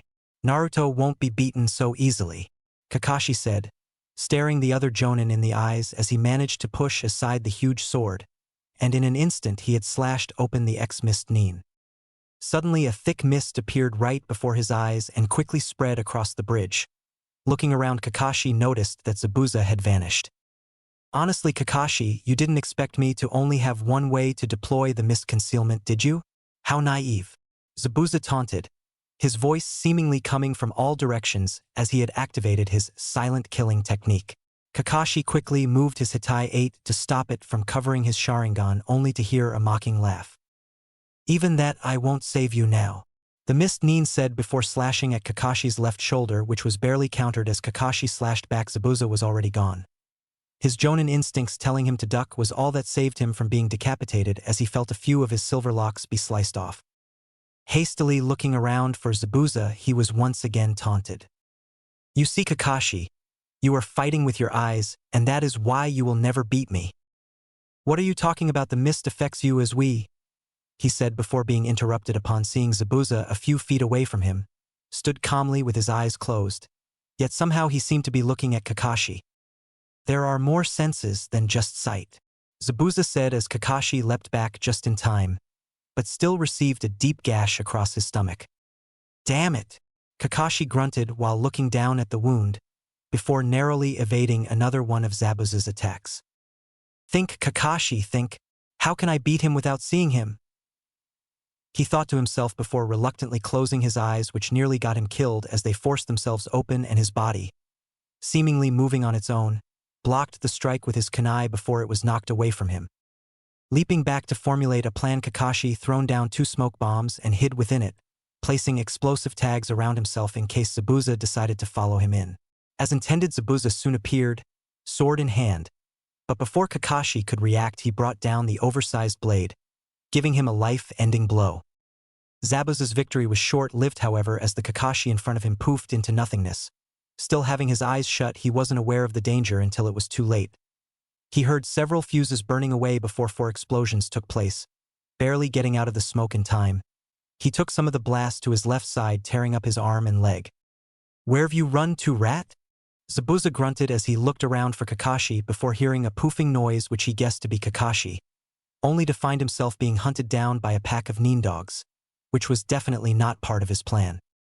Defeat you with something other than vision, It's not wise to give your opponent advice, Kakashi said with a matter-of-fact tone as his dogs sped towards their target. Shit, Naruto spat, another 2 sunbon embedded in his stomach. The beatings he was so used to helping his pain threshold greatly as he looked around, trying to follow Haku's movements. However, after seeing that hadn't worked the last few times, if the senbon sticking out of his body was a source of evidence, then he had to try something else. Kagebusin no jutsu, Naruto said as 2 clones appeared looking in different directions. Those won't help you here. You will be defeated. Give up. I don't wish to kill you, but to accomplish the dreams of another. I will kill my heart and become a ninja. She spoke in a monotone voice, Gar. Like hell I just give up, Naruto announced, still looking around the arena of ice, waiting for the nin to strike. A blur of movement was seen flickering from a mirror behind Naruto, and sooner than he could dodge, another pair of senbon flew towards his neck. Seeing the needles, one of his clones grabbed him by the arm, swung him in a circle, and launched him towards the blurring movement. Naruto cocked back his fist as he flew through the air to his now visible opponent, and when within distance he let loose, his fist slamming into the unprepared mask with great force that launched the body attached to it across the bridge, slamming into one of the mirrors. Stumbling back into the mirror behind her, the ninja deemed herself safe, but that move wouldn't work twice, and if the blonde was as good as she thought he was, then he'd know it. As if reading her thoughts, the two clones standing by his side dispelled. It seems you got lucky. I can assure it will not happen again. I ask you once more, please give up, Haku said with a slight tremble in her voice, although this just seemed to enrage Naruto, his chakra flaring uncontrolled. Why? Why do you go against your own beliefs for others? Naruto snarled, as he pulsed with rage. People shouldn't destroy themselves for others. It's not right, Naruto cried at one of the many mirrors. Would you not if it was for the sake of someone precious? Haku said, which apparently hit a nerve. Naruto gritted his teeth before staring back at the mirror. If they force you to go against yourself, they are not worthy of being called precious. Naruto spat out in anger. I see, but you and I are different. Zabuza-san is my only precious person. He took something that no one else needed and gave me a purpose. I am his tool and I shall not fail him, Haku said as her monotone voice broke, revealing her soft, gentle voice. Once more Naruto's eyes widened in shock upon hearing the voice, and edged slightly closer to the mirror as if struggling to believe something. Ho Haku. He asked quietly, the sound almost drowned out completely by the sound of charging dogs. I guess I do not need to wear this mask any longer, Haku said as the mask slid away from her face to reveal her identity. Then something in Naruto snapped.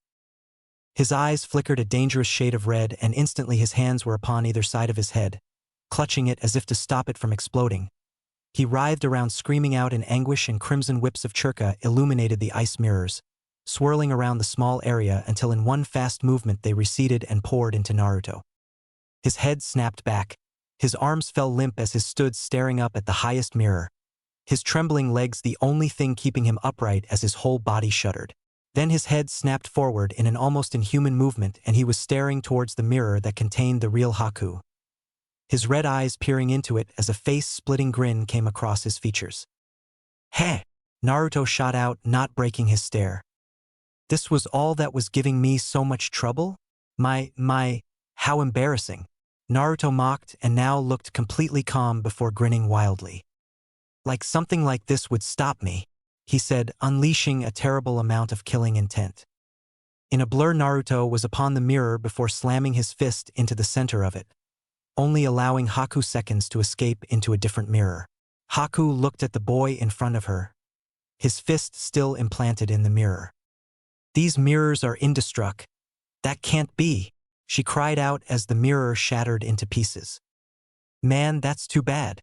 I thought you were going to say they were indestructible, Naruto taunted, before rushing another mirror and destroying it within an instant. Haku was breathing heavily in the mirror she managed to flee to.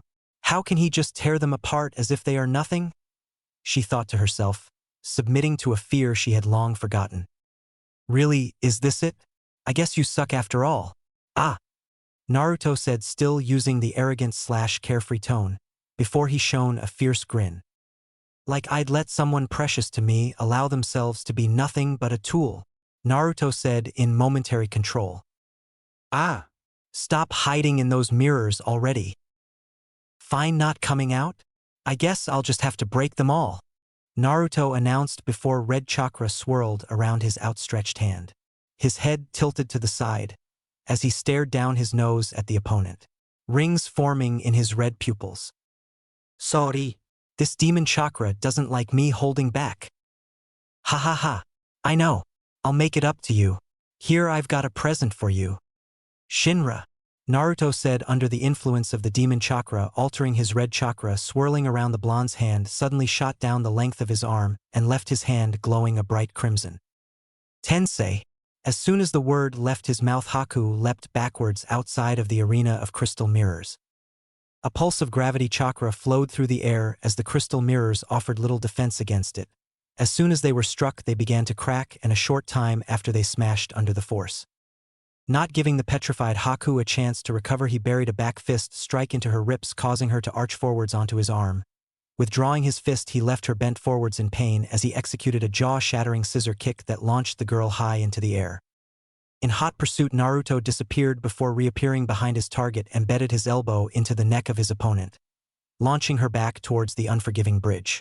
After impacting with the hard surface, Haku let out a cry of pain, her whole body trembling as she stretched out a weak arm in attempt to push her body into a standing position. Her eyes widened in shock as she felt her body now weightless before she realized Naruto was clutching her by her overcoat and had lifted her so that she was at his eye level. He just stared in her eyes for a while, which only helped to unnerve her already trembling body.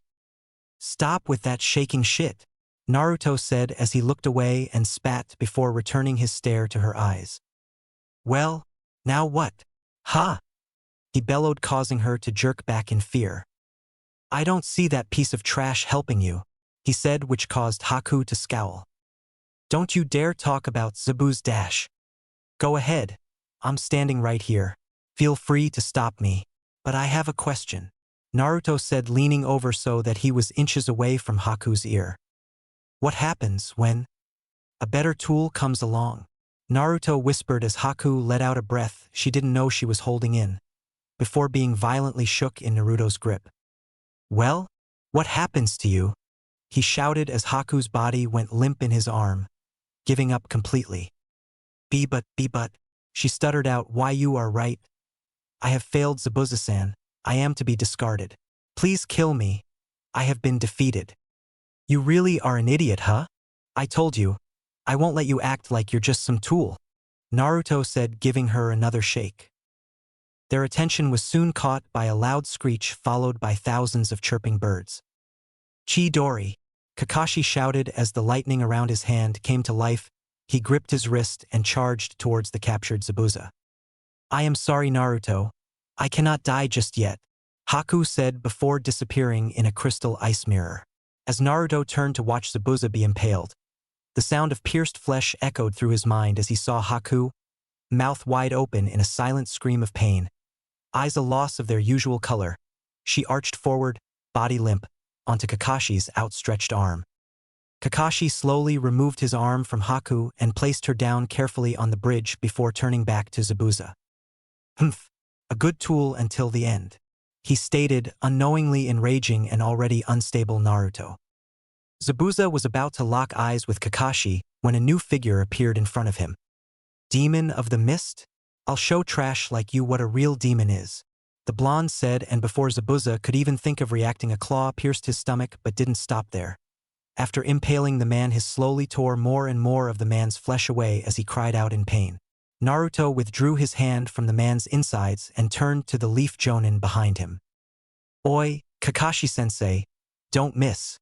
And with that, he ran over to Haku, the red draining from his eyes, leaving them a clear sky blue as he looked down at the dying Haku. "Shit, she won't last long," Naruto analyzed before going through the hand seals for one of the few medical ninjutsu he had learnt from scrolls alone. A pool of green chakra appeared within his hands as he held them over the wound. After around 30 seconds, he was about to attempt to close the wound with fuinjutsu to preserve the body until reaching a hospital when he noticed something in his peripheral vision. Zabuza's sword, the Kubikiri Hocho. Soaked with Kakashi's blood, the broken blade was absorbing the metallic fluid and regenerating, which is when Naruto's eyes snapped open as he raced to get it. After collecting it, he was by Haku's side. A single tear had fell from her eye as she stared up at the blonde who was desperately trying to save her. "Ena Naruto iema e Sasori," she said in a raspy voice, but Naruto just silenced her as he placed his index finger over her lips and shook his head slowly. With that, her eyes fluttered and she slipped into unconsciousness. Naruto let out a pained sigh before turning to the sword, the tool in which would save Haku's life. Pulling out a vial of ink and a brush, He quickly slapped on many simple symbols along the blade of the weapon before looking over them to double-check. With a satisfied nod, he channeled a small amount of chakra into the blade, effectively bringing the seal to life. Fuinjutsu. Ability Locate. The sword started glowing a blue color as chakra flowed through it before it started releasing a soft, buzzing noise which told Naruto the technique had worked. He picked up the blade and held it over Haku's wound before stabbing her in the same spot. Fuinjutsu. Ability Reverse. The blood that was repairing the blade from piercing Haku's body resided back into Haku, and the blade slowly began crawling into the wound, the metal slowly deteriorating as it merged with the injured girl, and soon the blade had completely sealed the wound, although the sword kept on merging with the girl. Before Naruto could pull it out, the metallic skin that was sealing Haku's wound began converting into human skin and flesh, and soon enough it looked as if Haku had never been injured at all. Naruto slumped forward happy with the progress and checked the girl's pulse. She was alive. He had done it. He looked up and turned to see Zabuza on the receiving end of a Chidori, his body unresponsive as Kakashi let him fall to the bridge.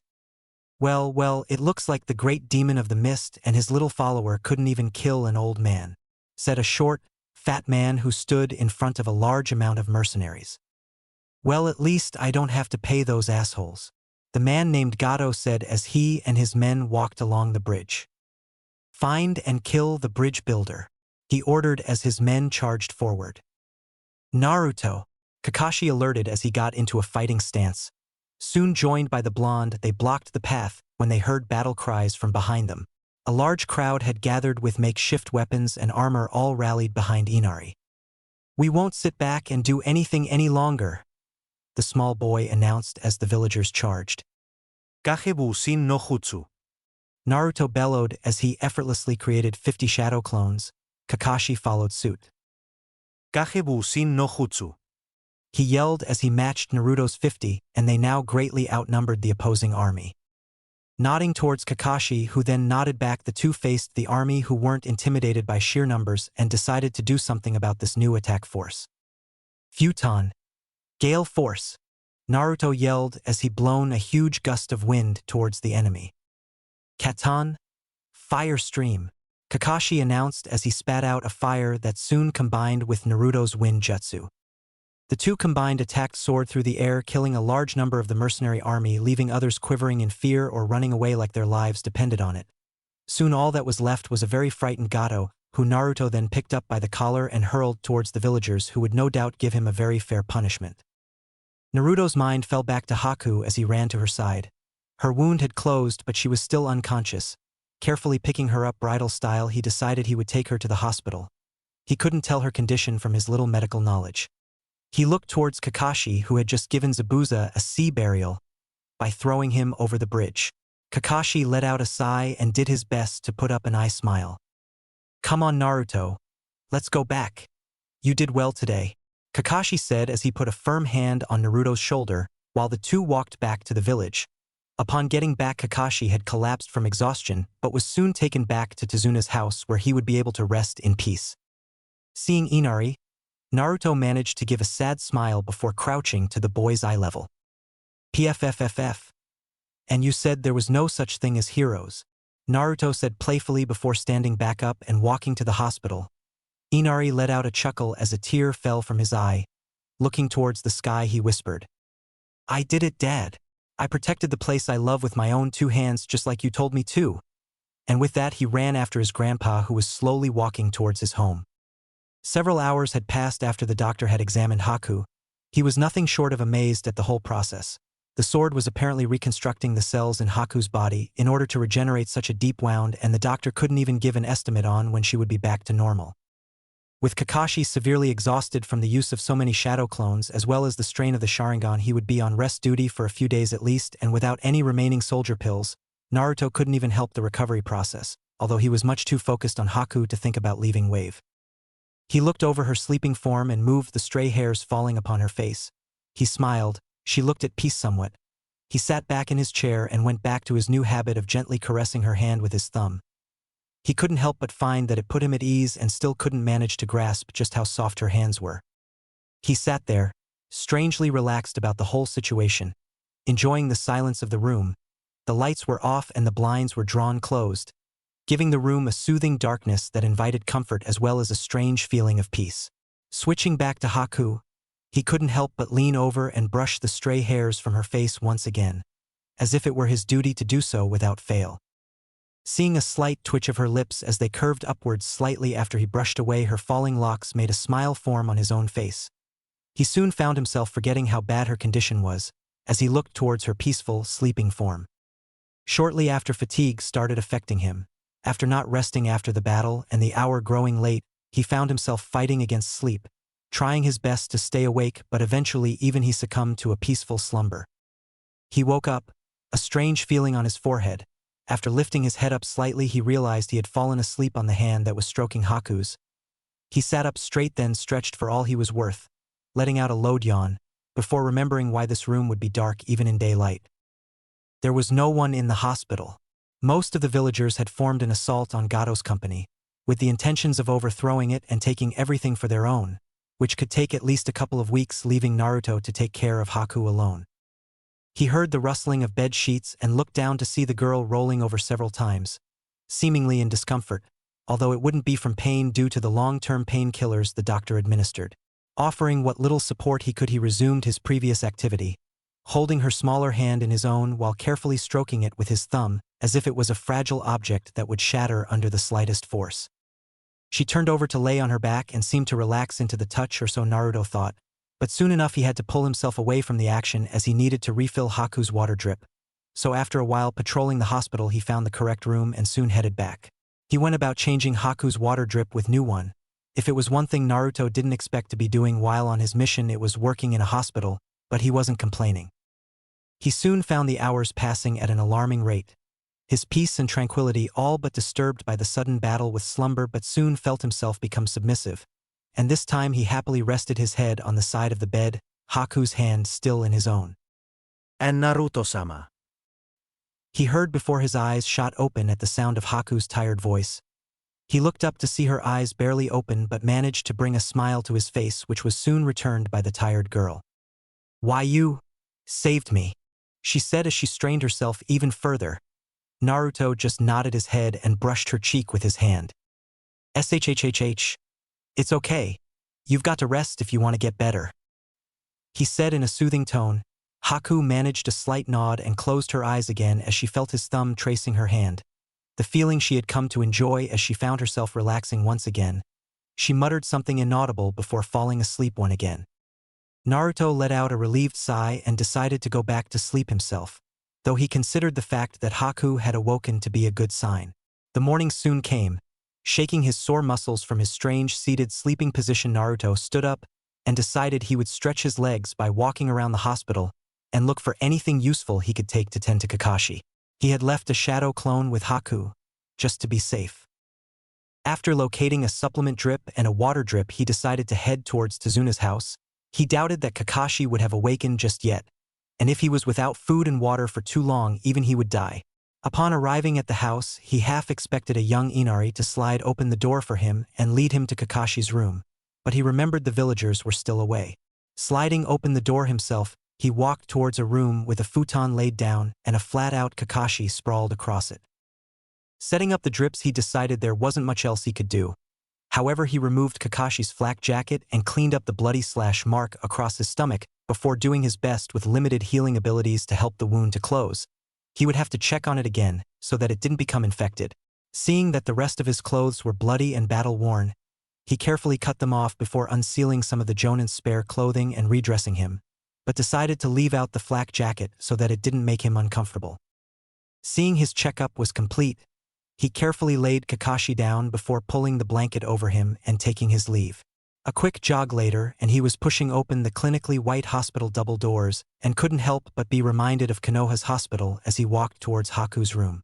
Dispelling his clone with a nod as its memories returned to him, he resumed his position in the visiting chair next to the bed, although with sore muscles. He had decided tonight he would be sleeping on the other hospital bed in the room. Leaning back in his chair, he was left to his thoughts. "I can't exactly just bring her back to Konoha," he thought to himself while rubbing the sleep from his eyes, which was true. He couldn't just take her back to Konoha. Although her identity was safe thanks to her hunter mask, She would have to list her abilities to be added to the ranks of Konoha, and no doubt she would be put up as breeding stock to add her Kekkei Genkai to the village's collection. For some reason though, Naruto had no intentions of having her join Konoha's ninja ranks, though he had to admit it was an awful shame that the ANBU monitoring him was caught in the crossfire between the battle of the two Jonin for getting too close to Naruto. Although the truth of the matter was that Naruto couldn't have the man reporting that he was able to use Fuinjutsu and had saved an enemy ninja from certain death. Whoever was sending those ANBU after him, whether it was Danzo or the Hokage or even the council, they would be suspicious of him, even more so than before, but at least they couldn't outright ask him why he killed the ANBU member that was secretly monitoring him. He shook his head clear of such thoughts and went back to focusing on Haku. He kinda hoped she would wake up again, at least he would have to tend to her needs. Whereas he was feeling rather useless at this moment in time, but he didn't let it show. He was thankful for this quiet time. He was able to be left alone with his thoughts, and he had a lot of them.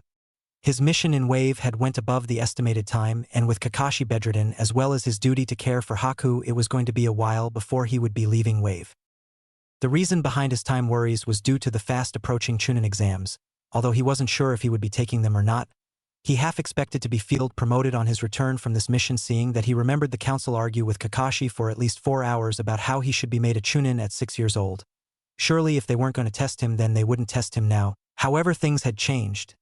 He now had a team, and was almost certain that he would be working with them throughout the Chunin exams. The first reason was that it would maintain the facade that Team 7 was in fact a full 3-man cell instead of the actual Naruto/Kakashi combo. The council wouldn't want other Jonin instructors questioning why a genin was working alone with his Jonin sensei as his only other teammate. The second reason could be that something was planned for the Chunin exams, such as an attack against him in an attempt to get rid of him and the Kyuubi once for all, which he didn't think was the case. He was a powerful weapon regardless of whether they trusted him or not. His other belief was that he along with his team would be targeting teams from a certain village that was growing to powerful and attracting to many customers, which meant his team would be making sure that the certain village looked weak due to having no members pass the tests. His final reasoning was that he was simply to become a Chunin, and was to be the third member of a squad with Hinata and Sasuke, although he assumed while working on a squad with them, they would still be in full ANBU uniform, which could be a little weird, but ANBU are a regular occurrence in his life, so he'd manage. He couldn't help but feel as if he was missing something to do with the area for the second stage of the Chunin exam, the Forest of Death. While it was labeled as a training ground, it was permanently out of bounds, which was suspicious in itself, as the only time it was open for use was when Konoha hosted the Chunin exams once every 4 years. Other than that, the place wasn't even monitored, as if they expected people to leave it alone. Although Naruto had seen that strange woman with the trench coat heading there numerous times. That was a thought that suddenly grabbed his attention. He hadn't noticed before, but she never seemed to be with anybody else, and found himself wondering if she was the snake bitch that people so lovingly called her. If that was the case, he could use that to his advantage. Being friends with a Jonin didn't have many downsides. Even if he had to be slightly manipulative at first in order to gain her friendship, it would be worth it. Even if deceiving people in the village that would go as far to trust him would make him feel slightly sick with guilt, he would pull through, as the results would certainly be worth it in the end. He looked up, breaking his chain of thoughts, and walked over to the drawn blinds. Spreading them open wide enough to look out, he saw that it was already nighttime. No wonder he was starting to feel tired, although he did wonder if this room had some sort of time seal active, as he couldn't seem to be able to comprehend just how fast the time had passed by. He let out a long yawn. Yup, time for bed, he thought as he staggered over to the room in the far corner. After glancing at Haku one last time, he climbed under the covers and rolled to face the wall, the cold bed soon warming and inviting him to sleep. Her eyes slowly eased open before closing again, then in a slow movement opened fully. She could see the white ceiling through blurry vision. A slow blink later, and she was staring at the white ceiling, which was now clear to see. She frowned. She couldn't feel him. Her hand felt strangely cold. She moved eyes to look to the left. All she could see, however, was a window with the blinds drawn was shut, and although the room was shrouded in darkness, it didn't affect her vision. So she decided to check the right side of her. With as much haste as she could manage, she tilted her head so that she lay on her right cheek. She analyzed the area, a vacant white, plastic visiting chair and a tightly shut door. He wasn't here. And Naruto-sama. She whimpered, her eyes studying the area for movement, her panic building up as she found herself clenching her blanket in her hands. Naruto-sama? She asked in a louder voice than before. She waited silently for a few seconds before her panic rose past the breaking point. She began weakly lashing around trying to force her body to stand. Though found she was able to do so yet she still thrashed in the bed. Naruto-sama? Naruto-sama? Naruto-sama? She shrieked in desperation. Naruto's eyes cracked open at the loud cries and he shot to his feet. Pained by what he saw he rushed over to her bed, the figure in it still crying out his name, with that honorific that he would definitely telling her to remove when she was healthy. As soon as he was by her side, not wanting to shock her with sudden touch, he decided to try and soothe her with his presence. "Shh, it's okay Haku-chan, I'm here and it's okay," he said softly as he continued to chant things which he hoped would put the girl at ease.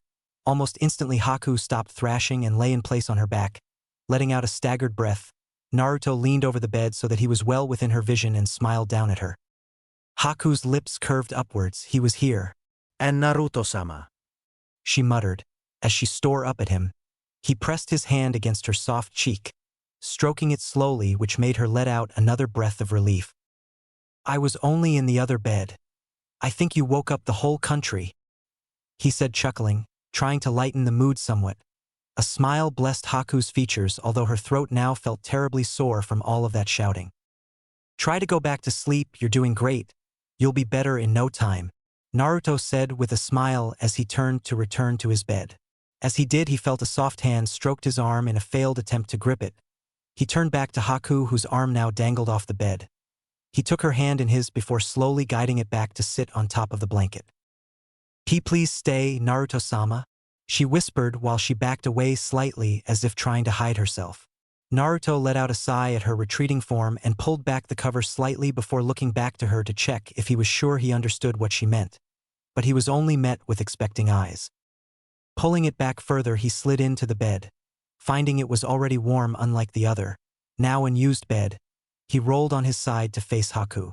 Seeing he entered the bed, she instinctively rolled and wrapped her arms around him, then nuzzled into his chest, refusing to let him go again. Naruto was a little taken back by the movement at first but soon returned the gesture as he roped his arms around the girl and began reaching up the back of her hair, carefully untying her bun. He allowed it to flow freely down her back. As it did so, he began combing through the dark brown locks.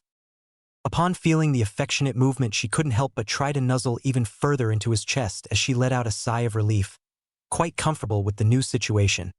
She had never experienced affection like this before. It felt warm and she couldn't help but think she was in the safest place in the world. Soon the comfort became too much and her eyelids became heavy as they fell, closing and opening several times until she gave up. "Good night, Naruto-sama," she said sleepily before drifting off once more. Deciding to join her, Naruto fell asleep also. He stretched outwardly in his bed before finding he was somewhat restricted. Looking downwards, he saw Haku, still clinging to his waist. He smiled before noting that he had to get out of bed. Carefully, he pulled her arms from around him and softly rested them on the bed. Getting up, he was about to begin his hospital chores before he heard her. "No," she whimpered while still asleep. "SHH, I'll be back, I promise," he whispered to her before leaving the room, shutting the door behind him as quietly as possible. Naruto sighed. He hoped that Kakashi was at least awake. He hadn't spoken to anyone properly in a couple of days. While walking down the deserted streets of the village, his mind shifted into thoughts of Konoha. A deep frown came across his face. Maybe I should just kill the next villager that looks at me funny," he thought before his eyes widened. "Geez, where did that come from?" he questioned as he scratched the back of his head. Sure, he had felt angry at the villagers for the actions, but he somewhat understood. "Don't worry about it, that was just from using my chakra," Naruto heard in his mind.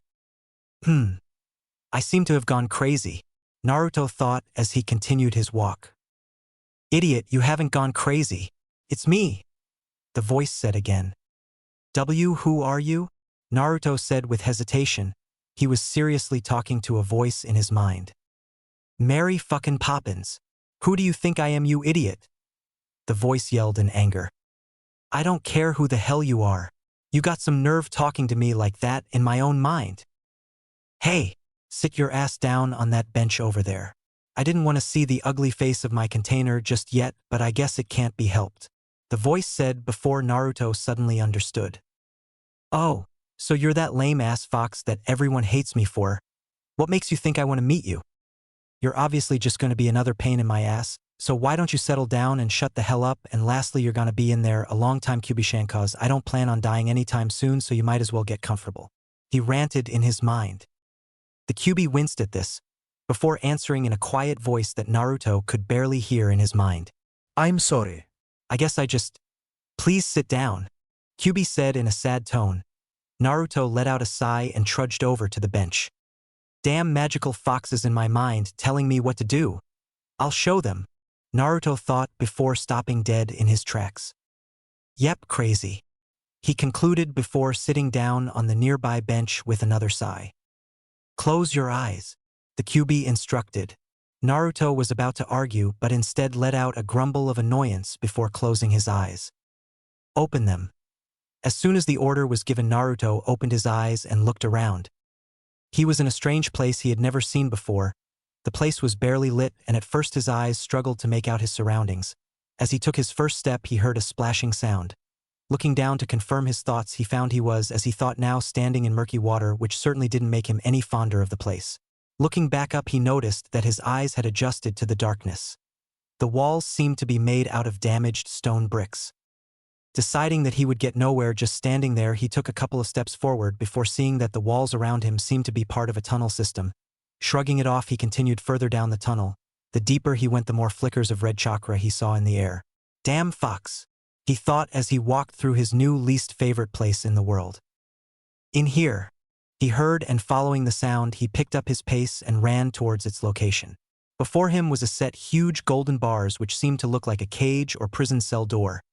Upon further inspection, he noticed a strip of paper over the lock. It was simply labeled seal. A large orange fox head appeared behind the bars, its eyes closed as if not wanting to see the blonde. Naruto's eyes widened slightly in the sheer size of the thing. If he was scared, he was doing a damn good job of hiding it.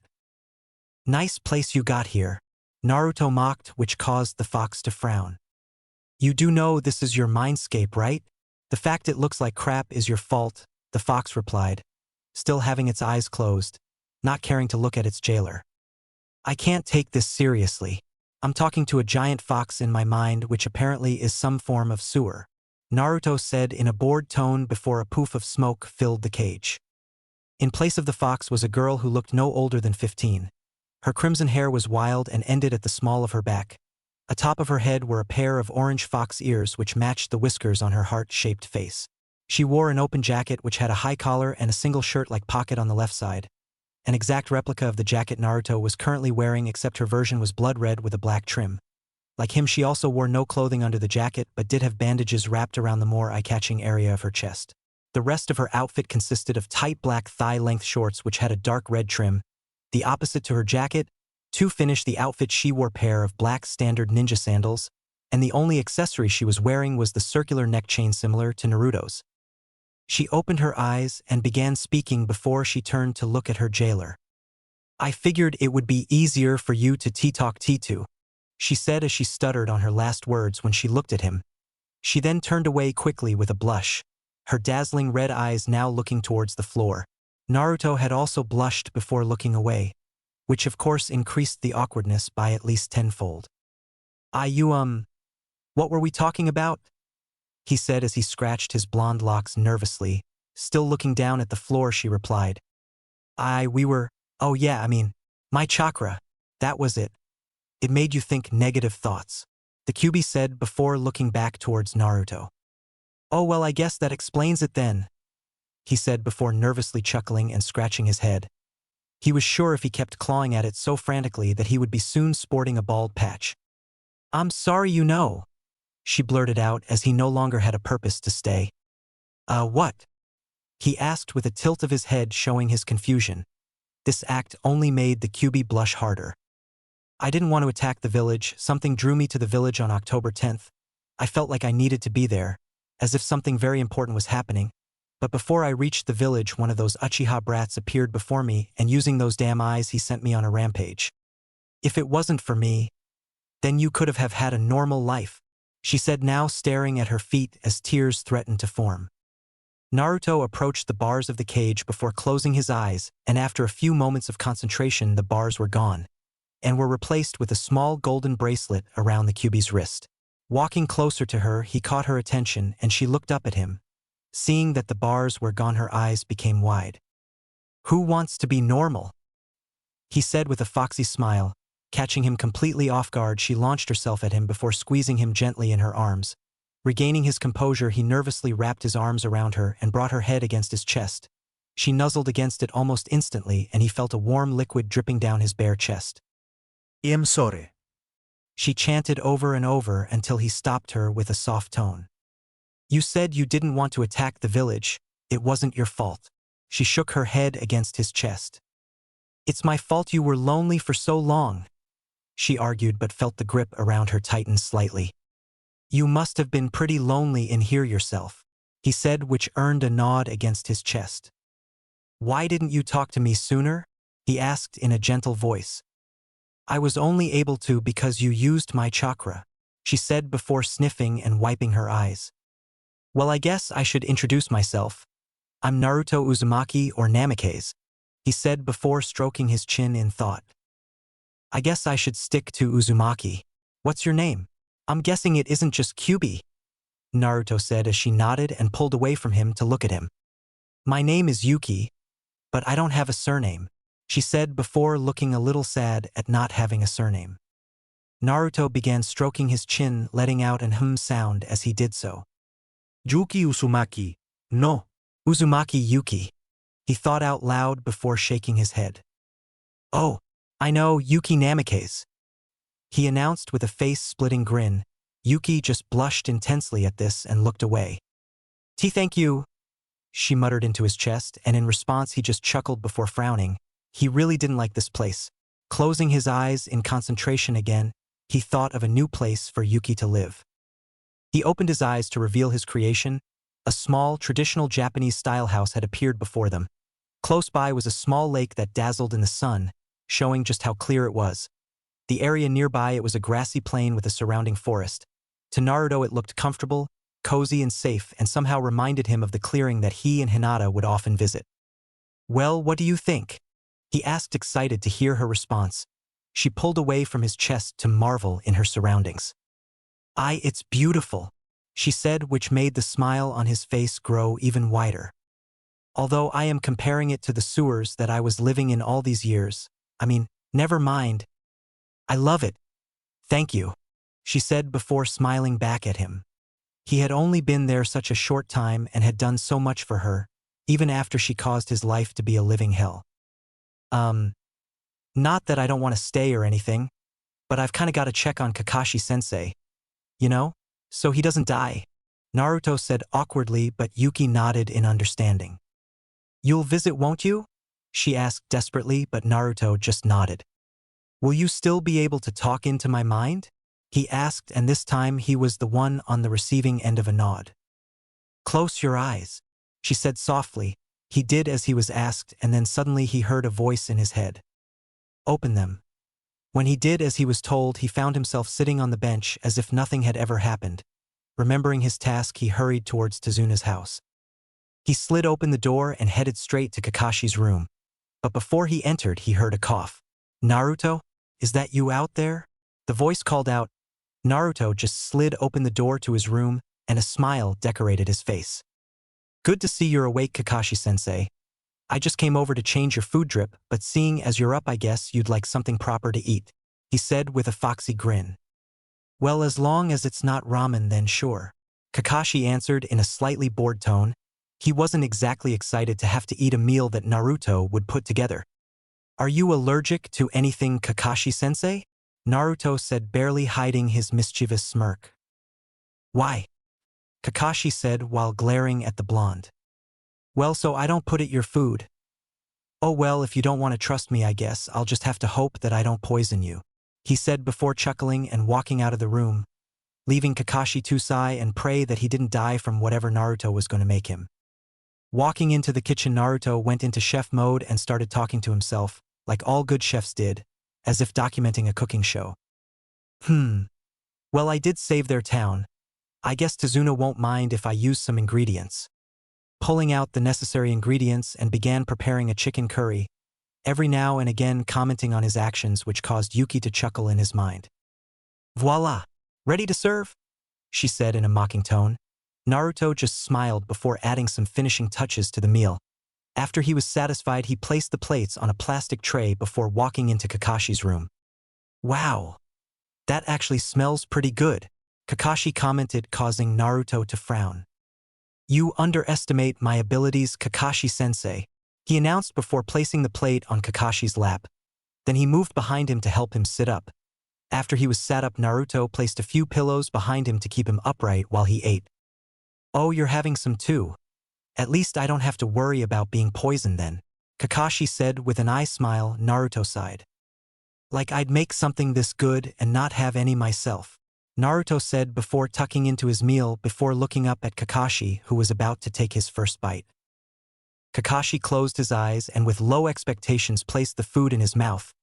Naruto was now staring at him with high hopes that he would like it. Kakashi's eyes shot open. Wow, Naruto, this is really good, Kakashi declared before wolfing down his food just like Naruto was. After he had finished the meal, the Jonin let out a content sigh that signified he had enjoyed the meal. Thanks, Naruto. It seems I underestimated your cooking skills after all, he said before giving the blonde an eye smile. Oh, Naruto asked. Well, I'm glad you didn't mind the rat poison I put in your food, Naruto said, barely holding a straight face. Kakashi's smile fell completely and looked shocked. Why you what? He asked, questioning if he heard correctly. Naruto just burst out into laughter at this point. Even Yuki joined in upon seeing Kakashi's reaction. The look on your face, he said in between laughing. Kakashi just sighed with a frown upon his face. Shouldn't you be at the hospital? He asked, slightly annoyed at the blonde's laughter. Crap, you're right. I'll see you later, Kakashi-sensei, Naruto said before sprinting to the door and rushing to the hospital, hoping that Haku had not gone into some insane panic by now. Opening the door to Haku's room still in a complete rush, he somewhat panicked when he saw her panting for breath. She turned to look at him before her eyes widened in joy. Naruto-sama. You're back. Thank goodness, she exclaimed with a smile. I thought you'd trust me a little more than that, Naruto said with in mock hurt. She started, but Naruto soon interrupted, changing the subject. How are you feeling, Haku-chan? He asked casually, the honorific causing Haku to blush slightly before answering. A lot better. Thank you, Naruto-sama. Although I still feel a little tired, I expect I should recover soon. Naruto scratched his head. That's good to hear, but please don't call me Naruto-sama, he whined. But I must. You saved my life, and even helped me while I have been recovering. You gave me a new purpose in life, to be more than just a tool, she replied. Naruto sighed, which didn't go unnoticed by Haku. Have I disappointed you, Naruto-sama? She said sadly. Naruto just shook his head. It's all right, Haku-chan. I didn't mean to upset you, he said as he plopped down on the bed next to her and pulled her into a hug. You don't have to act so formal around me, that's all, he said softly as she leaned into the hug and rested her head on his shoulder. Okay, I'll try my best, Naruto-say. Naruto-kun, she said. Naruto chuckled at this. Try to get some rest. I'm sure you'll be better in no time, Haku-chan. After he said this, she nodded and closed her eyes. Oi. Why don't you call me Yuki-chan? Asked an angry Kyuubi inside Naruto's mind. Yuki-chan. He whined in his thoughts. Feeling her blush, he thought he had gotten away. Too late for that Naruto team, she snapped. Humph.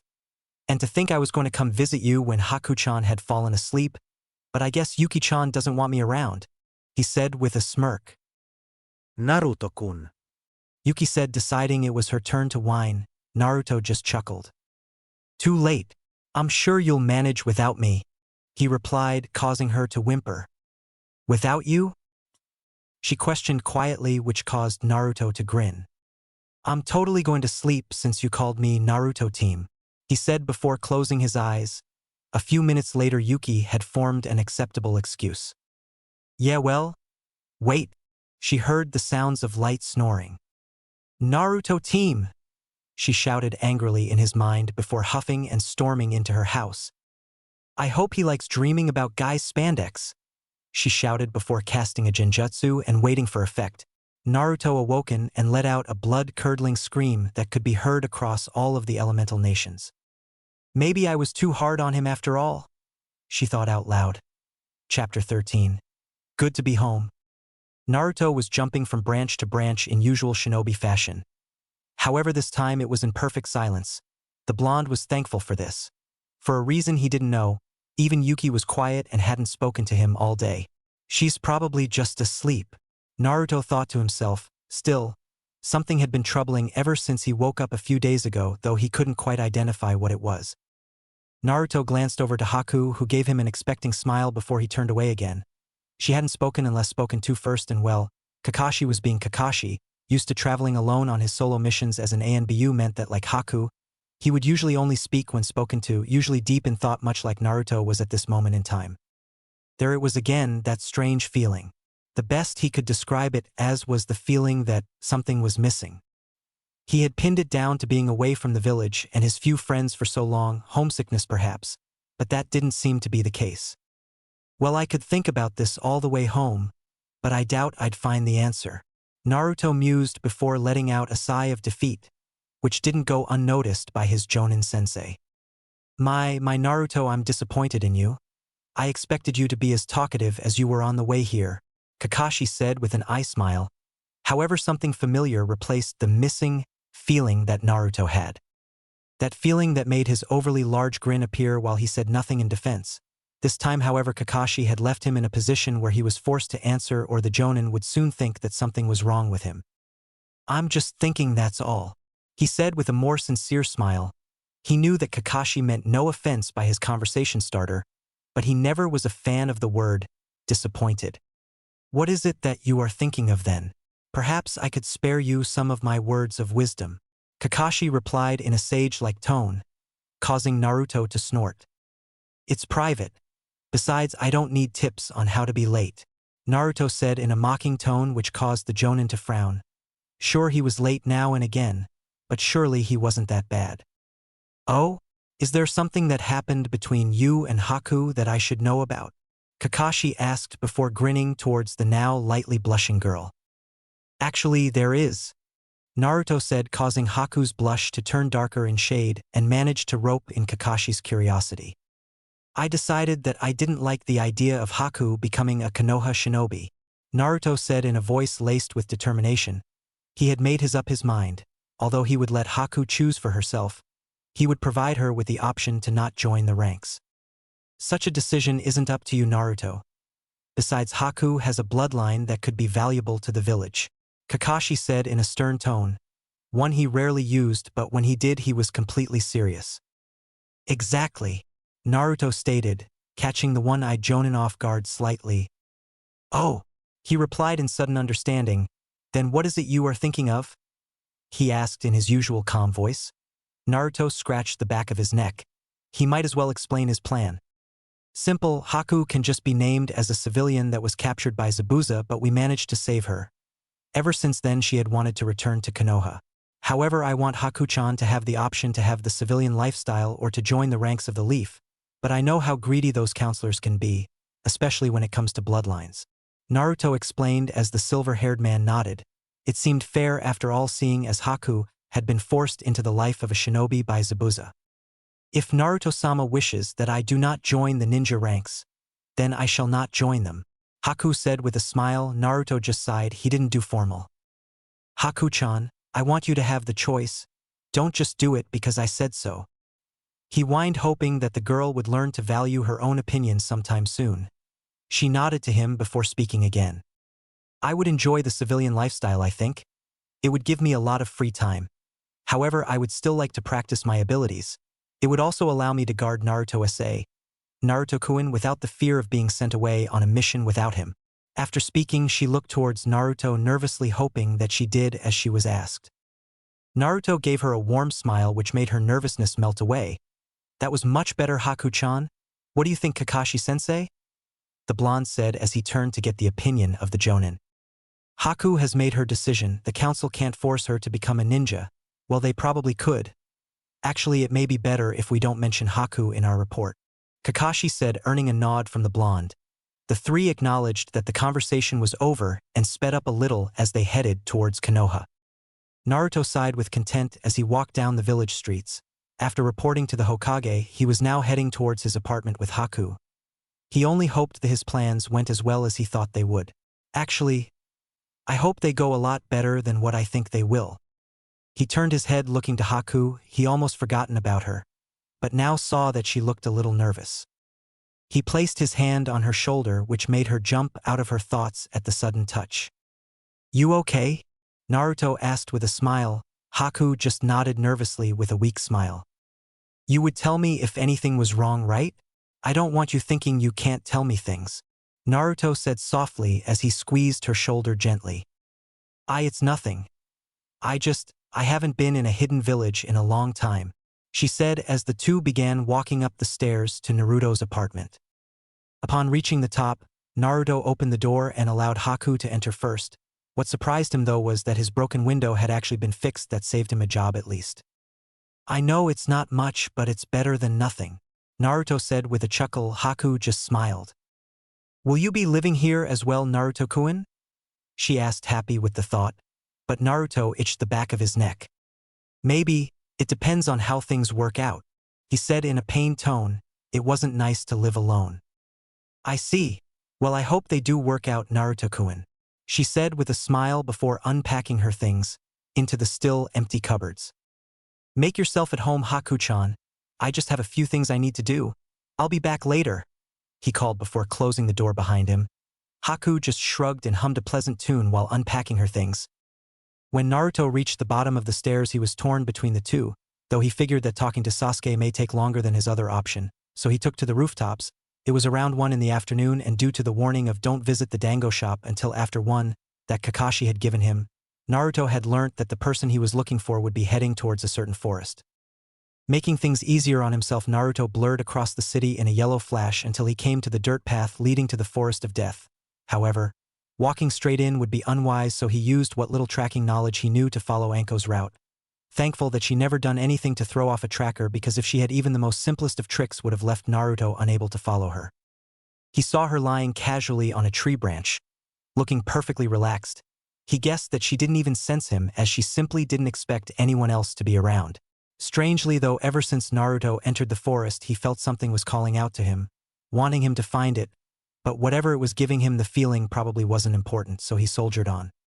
"Alright, well, here it goes," he thought as he looked around for a good spot. "I need to be spotted by her. Let her think she in control," he reminded himself as he jumped onto a branch which was clearly in her view.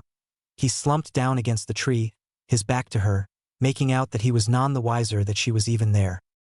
Anko raised an eyebrow before smirking. Someone was in her forest. The least she could do was to give them a warm welcome. Standing up, she jumped down a few branches towards Naruto's tree. "Looks like it's working," he thought as he tried to keep up his clueless act. Suddenly, Anko dropped down. A kunai in her hand was pressed against Naruto's throat. "Well, now, it looks like someone has stumbled into my forest. Maybe I should use you as an example to keep other people from coming in," she purred in his ear. "Let her think she's in control," he chanted to himself in his mind. He managed to make his voice waver as he spoke back to her. "I didn't know anyone else came here," Naruto said weakly, which made Anko immediately thought he was putty in her hands. Leaning in closer to his ear, he could feel her breath against it. "I might let you live after all, but I can't promise anything," she whispered seductively into his ear before pulling the kunai away from his neck and accidentally cutting his cheek. "Oops. Let me clean that up for you," she said before getting a taste of his blood. The action made Naruto shiver slightly, making her feel all the more in control. She slumped down beside him and turned her head to face him. "So tell me, brat, what are you doing in my forest?" she asked in a slightly irritated tone. This was her place to get away from it all. "Well, the villagers don't exactly love me, and I heard those saying lots of harsh things about a woman, something about a snake. I figured she would be able to understand what it's like, so I wanted to meet her. I heard a villager say she visits the Forest of Death a lot," Naruto said as he mixed truth with lies to make his reasoning more convincing. He sensed Anko tense up at the mention of the term snake woman and knew that he had hit a nerve. Yeah, well, here I am. So now you can get out of here before I change my mind. Anko snapped, but to her surprise the blonde turned to her with a smile. No fear of her in his eyes whatsoever. He looked somewhat hopeful, and that scared her. What is it? She yelled, and dropping his act he decided he had loosened her up enough for him to talk to her properly. Well, first of all, I'm sorry I tricked you into thinking I didn't know you were here, but it's the only we'd be able to talk properly, he said, earning a snort from her. I know why you come here, he stated, which made her eyes widen slightly before a frown came across her features, but before she could give him a piece of her mind he continued talking. I could tell you everything, but you wouldn't trust me. You've been hurt by someone you trusted, so I understand, he said, causing her to look at the tree branch below them and clench her fists with anger. She felt a soft hand upon her shoulder, and little by little her anger was slipping away. Not even Kurenai ever tried to comfort her physically in fear that she'd get snapped at. It's okay to be angry, he said softly, causing her to almost tear up, but suddenly she felt a tug at her collar and immediately shoved his hand away from her. What the hell do you think you're doing? She yelled at him in panic. She almost fell for his soft touch. She almost found herself trusting his words. Checking which side it is on, he said quietly, hoping not to enrage her. She gritted her teeth in anger. You hate that mark, right? I just need to see what it looks like, he spoke before slowly raising his hand again. This time, though, he made sure it was in her line of sight. What do you mean? What does it matter if I hate it or not? She asked, confused of how just a minute ago she was sat comfortably in her tree like always, and now she was here being reminded of a lot of nasty memories. Well, if you hate it, then you will allow me to remove it, he said softly, trying not to startle her. Anko's eyes widened and a small flicker of hope shot through them before it was crushed. She knew better than to get her hopes up. Oh yeah, you expect me to believe that? Even if you could, what would you want in return? She asked, still unconvinced. Well, I've been training in Fuinjutsu for around 6 years now, and I can promise you I can take that thing off, hopefully without hurting you, but I'll make sure he doesn't know, Naruto said, still trying to be as gentle as possible. In return. Oh great, here it comes, she interrupted, which caused him to chuckle. You think this is funny? She yelled with anger. Sorry. I thought about teasing you, but that wouldn't be very nice. He let out a sigh. All I ask for in return is your trust. Then I can tell you everything I know, and who knows, I might even be able to help you with your pain a little. I hate seeing people suffering the same pain as I did, he said before easing his hand back onto her shoulder before giving it a squeeze. She looked in his eyes and saw honesty and determination. Can he really get rid of the seal? She thought. Fine. Screw me over and you'll die before you can blink, she snarled. Naruto was thought about retaliating, but figured her anger was to mask her fear. Don't worry. Now can I see it? He asked. Answering without words, she tugged on her collar to reveal her cursed seal, and Naruto could see the area around it was a little sore. He gently brushed over it with his thumb, causing her to wince and hiss in pain. Sorry, he said while still examining the seal, looking for any more sore areas around it. Happy with his examination, he brought his now green glowing hands to her neck. You dumbass, like that will get rid of it, she said, thinking that she had been taken for a fool. Relax. The area around the seal is a little sore, that's all. I don't want to hurt you, he said while still focusing on his healing. She felt a slight pang of guilt for snapping at him, but did nothing about it. There, I'm gonna brush my thumb over it again, all right? Let me know if it still hurts, he said, talking her through his actions. She gave a nod and he gently brushed over the mark with his thumb. It doesn't hurt, she said, a little surprised. Good. Now I know you're still suspicious, so I'm going to talk you through what I'm doing. If you have any questions, just ask. I want you to feel comfortable after all. He spoke like a doctor about to begin a procedure. Fine, I've got a question. Why are you doing all of this? She asked with that pained look in her eyes. Stop it. Stop thinking that you don't deserve help. No one deserves to suffer. Just because the village is too blind to see you're hurting doesn't mean I am too, he said in a stern voice, which caused Anko to lower her head like a kicked puppy. It's all right to hurt.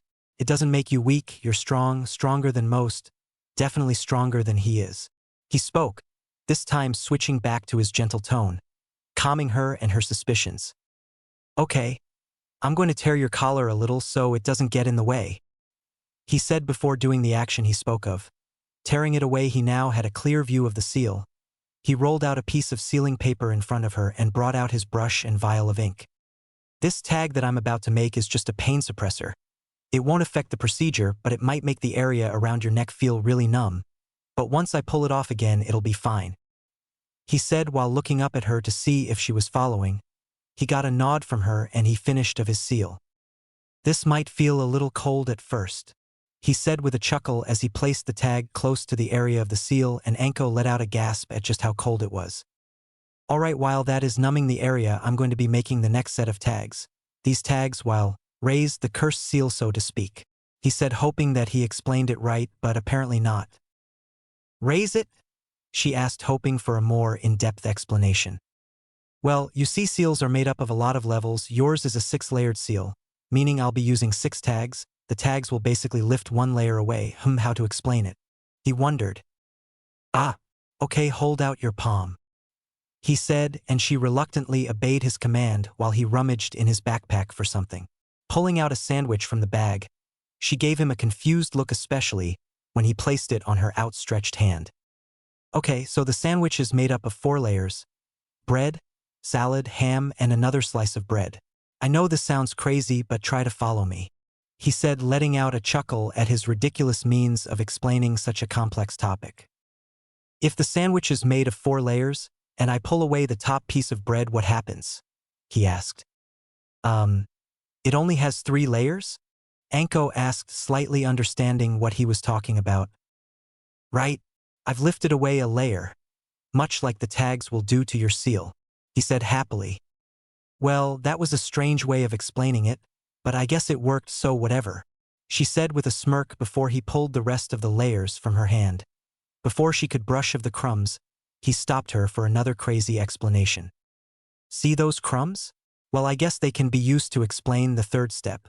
After the layers have been lifted, there will still be remains of the seal, but I'll talk you through that when we get there. You just tell me when your neck is feeling numb, Naruto said before working on the last seal, but suddenly he looked up with a panicked look. I almost forgot. Is your cursed seal level 1 or level 2?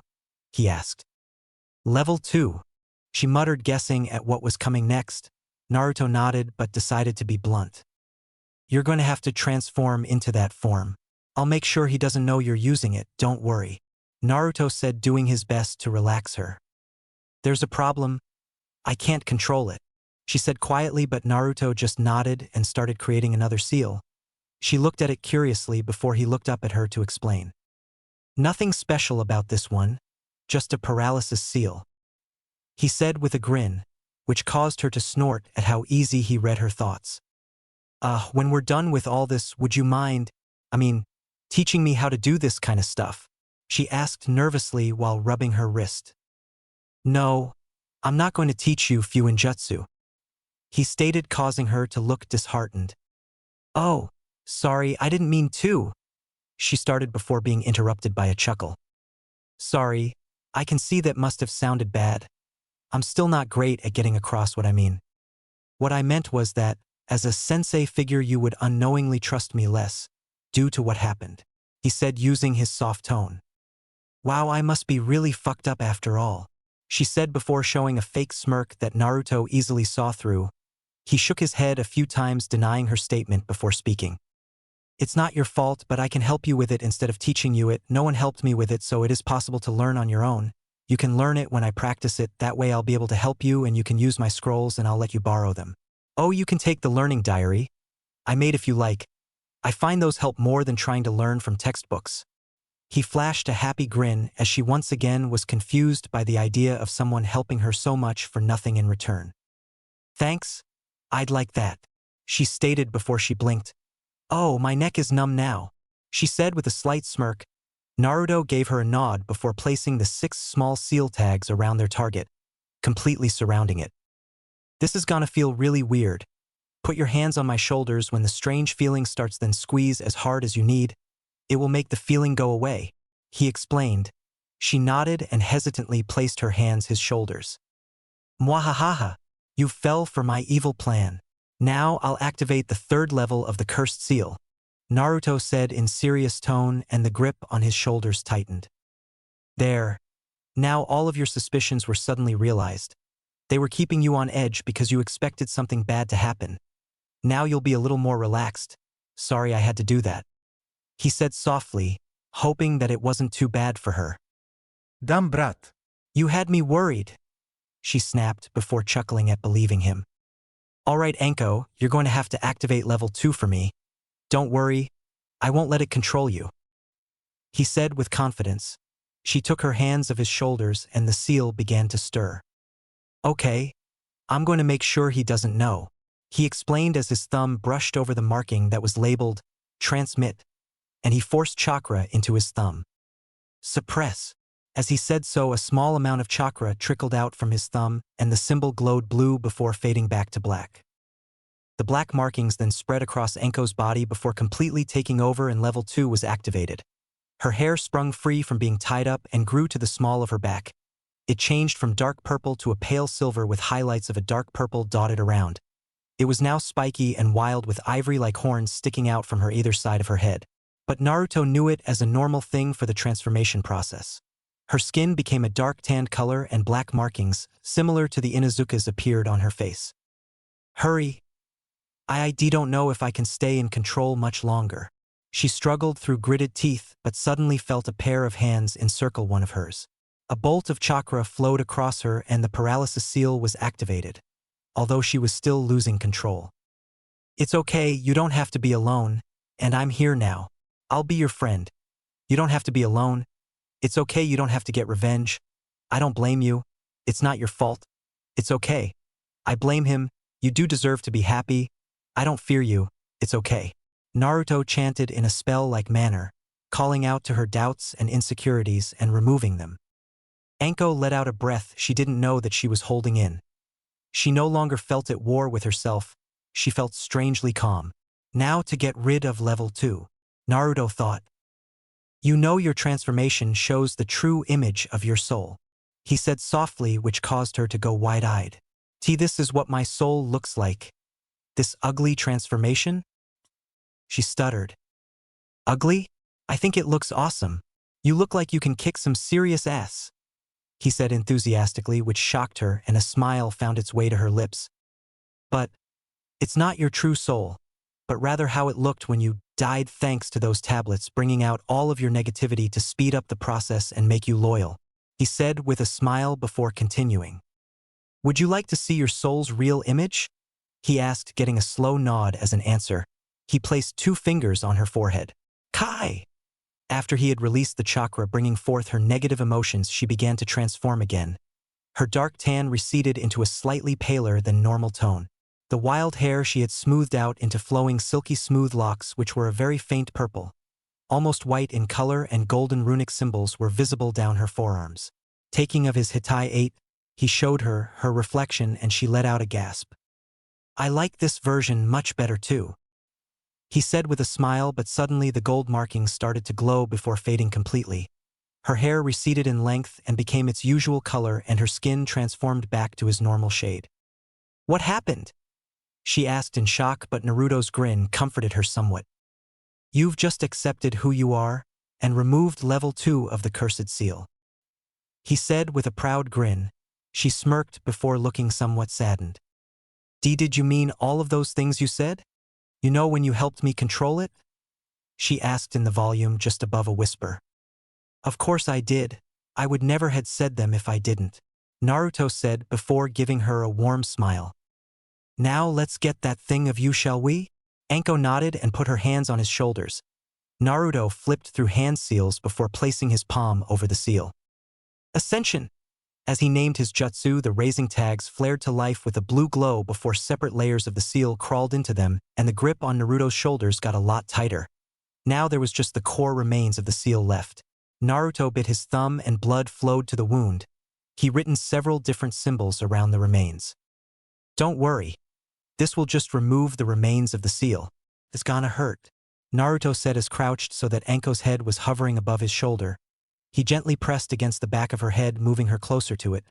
then pressed his chakra-infused palm onto the seal and began the process of removing it. Fuinjutsu Redemption of Sin, he announced as his chakra flowed through the cursed seal. As soon as the seal started to glow blue, he immediately dragged his hand away, and the seal slowly started crawling along his chakra strings.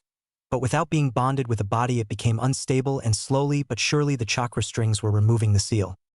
Anko had understood why Naruto moved his shoulder close to her head. She bit down as hard as she could in an effort to ease the pain, and Naruto was calmly whispering words of comfort in her ear all the while. She couldn't imagine the amount of pain it would bring if he hadn't used the numbing tag beforehand. With one final pull, the strings ripped away the core of the seal. Naruto ended the jutsu and the chakra was released from his fingertips. The fragments of the seal that still remained within the chakra dissipated. She was finally free of the curse. She pulled away from his shoulder, licking the blood before it started to flow down his body. Her breathing was ragged, and she felt an arm around her pull her against him while he sat back against the tree. His hand started to glow, and he soon closed up his bite wound, although the fang marks would be there a little while longer. "Is it gone? Did it work?" she asked through deep breaths. Naruto gave her a foxy grin. "Is what gone? Oh, you mean that rumor of you having a cursed seal?" Naruto said with a smirk. She pulled away from him and gave him a puzzled look. "Rumor?" she asked, not understanding. "Well, I don't see any cursed seal, so I guess it was just a rumor after all," he said in a matter-of-fact tone. Acting on instinct, she felt her neck, searching for the cursed seal, but couldn't find one. Her eyes widened with joy and a smile decorated her face as she threatened to squeeze the boy to death. He had done it, just like he said he would. He had freed her from the curse, as well as done so much more along the way. "Anko? Can't breathe." He coughed out as the woman suddenly released her death hold upon him. He took in deep breaths. "Sorry, Naruto-chan. Guess I got a little carried away," she said with a teasing smile. Naruto frowned at his new nickname but decided it was time for revenge. "It's okay, Anko-bachan," he said before laughing. Anko growled and knocked him over the head. "At least my nickname for you is cute," she pouted. She didn't like being called old. "I can't believe you let me seal property of Naruto onto your neck," Naruto said before bursting into laughter. Anko's pout turned into a frown as she snapped at him. "You did what?"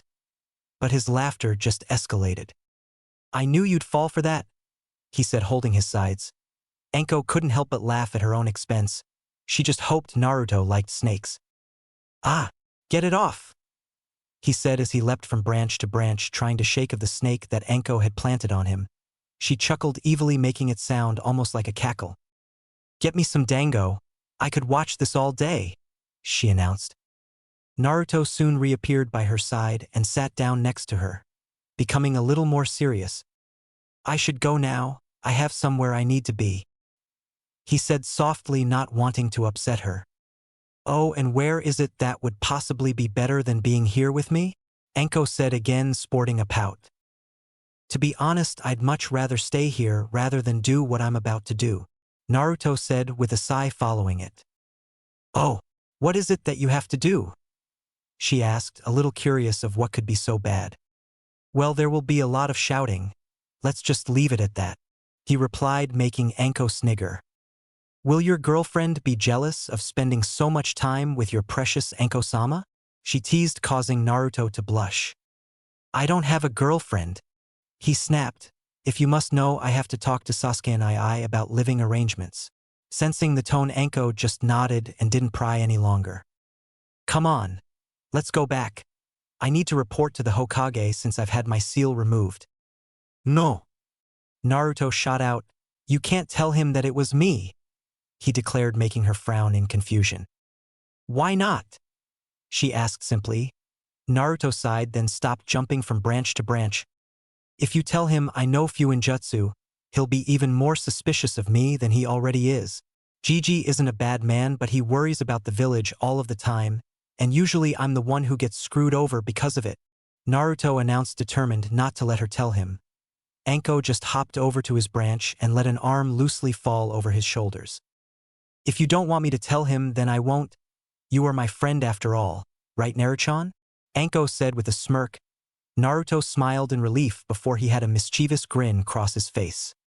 "Wanna try a faster way to the village?"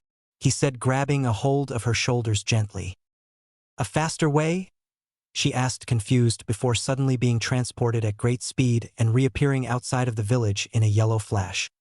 "Hey, what happened to all the forest?" she asked innocently, and Naruto just chucked before pulling her along into the village by her wrist. About to head home, Anko turned to Naruto and gave him another crushing hug, before chuckling softly. "You don't know how much what you've done for me today means to me, Naruto-chan. Thanks," she said as she pulled away and smiled at him, though he had a sincere smile on his face that said he was happy to help, before he was tackled to the ground, that is. He looked up, and the first thing he saw was pink hair pressed against his chest and was on the end of another bone-crushing hug. "Sakura-chan," he muttered, causing her to ease up a little. But not much, he wouldn't escape so easily. "Baka, it's not my fault I missed you," she said playfully, which caused Anko to smirk and lean over to the two of them. "Oh? Who is this then, Naruto-chan? I thought you said you didn't have a girlfriend," she teased, causing the two of them to light up like tomatoes. "Good job Sasuke wasn't around," Naruto whimpered at the Jonin. "Anko-chan," but she just laughed at the pair. "Well, I'll leave you two to it, bye-bye." And with that, Anko disappeared in a swirl of leaves. Embarrassment over, Sakura just went back to pinning Naruto to the floor with a hug, but let out an eep when she was suddenly picked up. "Sorry, Sakura-chan. I really have to get home," he said, feeling a little guilty, but the girl just nodded. "Well, as long as you don't stay away for weeks again, I don't mind. I've been so bored I thought I was gonna go crazy," she said, finally releasing the blonde. "I'm sure it wasn't that bad. You did train like I said, didn't you?" Naruto asked before gently taking hold of her arm and squeezing her biceps softly. "Geez, you must be a killing machine with arms as strong as these," Naruto teased, causing her to blush, but before she could reply they flashed to her house, and he had already said his goodbyes before flashing to the Uchiha compound. Sasuke was lounging around. It was one of his disliked rest days, becoming less likable when he spent the time on his own sprawled across the couch. At least training or missions or even walking around the village kept his mind of being alone. He had lost count of how many movies he had watched today, and honestly didn't think he could last through another one. Perhaps he should consider such boredom a new torture in his Tsukuyomi collection. Suddenly he perked up when he heard the door slide open. He was either being robbed, which meant he would get to kick some ass, or Naruto was finally home, which meant he would be saved from his crushing boredom. He ran into the hallway and awaited the figure to step inside. In came Naruto, yet instead of being happy like Sasuke imagined, he looked like someone had just killed his puppy. Naruto sighed and Sasuke became confused. This wasn't the warm welcome home he had intended to give. "Naruto?" he asked, a little concerned. Suddenly Naruto snapped out of his thoughts to see Sasuke standing in the hallway. "This isn't going to go well," he thought to himself before letting out another miserable sigh. "Sasuke, can we go in the living room? I need to talk to you about something," Naruto asked in a slightly demanding way. "Sure, Naruto, what's wrong?" Sasuke asked while following the blonde. The two sat down on the couch. Naruto, however, sat in a formal manner which unnerved Sasuke. "I'm glad you're finally back home, Naruto. Is everything all right?" the raven-haired boy asked, entering protective mode.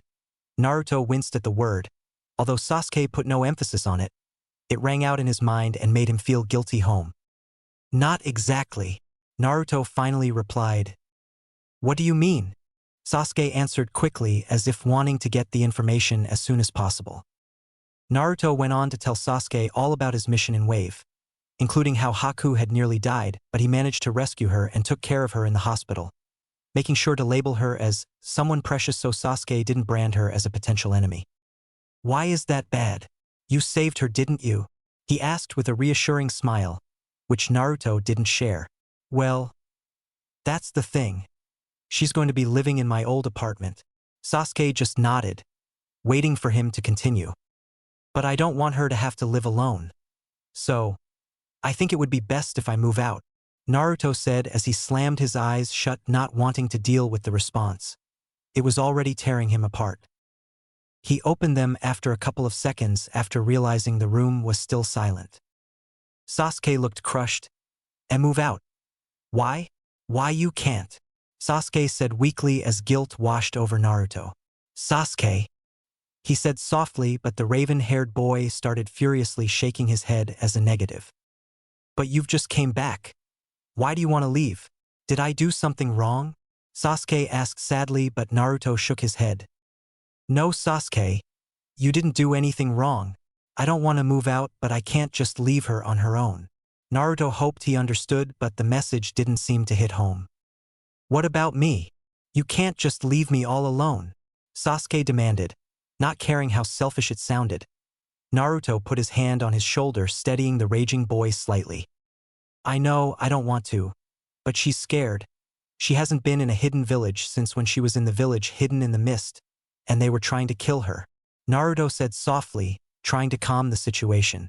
Sasuke thought clearly for a moment, and then felt very stupid. Why doesn't she just live here? He asked, which made the blonde blink in surprise. Are you sure that's okay? Naruto said, somewhat excited by this new easy fix. Sasuke nodded quickly at the chance of getting Naruto to stay. The time he had been away had been hell for the Uchiha. Great. I'll go get her. He cheered, and in a flash he was at his apartment. I'm starting to abuse the Hiraishin, Naruto thought to himself as he knocked on the apartment door. Haku heard a knock at the door and froze temporarily before calming herself momentarily. She had to remember that people weren't trying to kill her in this hidden village, but still she felt strangely cornered. She slowly crept over to the door, opened it slightly so that she could take a look outside to see who it was. She sighed in relief and opened the door fully upon seeing Naruto and gave him a welcoming smile. Hello, Naruto-kun. Come in, she said with a giggle. The thought of having to give Naruto permission to enter his own apartment was a little bizarre. Naruto stepped inside and sat down on the couch, patting it for her to come and sit. How have you been, Haku-chan? He asked with a grin, but the girl wondered on how she should answer. I've been fine, Naruto-kun, she said, not wanting to let him know that she had been scared. He leaned over to her as if looking for something, and this made her incredibly nervous and was just waiting to be found out. You can tell me, he said softly, causing her resolve to shatter with a soft sigh. I was a little afraid, but it's okay now. You're staying here now, right? Things worked out the you wanted, I hope, she said nervously, but Naruto out of habit took her hand in his and started massaging it with his thumb, which quickly made her relax. That's why I came here, to ask you if you would like to live where I usually live, Naruto said in a slightly more serious tone. Don't worry, it's a huge place, and my Nai-chan lives there too, so you won't be lonely even when I'm gone, Naruto said with a grin, but Haku seemed somewhat unconvinced. I didn't know you had a brother, Naruto-kun, she said, a little surprised. Well, we're not blood relatives, but we still consider each other brothers, he said with a happy smile. Haku had made up her mind. It's a good job I stopped packing when you left, she said with a giggle, indirectly agreeing to go with him. She felt herself suddenly ensnared by a pair of arms and hesitantly returned the gesture. Soon Haku had packed up and the two had left the apartment, walking to the Uchiha compound so that Haku could learn its location as well as get to see the sights of Konoha. They were happily walking along making idle conversation when something was about to attack Naruto. Haku jumped in front of the enemy, who had her arms thrown out, about to grapple Naruto. Haku then pushed against her forehead, so she couldn't move forwards towards Naruto any longer. Get away from him, Haku demanded. The girl snapped her eyes open and took a few nervous steps back. Who is that and why is she stopping me from hugging Naruto-kun? Oh no, she can't be, the attacker thought to herself. Haku-tian, Naruto said before letting out a nervous chuckle while he rubbed the back of his neck. Yes, Naruto-kun? Don't worry, no one will do that to you while I'm here, she said with a proud smile. Her fears confirmed. The girl couldn't help but try to make an excuse. She muttered but couldn't bring herself to form words at the heartbreak she had suffered. Haku-chan, this is my friend Hinata-chan. She's really nice, you can let her go, he said with a smile. sorry, Naruto-kun. I didn't know, Haku said, almost pleading for forgiveness. Haku-chan, for your punishment, the blonde said as Haku suddenly bowed her head. Whatever it is, I shall accept it, she said in an unwavering tone, which made Naruto roll his eyes at the sight. Good.